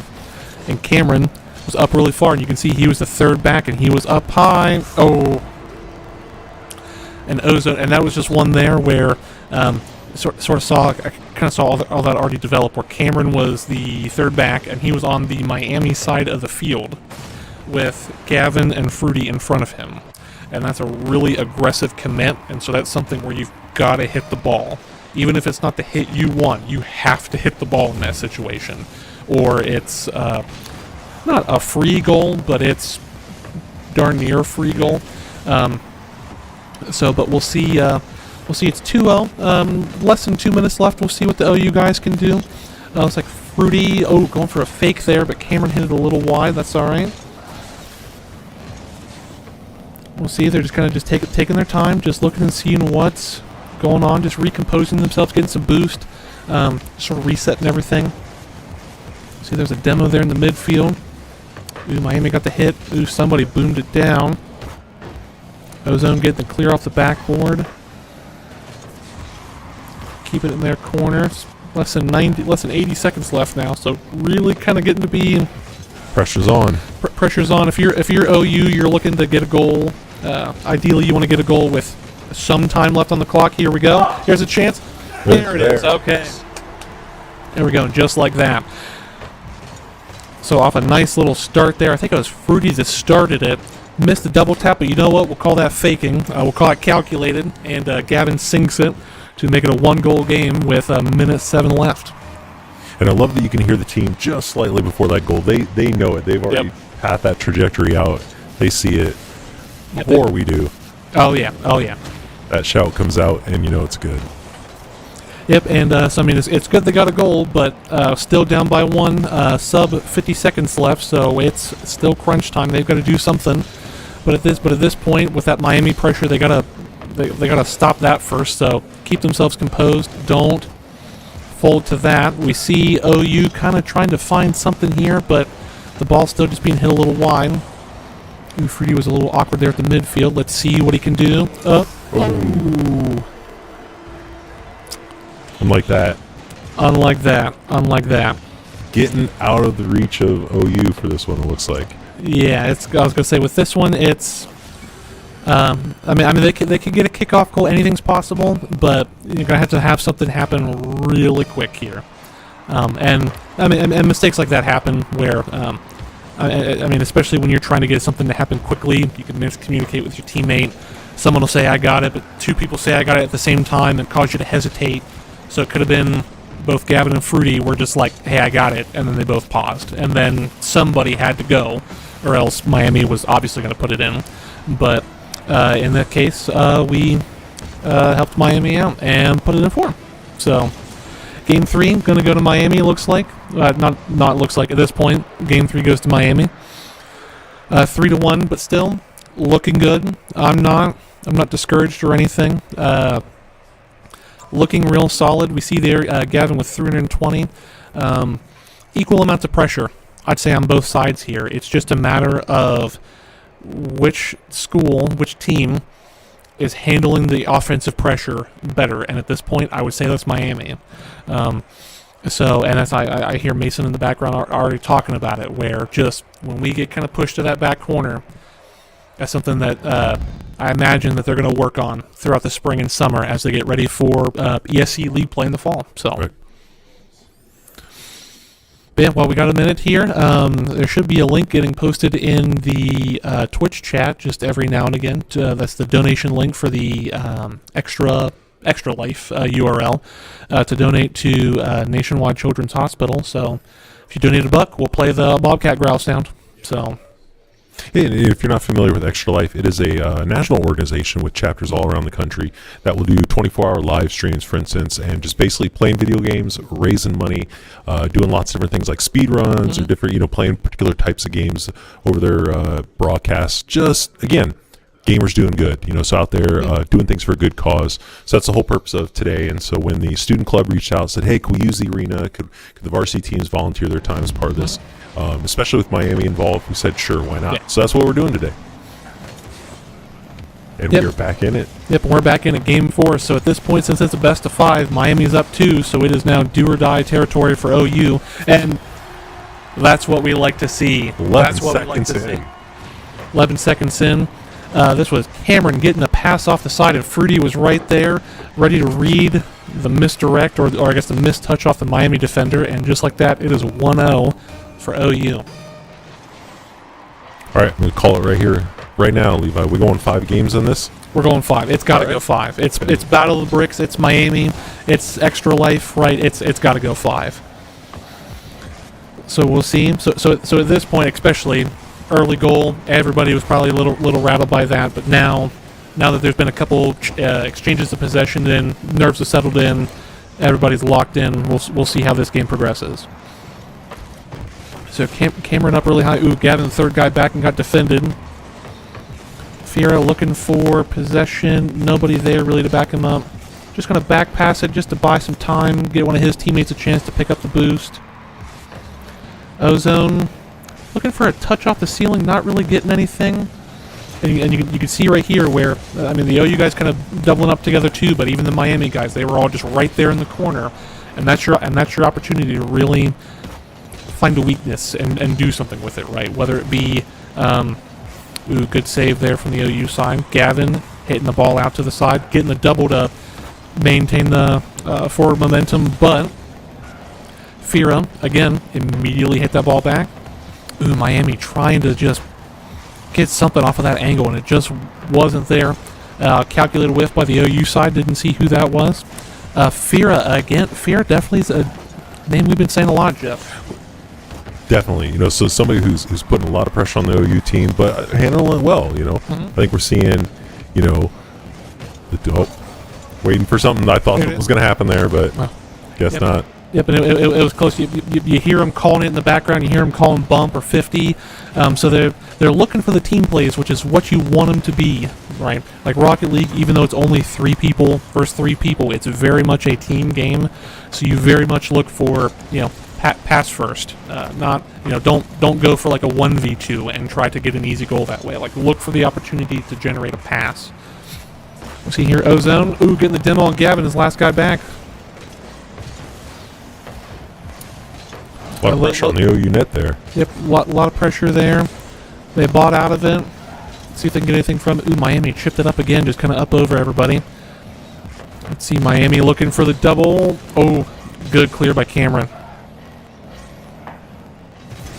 Because especially in those situations where you've got like a shot that's directly on your net, just kind of sort of booming the ball away is an okay answer, but you just want to make sure that wherever you boom it, that there's not a Miami guy right there ready to accept the pass.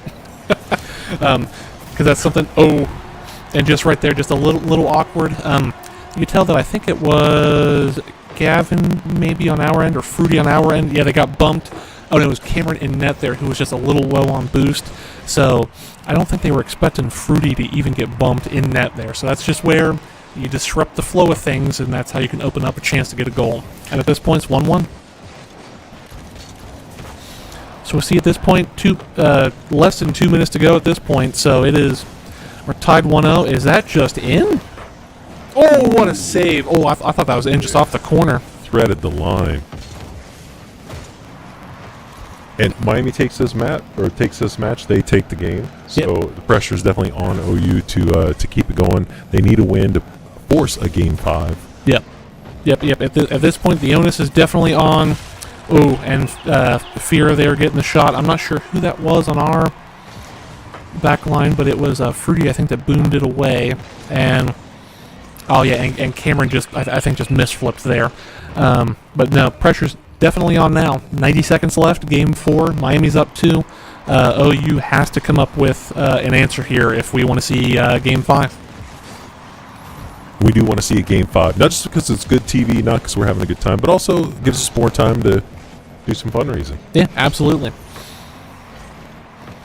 So, for anybody who donates anything, even if it's just $1, we'll do the Bobcat Growl on stream. So maybe it doesn't even have to be just in the Rocket League game. We could do it in Marvel Rivals next too. So we'll see here. It's a minute to go now, so really getting to be crunch time. We'll see what the OU guys have up their sleeves. Cameron getting a good boom downfield. Does he have a follow-up? Oh, he tried. Just I don't think he had the angle there, but we got Gavin off the ceiling. No boost though. Can't really follow it. Fruity's right there. The double was there. Okay, we still got the pressure though. 35 seconds. OU's going to try to find something to keep the ball on the Miami side. Something to keep the pressure up. Here we go. Getting boost, going off the ceiling. Fear there again. Ooh, they read the bounce off the ground. At this point, nearly had the angle off the corner. 15 seconds left. Gavin just going for bumps at this point. Just got to try to find any sort of opening.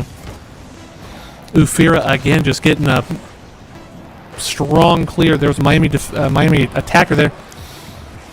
10 seconds left. That ball touched the ground, and it is game. Yep, it is. They got to make a goal happen right now.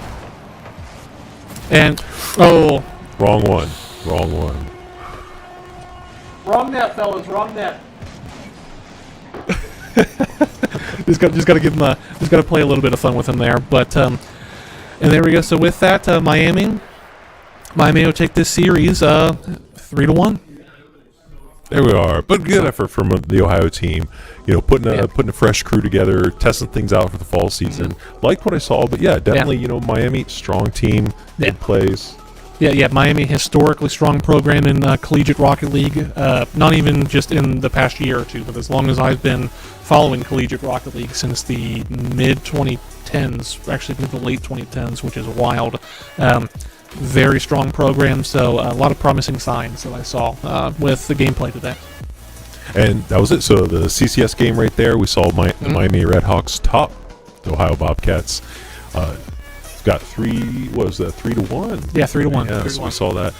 Still, good effort from Ohio University as part of our Nationwide Children's Hospital charity live stream all day today. And we're going to be kind of closing out the stream with our next game. So we're going to be finishing up with some Marvel Rivals. Not a varsity game, not anything that we do specifically here at the university, but it's just a game everybody seems to love. Everybody's playing Marvel Rivals right now. Have you ever played? I haven't, no. Neither have I. What are we missing? We don't know. We don't know either. But yeah, I mean, because it only came out 6 months ago, if that. I mean, it's new, and I mean, it's just absolutely taken off. I mean, people were even saying that Overwatch is forget Overwatch. I'm gonna go play. We actually lost a couple varsity Overwatch players to Marvel Rivals. We've seen that across a number of schools in the league where people have just gone off and trying to give Marvel Rivals a chance. We'll see how it goes, but right now at least it's a good time. Everyone seems to enjoy it, so we're just going to play it, have some fun. So we're kind of phasing out of our competitive aspect of today's live stream and going back into just like goofing off like we did with Fall Guys and Mario Kart earlier in the day. So we'll probably be taking a quick break. The plan, I believe, is to start Rivals around 6 o'clock, so we'll have about a 10-minute break. Let everybody get up, stretch your legs, kind of think about that loss to the Miami Redhawks, and we'll go from there. Sounds good. So we'll see you back here 6 o'clock.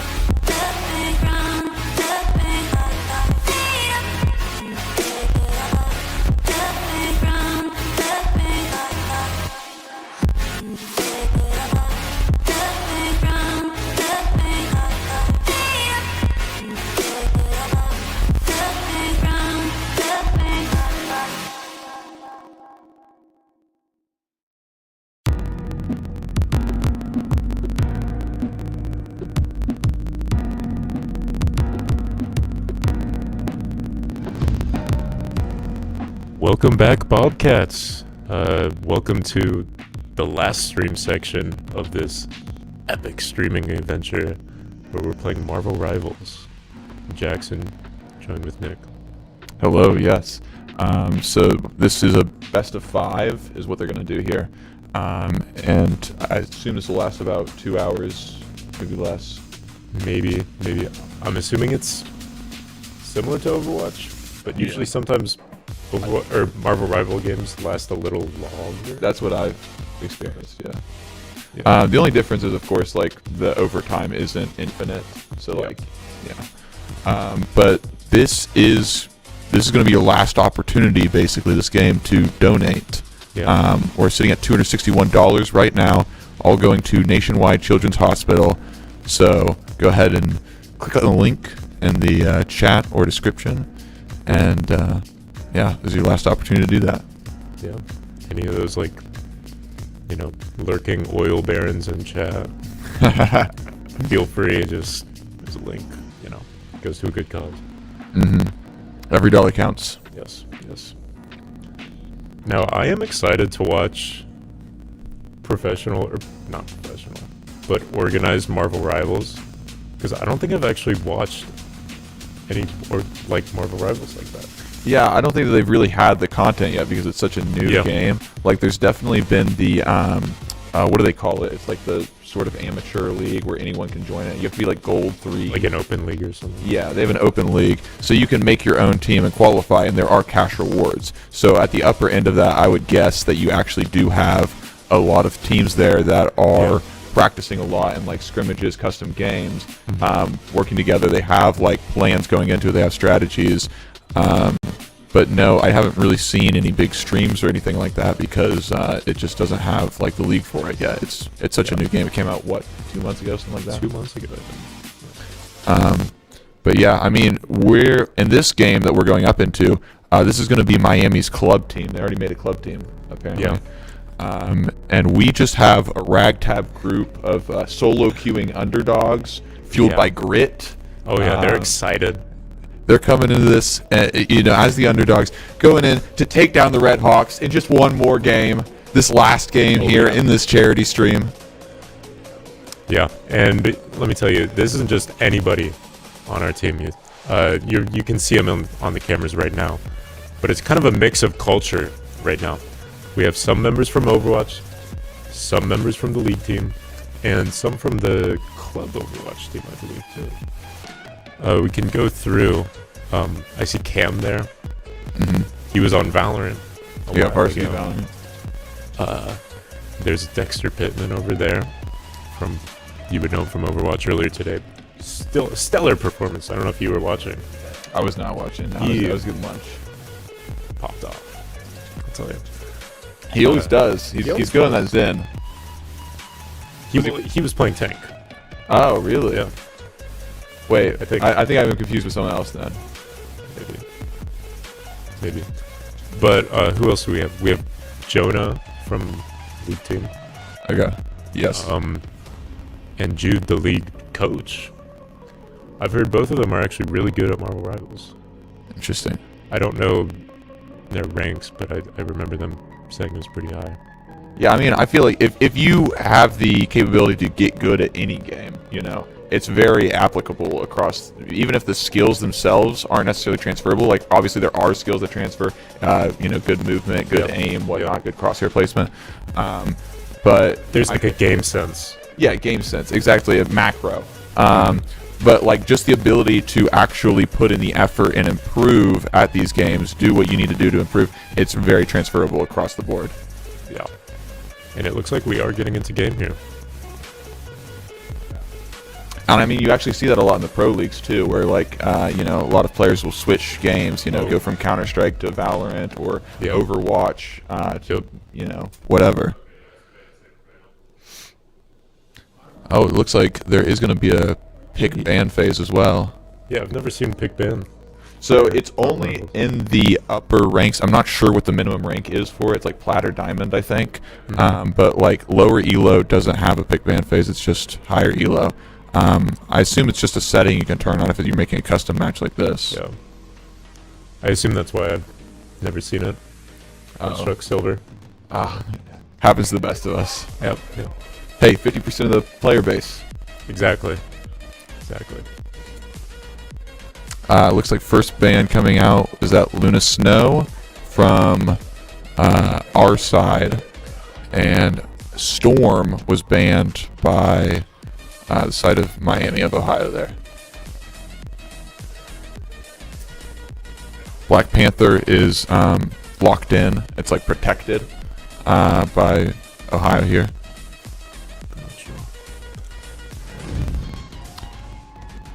Right. Yep, output is up now. Doctor Strange protected by the side of Miami.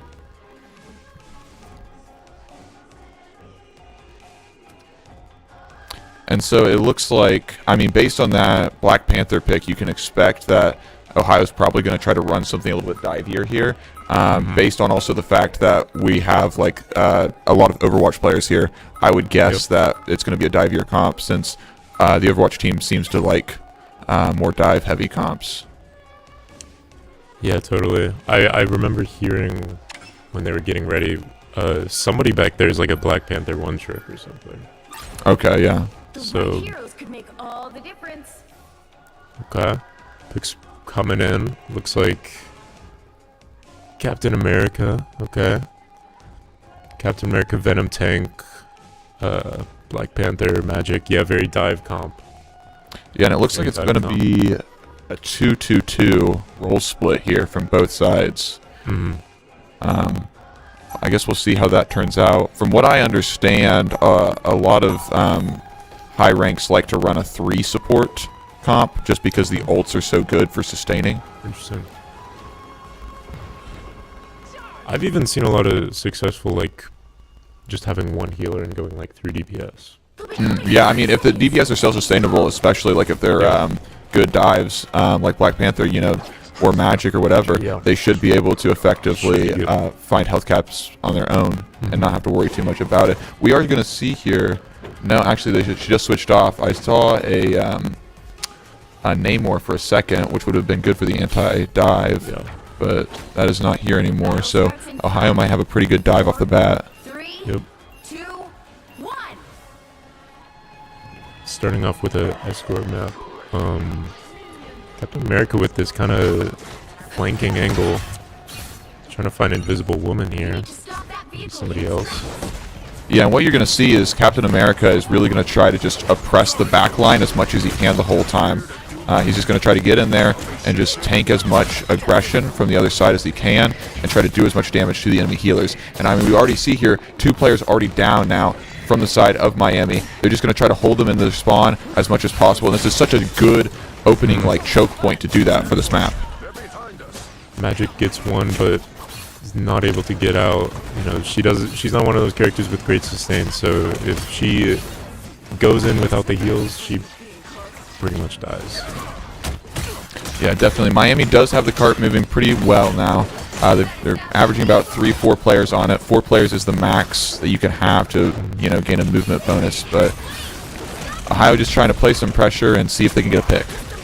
Yep. Venom's pretty much just going in, trying to make some noise. Well, maybe his team is regrouping. A couple of them are getting back from respawns. Should be back by now. Bit of a brawl here. Bit of a brawl. And there is 2 down from the side of Miami. They're forced back. 3 go down now. Only left with a tank, a healer, and a DPS. The other healer's back up. And tank. They can regroup a little bit, get their sustain back up. But Ohio's burned about 1.5 minutes so far just with this hold. And we've got a lot of ults still coming up. I guess 5 that are about to come up. Cloak and Dagger just recently was there, but it's going to be a lot of ults coming out here. I just heard, I think, Darkchild. Yeah, Darkchild was just popped from the side of Ohio. It's not looking good, though. 2 players do go down for Ohio. They're going to have to pull back, probably. And there's Captain America ult from the side of Ohio. I believe that was actually... Oh, yeah, that was the side of Ohio. You're right.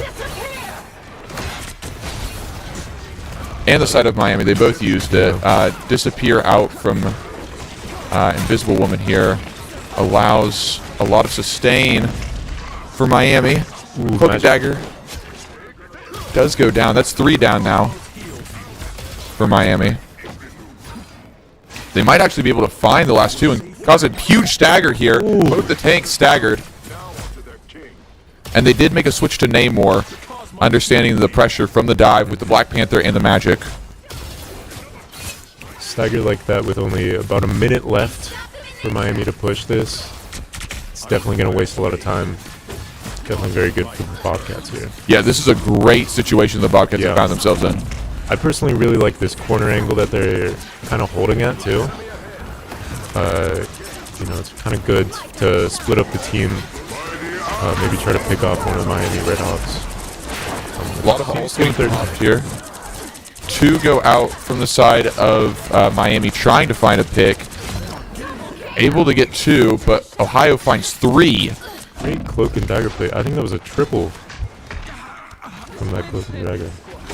Yeah, Cloak and Dagger ult, definitely one of the more powerful ones in the game. It was recently nerfed, so I'm not sure if it is quite as good as it was before, but it still seems very effective. 30 seconds, or 20 now from the side of Miami.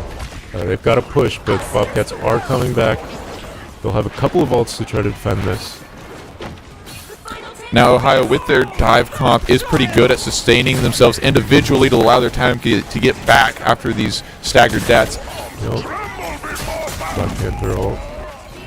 Ooh, does not make it. Captain America might be able to hold. Uses his ult at a good time. There we go. All the ults coming out to try to end this game here at overtime if they can, and Miami trying to save it. Might not be enough for the Bobcats. They're getting low. Not good, but they're... No. They might be able to hold it. There's They one. get There's it. two now. And everyone's falling after the healers go. Wow. Only one player left here for Captain America. Yeah, that's a full team wipe. Team wipe.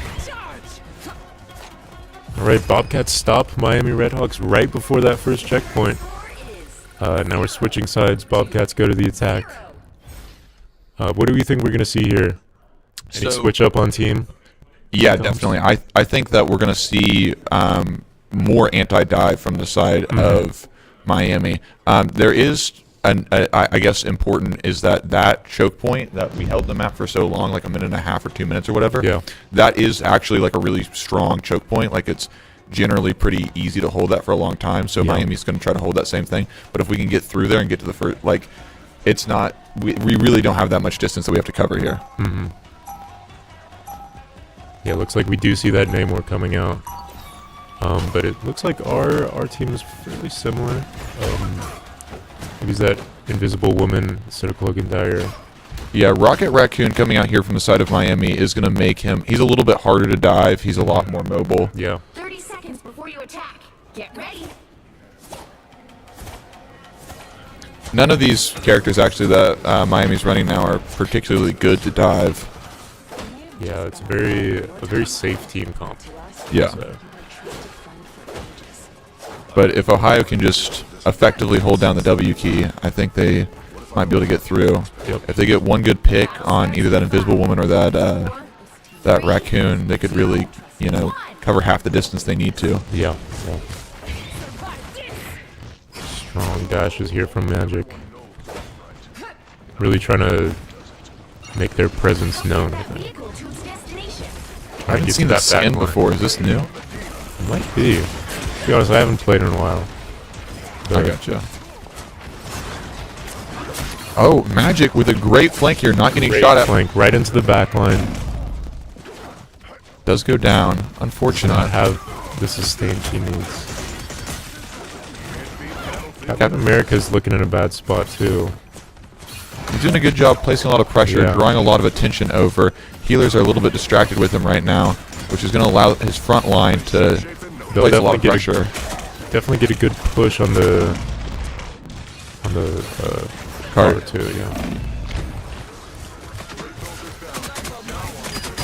A lot of damage going out now on that Doctor Strange. They do find a pick there, getting the Thor. And they are around this choke point now, like we were talking about. It's kind of might be here for the rest of the fight here. Yeah, I mean, I think this team fight really is just going to decide the match. And They could, yeah. Miami still has to hold for 3 minutes, so they're going to have to do this team fight over and over again if they lose, or if they win. Yeah. Captain America again in this off angle, trying to pick somebody. Finds oh, that's the Magic. That was Rocket, but.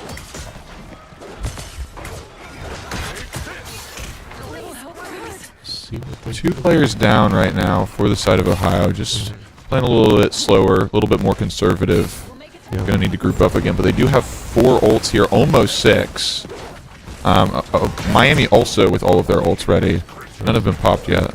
I think for OU we just need to, do one big attack just like this. Use all our ults, team wipe, and I think we win the map. Yeah, Miami going to try to counter spam ults as well. Yeah. That's already 2 out, 3 out for Miami, and 4 out for us. Only person to go down so far has been Macroth. Macroth, I think. Lion Toast down now for the side of. That's 3 down actually. 3 for down. Miami. That's huge. That allows them to push forward. They only. Rocket there is low too. Yeah, this is just cleanup now. This should be game. I do good stagger too. I think we'll be able to push this to the checkpoint for a solid OU win here. Oh, there's the Doctor Strange portal. Comes out. Maybe I Barely spoke save too it. They can contest. Oh. Bit of lag. Interesting. Love that. Well, that was the worst possible moment for this to happen. Little technical difficulties. Yes. Marvel Rivals just crashed. Marvel Rivals, fix your game, man. Fix your game. Well, you can only imagine what they're doing right now. I'm imagining that we're winning. I'm imagining that we're I winning. really don't see a scenario that Ohio loses on this first map. One can only hope. It would take a miracle for Miami to save this one. It would. We were playing in a way that we were very presence known, very dominating in their faces. And we really set the tempo there, and it was definitely a tempo that I think that's the tempo that we're the most comfortable with. Yeah. That's actually going to be my concern going into any later matches, is just if Miami does like take a little bit more control, I guess, and like upset the tempo, then I think that we might struggle a little bit more. Mm-hmm.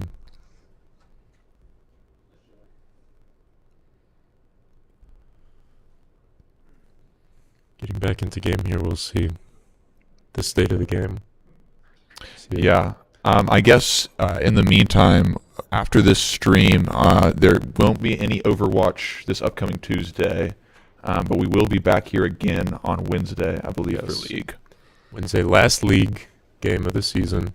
That will be streamed. There's another Saturday, and that's their last, but spring break, so we're not going to stream it. But should be good. Should be good stream there. Yeah, definitely. Unfortunately, not going to be able to make the playoffs, but it was a close run. Yeah, it was close.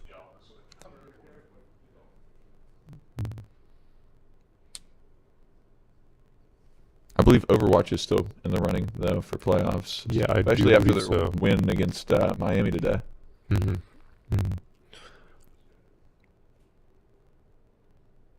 Do we know if they won that game? Somebody in the back? Yeah, they won today, Overwatch. I was talking this game.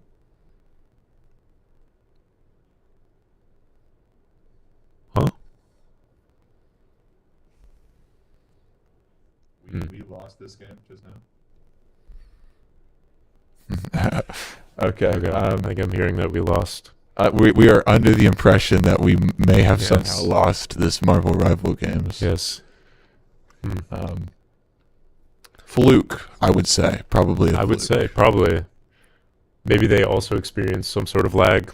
Yeah, I would imagine that probably all of our computers crashed at the same time. Yes, that's probably what it was. And then there was like the minute period where they had to like reload back into the game. Yeah, it was just kind of awkward. Yeah, really, it ruined momentum overall. I would guess that's the narrative that That's all what we makes have to sense go to off. me. Of. Yeah. Yeah. Okay. Yes, the confirmation is in. We did lose. Confirmation. It's close then. Yeah. Because we were just right at the checkpoint. Yeah, Doctor Strange Portal really saved it there. Long cooldown on that ability. Good move by him not using it anytime earlier, I guess. But it does make sense since they started on defense that he wouldn't have used it. So I guess good control by him Good game too. sense there, yeah. Yeah, be able to do that. I guess we're getting into game 2 here. It's kind of like Overwatch, right? Like the system like starts on escort or whatever it's called. Well, I'm not entirely sure. So what I saw before we got into the game when they were discussing it was I think it's gonna be loser picks, but I don't know if it's just loser picks map or if it's loser picks map and mode, because I don't think there's that many modes, right? There's just like there's the escort, there's the domination, right, which is like the 3 points. But I is there another mode? I want to say there's a third. Might be a hybrid. Might be. But I don't really know. I just load into the game and I play. Yeah, I just play the game, yeah. But yeah, getting back into lobby here.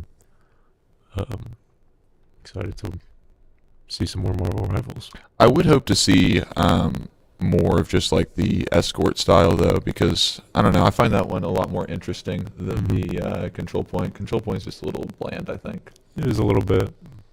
It's kind of just throwing all your stuff at the center point. Yeah. Trying to get a kill. But yeah.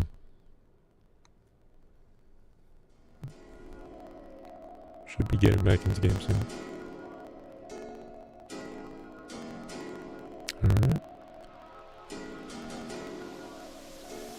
Yeah, I'm gonna guess as well. I'm excited to see, I guess, how the bans are gonna change now based on the information, right? Because now both teams have seen what the other side has been doing, what they're comfortable on, and what characters are giving them the most trouble. Yeah.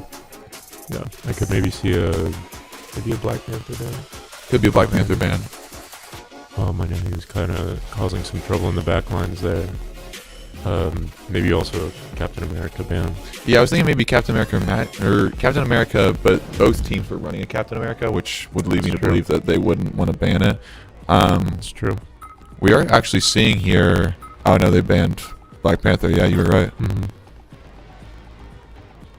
Good switch up from Miami there, calling that audible.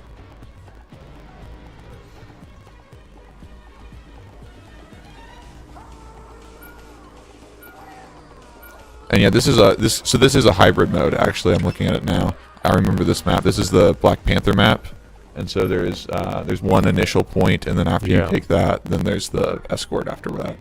Mm-hmm. And there is actually like an environmental hazard on this map as well. Oh yeah.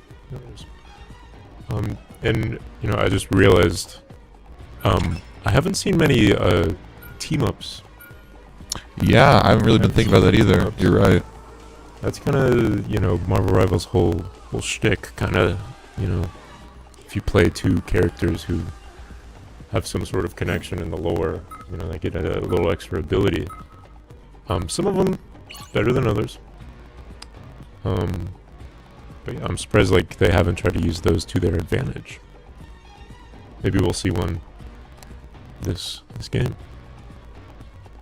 Yeah, definitely a big part of that might also be just I don't imagine that either of these teams have played too much with one another. Yeah. So if they're only comfortable on a certain selection of characters, they might not really want to sacrifice their own comfortability and ability to play the game. Very good point. To help someone out a little bit. Yeah.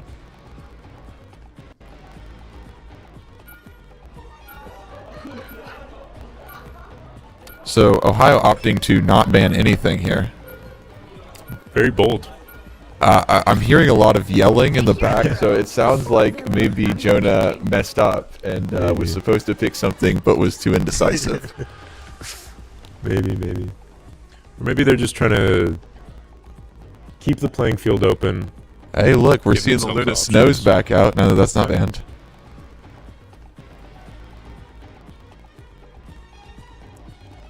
Very powerful ult again on Luna Snow. It's like 12 seconds, I think, of basically infinite sustainability for her team. Yeah. And it doesn't take very long to charge up either. Okay, well, we do have the... Oh, I was completely wrong about what map this is. Oh, wait, no. No, never mind, I think. Yeah, this is just a control point. This is a normal control point. It's Richard's Namor. I think we do have the team up, though, with the Fantastic Four Invisible Woman thing, right? That's true, yeah. So the thing, I believe, gets an ability, right, where he can click C and he gets like a regenerative shield. Mm-hmm. I'm not sure what Invisible Woman is. Well, I don't think she gets anything because she's the anchor. Yeah. Yeah. So I believe any of the other Fantastic Four characters, like the other three, would all get like a regenerative shield ability, and then Invisible Woman doesn't get anything. But they only get that if Invisible Woman is on the team. Gotcha.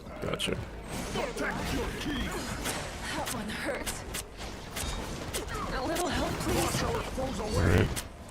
First bit of action here while they both approach the point.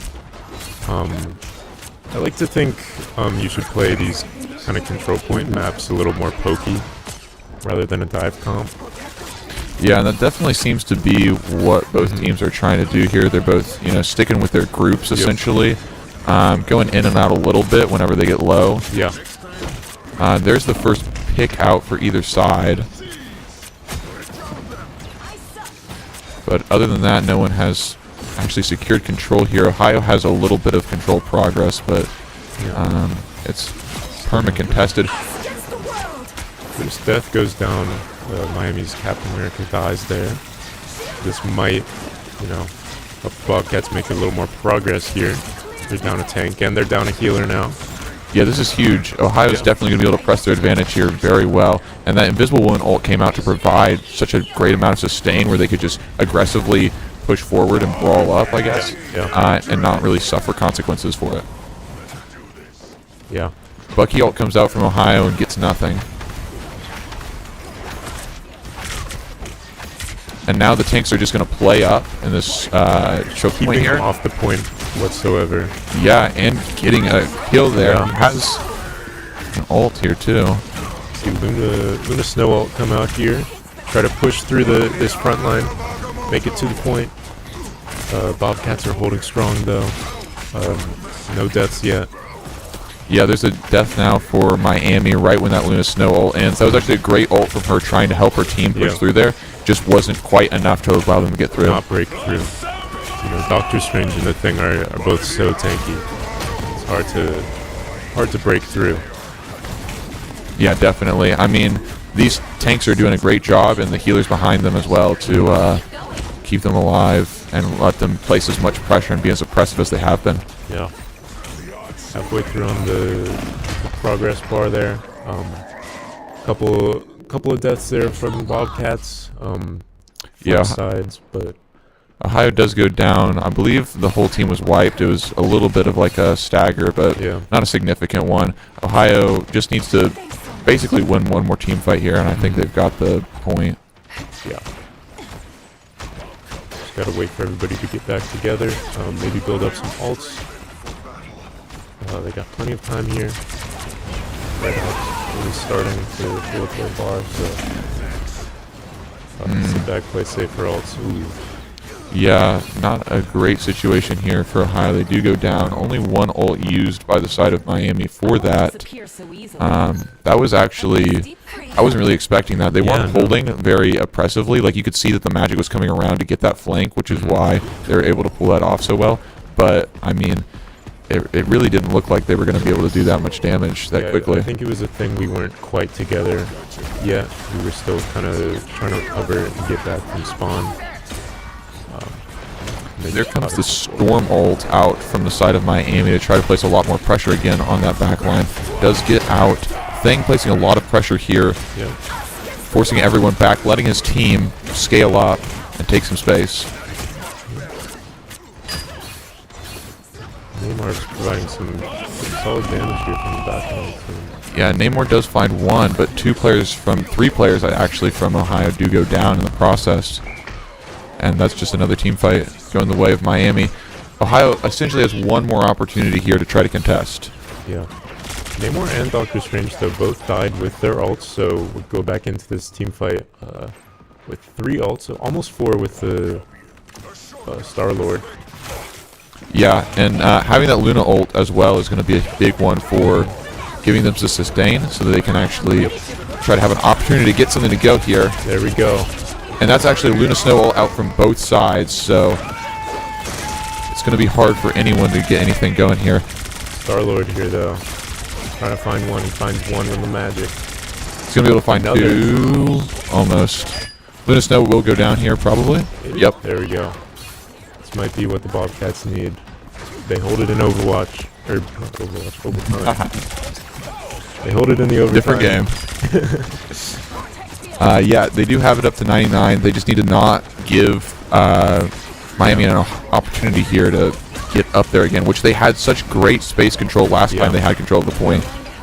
They might be able to hold on this corner again like they did earlier in this match. I think the concern here is going to be Storm and Magic from the side of Miami. Might be able to get in there and contest, but Awesome ult there by the Thing. Huge kills coming out here. Yeah, the Thing really saving that push really well. There is a contest on site. There we go. And that's the Dark Child out. Couple of contests.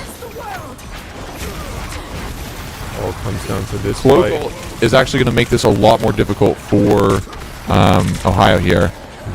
Miami now with everyone on the point in overtime, taking control of the point. It looks like I don't know if we can. They are going to win this one. Yeah, that Cloak and Dagger ult. That's really what saved it for them. Like the magic got into sight, bought them the time to get up there, and the Cloak and Dagger came through, able to place that control all across the point, and just that was what made it so difficult for Ohio. Yeah. But really close map, yeah.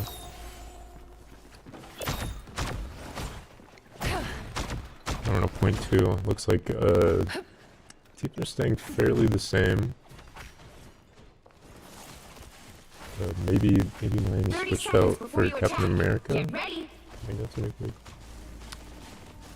Yeah, definitely. I think the Black Panther ban has really upset the Ohio tempo here. Yeah. They're just not able to play as fast as they really want to. And I mean, you see now they're running a lot slower DPSs, right? They have Star-Lord, who's like he's relatively fast. He's pretty fast. But Namor, who's he's more of a sit in the back, play some turrets kind of guy.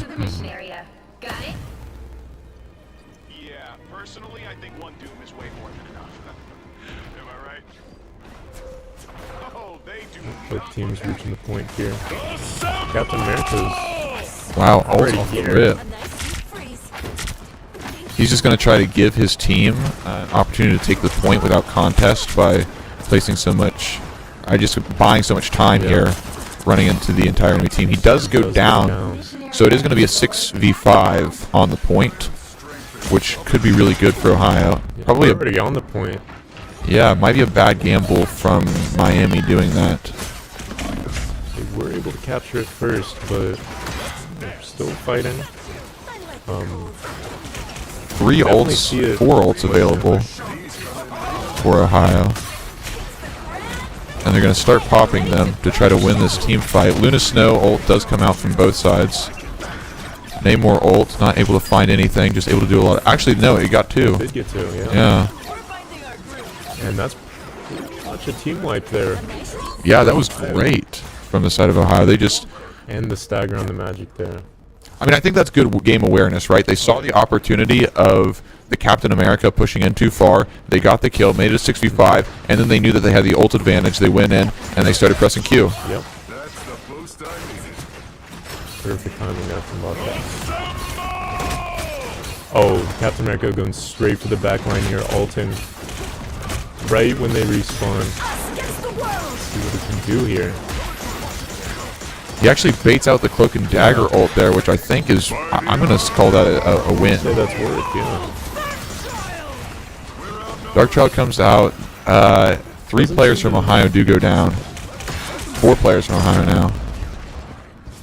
It's going to be a team wipe, probably. Yeah. It's like Wolverine almost jumped over the edge there. Yeah. Honestly, not even a bad choice, just jumping over so that you can... Yeah. The Wolverine switch out here from Ohio definitely shows that Miami's tanks have been, a bit of a problem for Ohio over the course of this. They've just been placing a lot of pressure on the back line.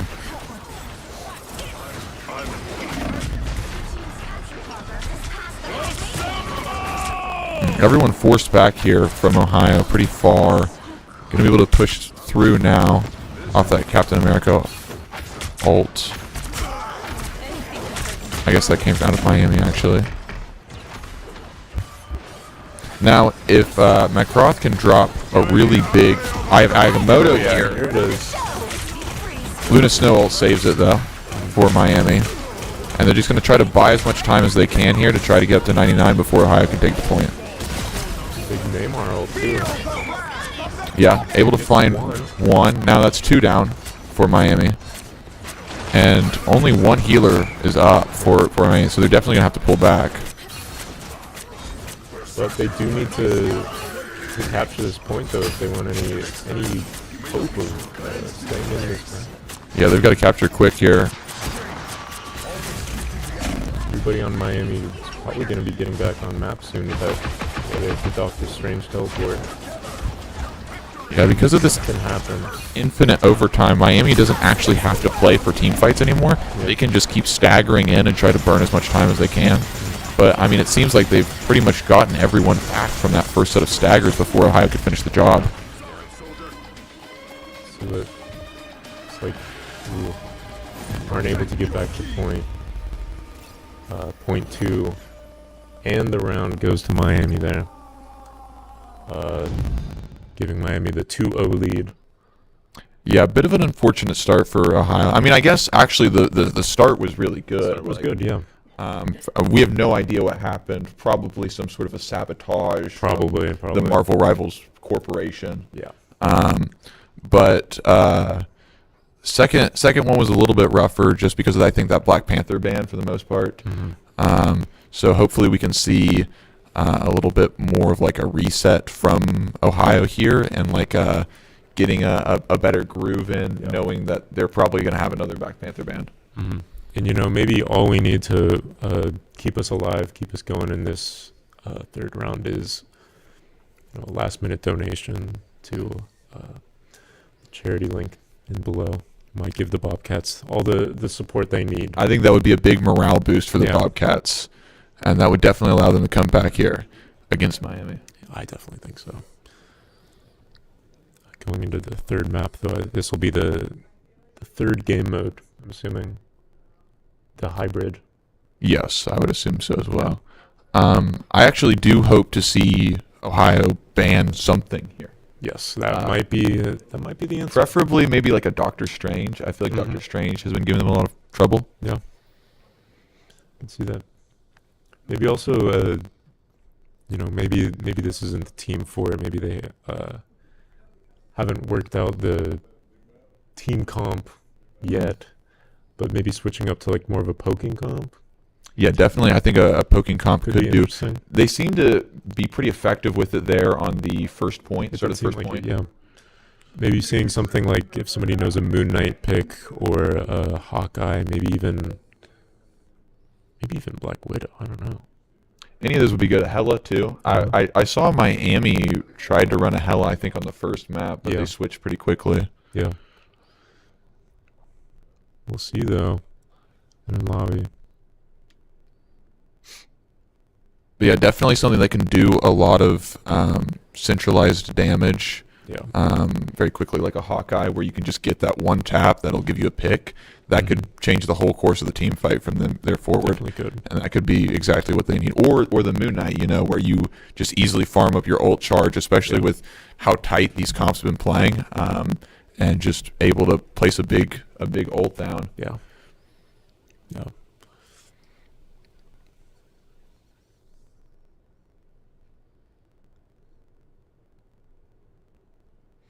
Is that the map selection there? Empire of Eternal Night, Central Park. That's the new map. Okay. So while we're in a break here, what's one Marvel character that you want to see in this game? Like in the game or in this particular one? Like new character. New character. Yeah. That's a great question. I don't know. I don't watch a lot of. I'm gonna say Thanos. That would be cool. And his ult is that 50% of the players randomly from both teams just die. Oh, that would be fun. So you might just wipe your whole team on accident. Oh, that would be funny. That would be really good. Maybe it's like a game mode, a gag. Yeah. Huh. Yeah, that would be cool. I think a character that I want to see. This would be really cool. I would want to see Blade. Yeah. Blade would be really cool. That would be sick. Because I know there's like some like story parts of Marvel Rivals where there's like mini comics you can unlock. And one of Moon Knight's comics is that like he has a big thing with Dracula. Something like Dracula owes him $5 or something. That's like the whole Moon Knight thing. And Blade is the vampire hunter. So maybe there's something there. Hopefully. I think that would be cool. Wow. Okay, Magic is locked in as secure here for Miami, and Venom secured for Ohio. We actually saw Venom was hovered by Ohio both times, but never actually run. We saw him a bit in the escort map. Oh, okay. Yeah, I wasn't paying attention to you I guys. think. Oh, we see that the thing was very effective last map. Getting banned there. We ban out Luna, Snow, and Storm.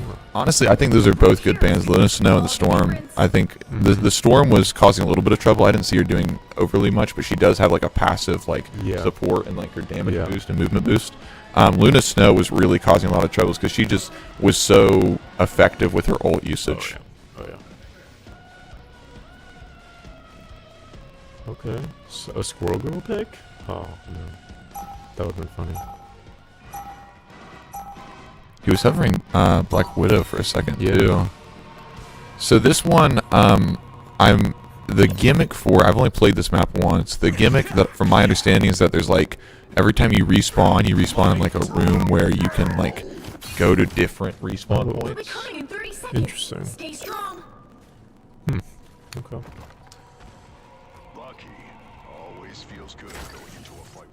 Alright, looks like we're seeing the Hulk here. From OU. We haven't seen the Hulk yet today, I believe. Yeah, also pulled out the Rocket Raccoon. Yeah. For sure too. A little bit more sustain, I guess, and like the fact that he can resurrect, so you can't get staggered as badly. Yeah. Spider-Man coming out from the side. Oh, Spider-Man and Venom Tina, actually. Yeah. From Miami here. Okay, Punisher and Bucky. Yeah, Bucky. It's gonna be a pretty serious backline here from OU. A lot of good sustained damage, I think, from both those two. Definitely, I would agree. Oh, already putting out that damage. Gets one. There we go. Yeah, you're seeing the Bucky put in work already. Finds one on. Who was that went down there? I think it was. No, their Bucky. Yeah. So that's actually a really good pick too, because that hurts their damage output, so they can't pick one of your guys for a little bit. It's Venom here. Venom's so fun to watch. He's just climbing around. A good knock up on. Not quite finished that combo though with Bucky. Yeah, maybe overheats just a little bit there. Yeah. Great effort. I liked the W key strategy. Yeah. OU getting outnumbered on point here. Two deaths. Oh wow! Almost able to get the Rocket Raccoon. Good try from Jonah. We are going to see now a Hella pick, which I mean we were just saying earlier that might be what OU needs here. Yeah, it might be just the move to try to back out of this fight, save lives. But the Miami team's kind of split up here. We're seeing this Bucky ult again and again. Wasn't able to line the combo though. Ooh, almost able to get the magic there. Just not quite able to get his crosshair over fast enough.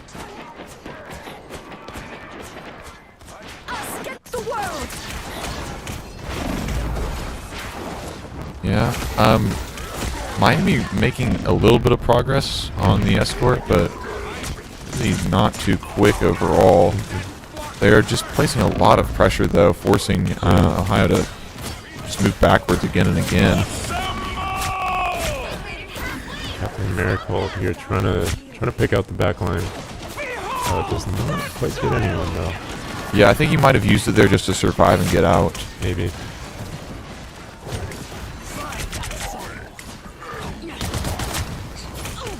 Hella now has her ult. This is actually a pretty big game-changing ult if she can pull it off the right spot. And here it is.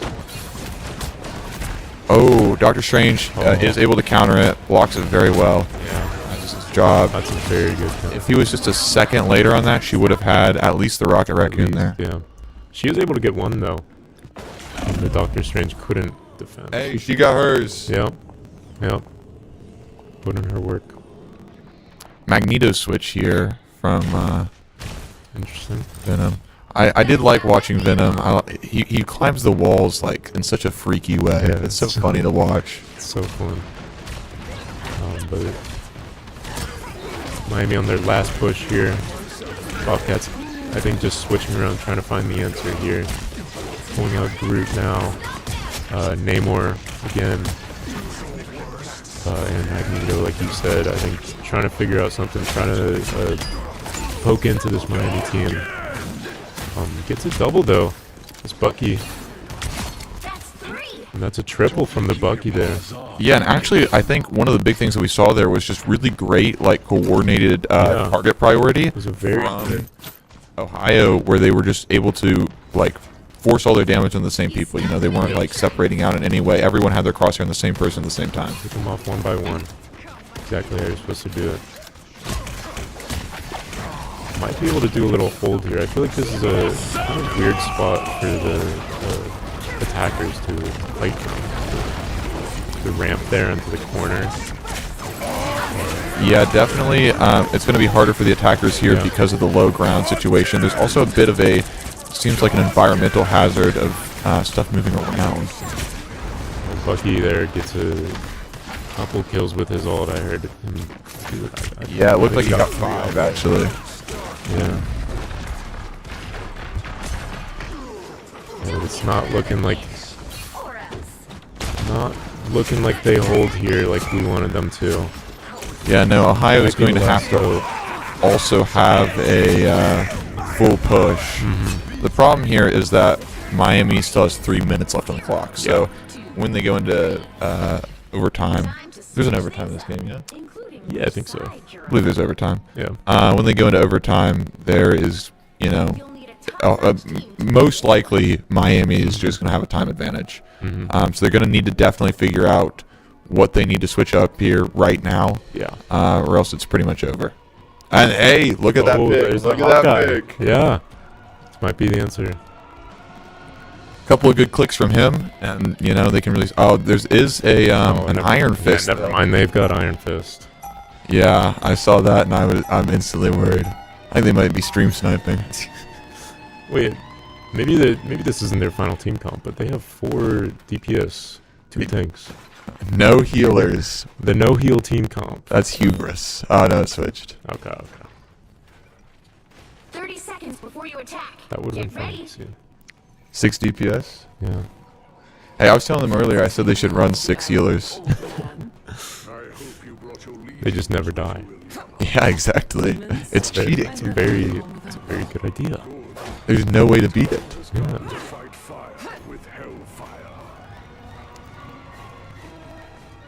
The battle starts in 5. This is the first Mantis pick too. Definitely what we're going to look for here is just for picks from from the Hawkeye, allowing his team to push in off of it and just, you know, really force their advantage. I think I would like. Whoa, that was a cool thing that Magic just did.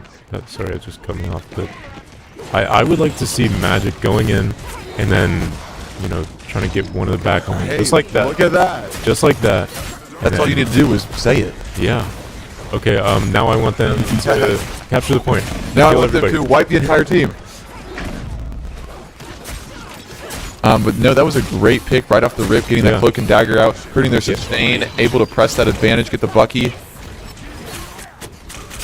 very good. I feel like they're doing, you know, kind of what we were talking about at the end of the last game, where they're focusing the one. Everybody focuses the one person. Get them and then move to the next target. Yeah, definitely. I think one of the big problems that they've had in the past maps is just, I think they've been placing too much separated. Because it's like the Captain America dives the back line, right? So you got like 3 players in the back shooting the Captain America, and then 3 players in the front shooting someone else, and then they obviously just have too much sustain for that to be effective. Mantis ult there. Giving some good heals. Yeah, able to save Ohio sustain after that Cloak and Dagger ult came out, I believe, there. As well as the Rocket Raccoon ult. Is that both tanks down for? No, that's just one. This might be the fight that OU gets this point from. I have Agamotto out there, able to secure the kill on the Bucky. Darkchild now out from the side of Miami, trying to find something, but not able to get anything before going down. That's 3 players down now from Miami. Counter Eye of Agamotto from Miami, as well as assemblage from Mr. America. Yeah. Keep thinking that last kill, that'll be what they need to capture the point, but they just keep coming back. Just keep coming back. I don't know.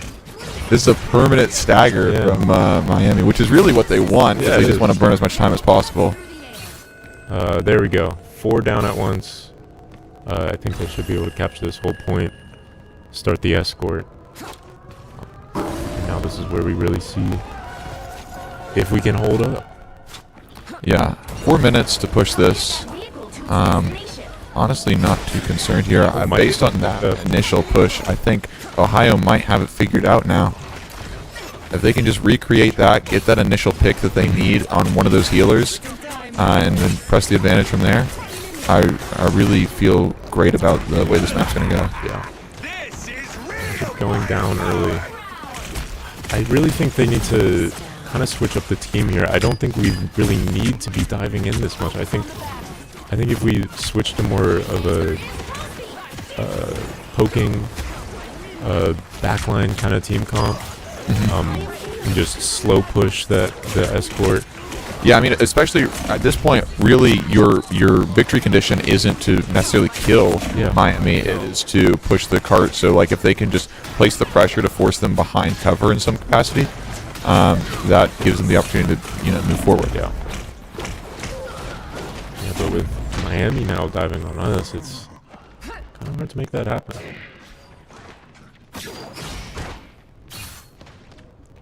I really think this magic pick, although it is good, it's been getting good kills. I feel like we need to switch off. I don't know. For this certain moment, I don't know. I just don't think it's doing what OU wants it to do. Yeah, it seems like Miami's just doing a really good job at countering it. Where he's able to get in, and then he really quickly needs to get out before he can do enough damage. Just like we saw there.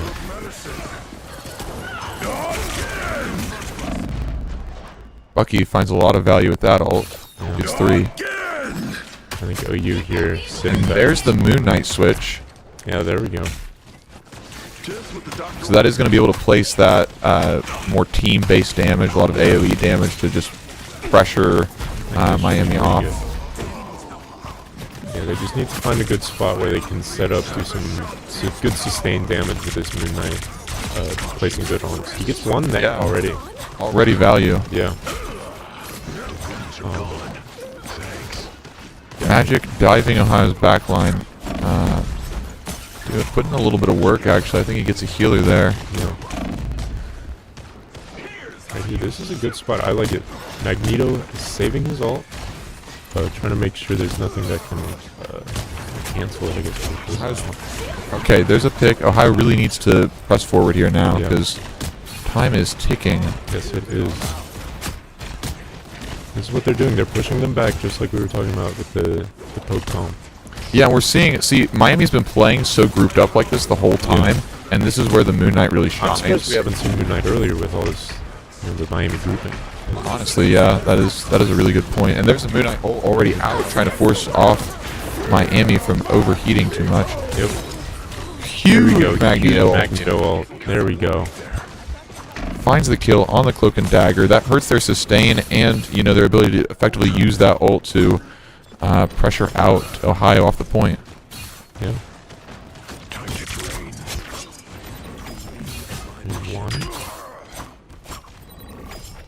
Down to 30 seconds. There we go. Miami grouping up again here now to try to stop them before they're able to hit this first milestone. Ohio still has a long way to go. This is kind of, I don't really like this angle for the Bobcats. It's kind of, it's kind of awkward. Yeah. Because when you're playing a Moon Knight, you want the high ground, and definitely. And playing from below here, it's... Moon Knight goes down early. Yeah. 3 players end up 4 players, 5 players now. Pretty much a team wipe. Yeah. Unless Moon Knight can get back on point here. Final score 1-2. And round win goes to Miami there. Yep. Could not quite finish it out for the Bobcats. Hey, but you know what? That was their first time playing together. Yeah. So, yeah, gotta give them props. Gotta give them props. But no, Miami did a great job there, recognizing early on what Ohio was good at, and just trying to counter that as quickly as they could and as effectively as they could, and just hammering into stopping that dive, I guess. And Ohio just wasn't able to, I think, switch to a different play style quickly and effectively enough to be able to deal with that. I think if we saw that last team comp come out a little earlier, Yes. maybe we would have seen something different. I think it was too little too late. I agree. I think that if they had a little bit more time to, work it out a little bit, by starting that comp a little bit earlier, they would have been able to push forward. But I mean, they had a lot of progress with it. It's just they lost one team fight and it was over. I got picked early. I think Cloak and Dagger might have gone out right after him, and it's tough, especially going up that ramp. Yeah. But that ends the Marvel Rivals section of the stream.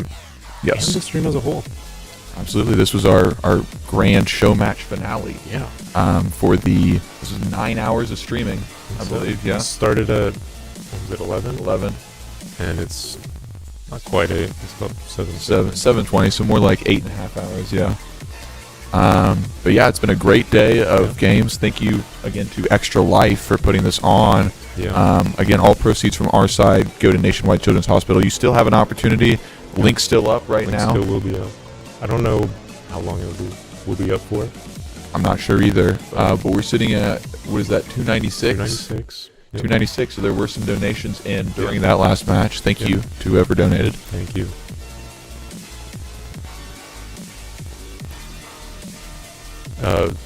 This little growl goes out to Levi. Thank you, Levi. Rumble Truck. Shout out Rumble Truck. Ohio IT professional. The GOAT. True. Well, I don't know if I have anything else to say. Thank you to everybody who showed up today. Yeah, it was a great event, great fun. Thank you again to Miami as well. For partnering with us and doing this, and pushing back those league game the league game and the Overwatch game to this day so that we could do this event. It's a good benefit for everyone. Good donations for good cause. So thanks again, and go Bobcats. Go Bobcats. See you next time.